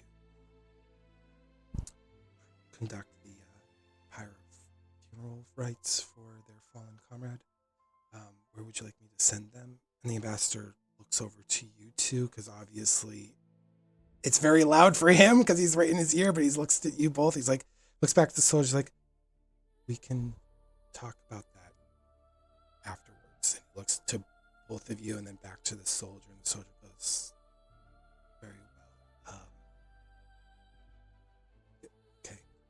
He walks out. The soldier realizes when he looks over to you guys, he didn't even notice you two, and he's like, you can see that face of like, I feel like I stepped in shit kind of feeling face, like he feels bad, but he walks out of the room.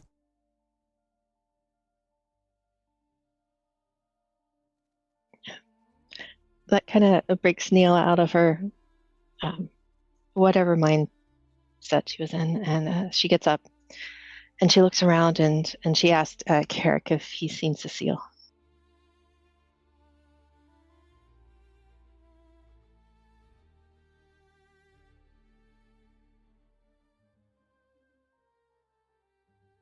Carek must have fallen asleep. Sorry, I was speaking to the wife for a second. Can you repeat that? Ni-Ella's asking Carek if he has seen Suseel. Oh, no, he has not. He hadn't seen her since he returned back to the room, and didn't see her on his way to the communications room. And so she'll look at the ambassador and ask him the same question. The last time I saw the ambassador was on the balcony, not too far from this room, but I have a feeling she wants to be alone. Understand. You've all been through enough, and I am beyond words. I wish I could apologize enough to make amends, but sorry. Regardless. A man who's so eloquent with his words, he's having trouble in this moment because he really does feel guilty.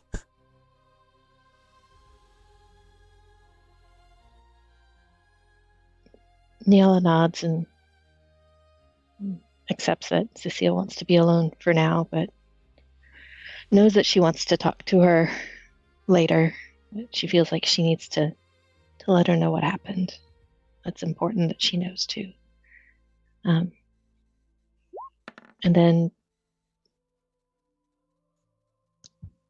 she has no idea what to do, if they're being sent anywhere. She just kind of looks around at both Carek and the ambassador, kind of for direction.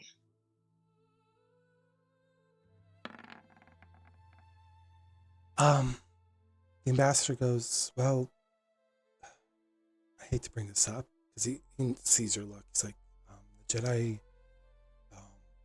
have made a request that you all just maybe spend a few more days here, find some comfort and relaxation while they prepare for a ceremony in regards to the fallen Jedi. They would obviously love for you to each be present there.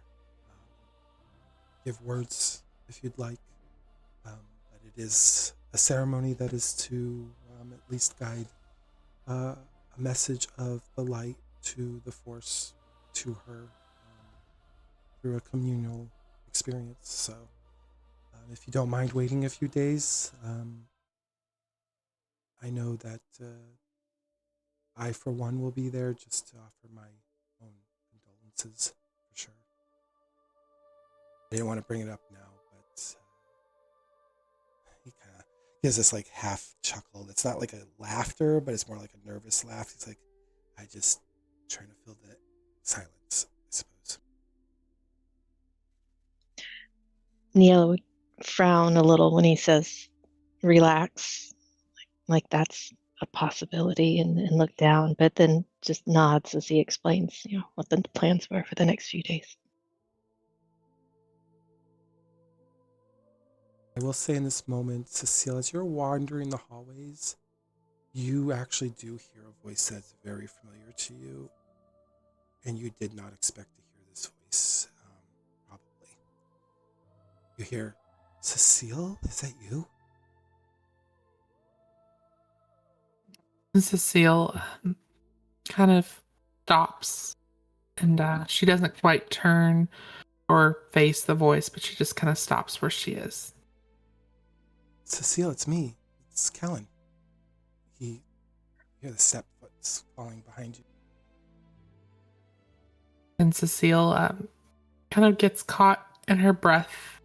She begins to turn, and her eyes immediately start to fill with water as she would turn to face him. He looks at you and he's like, Did something happen? Were the talks... Did she do something to you? And Cecile she doesn't say anything, but she immediately would come and try to embrace him. He has no problems embracing you, but it's one of those moments where he's like, it's happiness that he's embracing you back, but he's also taken back because he's like, because you're one of those people that's very hard to read, even for those who probably love you or cherish your friendship. And for him, it's like he's happy for this moment, but he's also taken back because he hasn't seen you in so long and he didn't know how you would feel about him. And all he can do is remain silent because he doesn't know how to react in this moment. It's a lot of emotions for him too. Probably different emotions for sure, because it's been a long time, but the words just escape like, I don't know what happened, but I'm glad you're okay. And Cecile just holds on to him for a moment longer, and she just says, I'm just glad you're okay. That's all that matters. Yeah, I was supposed to go off world after the delegation. Osagana was going to get me somewhere safe. I think it was Corellia. I think I was going to be sent to Corellia to work at some high rise or something. He's trying to change the subject because he doesn't know what to say right now. He just knows that you're grieved, so he's trying to. He doesn't know, so he's just like, yeah, but he delayed that, and I was told that I need to find you as soon as I can.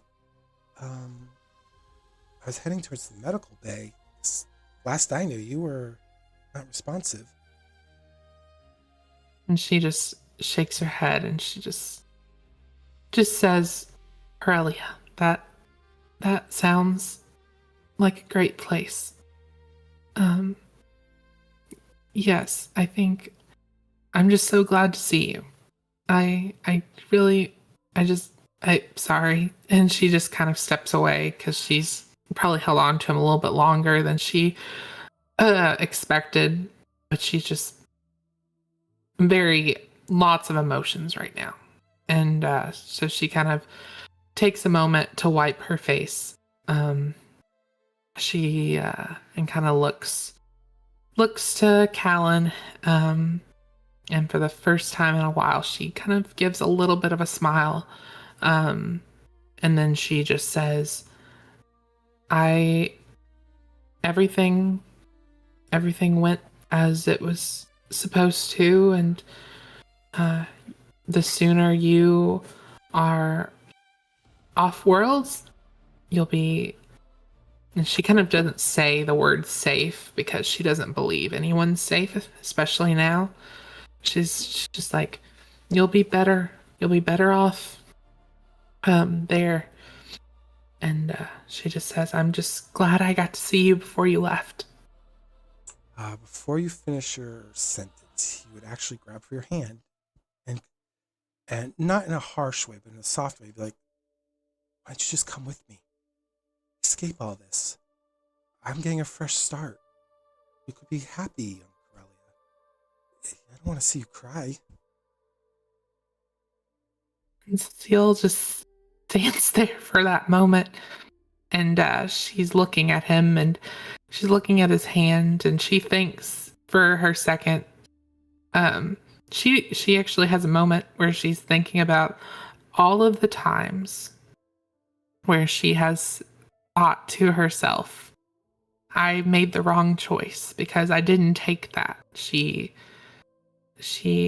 did, like when she was a little kid, she could have escaped slavery, but she didn't because she felt like survival for her was, being good basically and obeying the order and doing what you need to. And she had the opportunity to escape House Rist and the Republic, and she instead just decided to escape House Rist by joining and being part of the Republic. And she's had all these journeys since where she's been so far from the Republic's reach where she could have just vanished off, and every opportunity she's stuck. She's stuck with, what she felt was her best survival.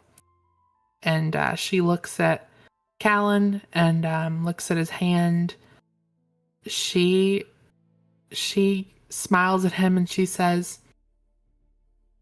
I would love to go with you.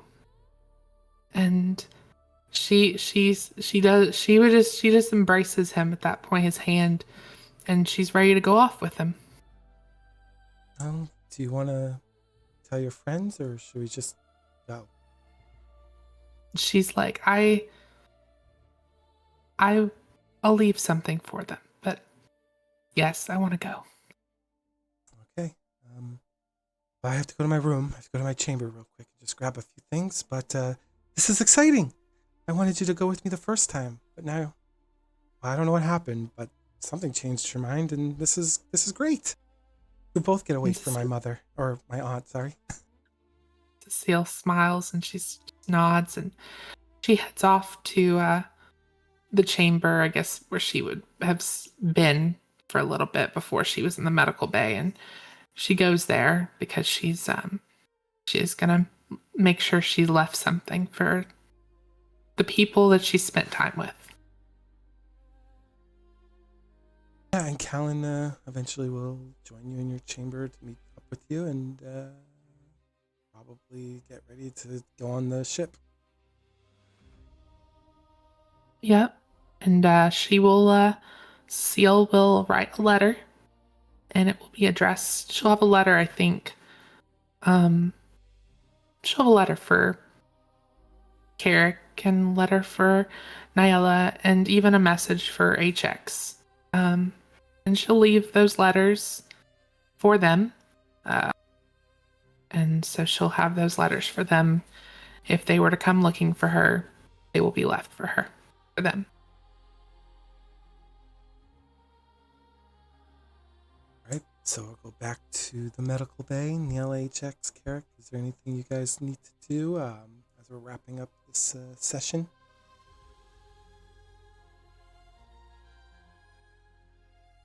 Neil will just go find a quiet place to be alone. I got nothing. Same. Carek will kind of go off on his own for a little bit. I will say, since 2 days will pass on our next session, Suseel won't be there, but and neither will Oola, but obviously they could sit in. Ni-Ella, during that 2-day period, you would actually get a communication from the general that had sent you here, and he would explain that, his empathy, sorrow, and grief, but he would also express that there's more work to be done. There's more people to save, and he would love for you to continue on with Jedi Knight Maze and HX, as they're going to be meeting up on Coruscant. So he would love you to, the three of you, to head to Coruscant, as you all are aware now that they probably lost communication with Suseel, and obviously Oola is no longer. So that's the plea that they're making with you in this moment.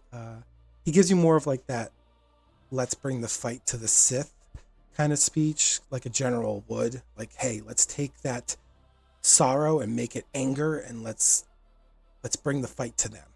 Let's stop being the victims. It's kind of like that motivated fight. Like, he's just giving you that whole motivation mixed with the empathy, because he's genuinely, unlike General Azera Berrigan, he is genuinely an empathetic person. He cares about the people. He cares about his soldiers. You saw that when he talked to the ambassador back on Coruscant. He actually is a genuinely caring person, and he would like you under his command. And he expressed that he would be working very closely with the Jedi to create a task force to do just that, to bring the fight to the Sith this time, to stop playing on the defense. With that said, what would your response be to the general?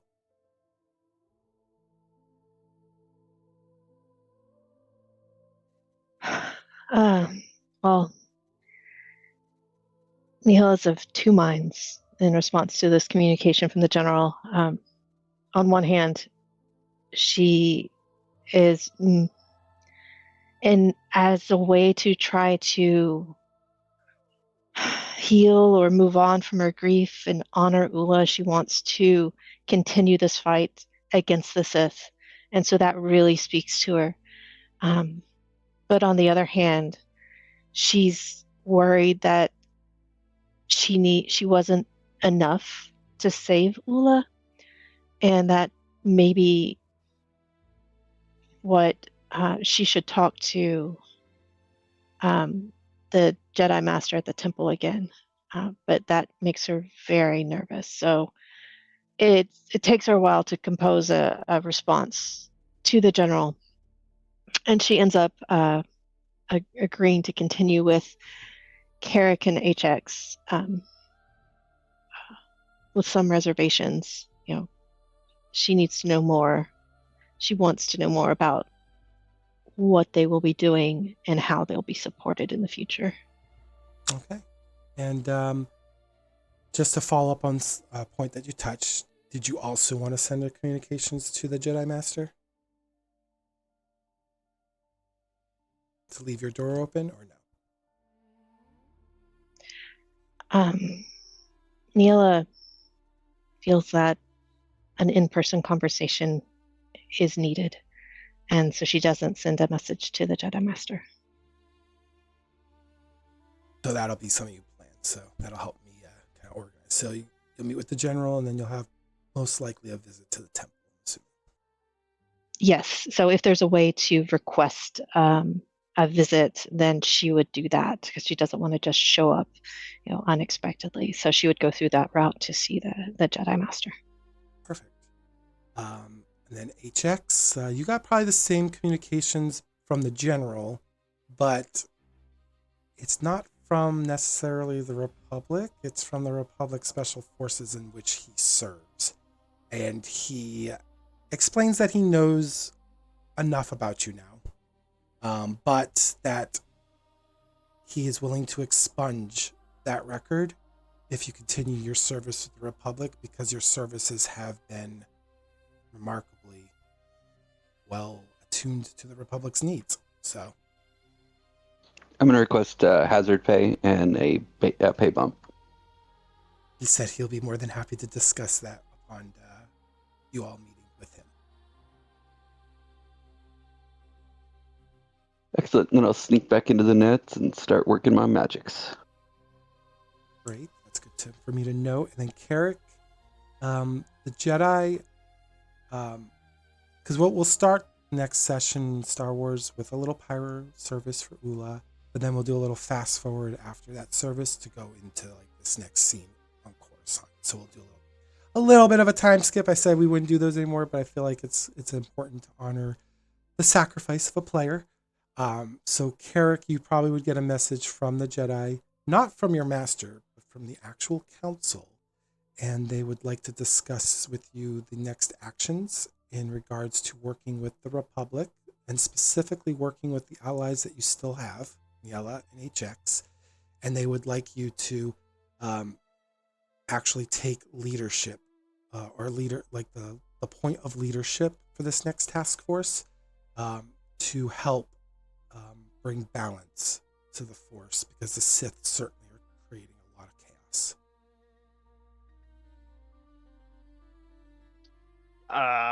Yeah, so then Carek will join Ni-Ella when she's heading towards the Jedi to speak to them in person then. Okay, so the three of you will remain for now connected and bound for our next session.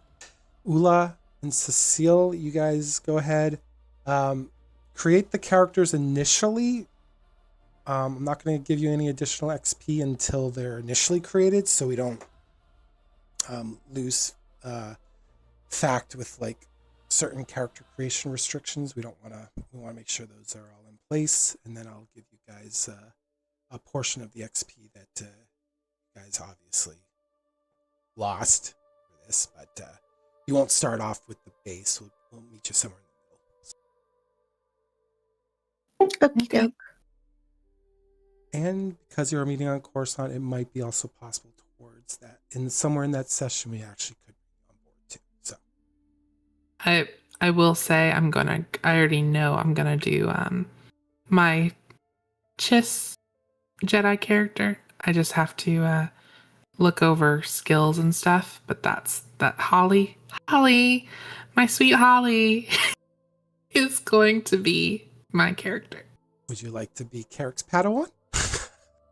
Yes, that would be cool. Okay, well, and I know what I'm doing now for you, Carek. There we go. Oh, son of a bitch. Well, I don't have a name yet, but mine is We're a. gonna give Carek a Padawan? It's about time. You're a knight. A Chiss one. Oh, God. Cool. That'll be fun, RP. That'll bring you right into the fold too, so that'll be awesome. Oola, And I'll be doing a smuggler, pilot, gunslinger. Turning into like Anakin and frickin' Ahsoka during the Clone Wars now. pretty much. Except it's not the Clone Wars. It's worse. It's worse. Cool. So we'll do probably like not a full hour on the Pyre situation with Oola's character. That way I can give Ni-Ella, HX, and Carek a moment with that. But we can also show like the passing of a Jedi and how that looks. So that'll be good for you guys to see how the Jedi treat their fallen. Because right now it always seems like they're emotionless and stuff. So it might be good to see that. And then once that's done and you guys say your piece and your words that you'd like to share about Oola's character, then we'll skip to Coruscant. So that'll probably be like a 3 or 4 day travel. And heck, you might even get introduced to... You'll definitely get introduced to Cersei's character right away with Carek. Oola, we might be able to even introduce you pretty quickly too. Because of if everyone agrees, then you might be their new pilot. So cool. Awesome. Yep. Good game. Oh my God. We're doomed. This was a really great session. It was emotional, though. Really emotional. Sorry, guys, that really was not planned. It was totally in character for Oola to protect everyone. It was. And there was no way she was going to run away and save herself. Leave the two of you to fend for yourselves. So, yeah, that was very Oola. That's why your master was a little upset. He was like, I warned her. Like, he's trying not to be angry because obviously he's a Jedi. But he's like, I warned her. Yes, but he wasn't there I know. to see the situation. And she felt like it's either run away and save herself and let the other two die, or try to protect them and find a way out, which there was no way out. But those were her choices as far as she knew. You did great. It was a very good moment. very hard moment too, because I could feel because Ni-Ella was really trying to find a way, and I was like, oh, I feel so bad. Light side points are evil. Yeah. I know they're limited, though. I had to ask. Yeah. But I didn't think there was much I could do. Could have tried, and I was like, someone's gonna try. I had a feeling someone might stay behind and just use a light side point and risk it for the biscuit, but I was like, man, even that's risky because it could still hit, and that would be bad. You would Yeah, have been a yeah. party wipe. It could Yeah. easily have been, because I only had 5 hit points left. I was taking on strain like it was going out of style. Oh, the difference between a rival NPC is versus a minion. It's a big difference. It's not even a nemesis level mob. Speaking of that, can I heal that injury? So over the next session, it's gonna be a lot of. It's probably gonna be a very dialogue and skill check heavy session. You guys probably would have already been mended, and actually, when the Jedi arrive, they would probably tend to your critical injuries along with the doctor. So I'll just remove that now. That way it's done for next session. Yeah, you guys will be fully healed. And in fact, they would probably, because this is the end of the mission, and you did succeed. You did succeed, even though it didn't feel like a success with Oola's death. You actually all got about 15,000 credits to split amongst, well, I guess the 3 of you. See, there you go. You got more money. Yep, you got more money. Yeah. Just what the Jedi needed. Hey, Master, I need some money. Oh no, you're welcome to poverty joining this group. I'll take your cut.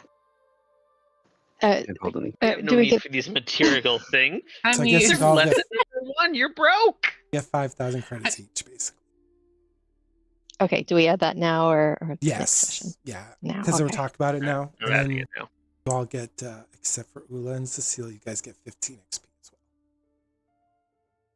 well. oh, that's funny. I didn't expect this, but the whole Padawan thing is going to be interesting.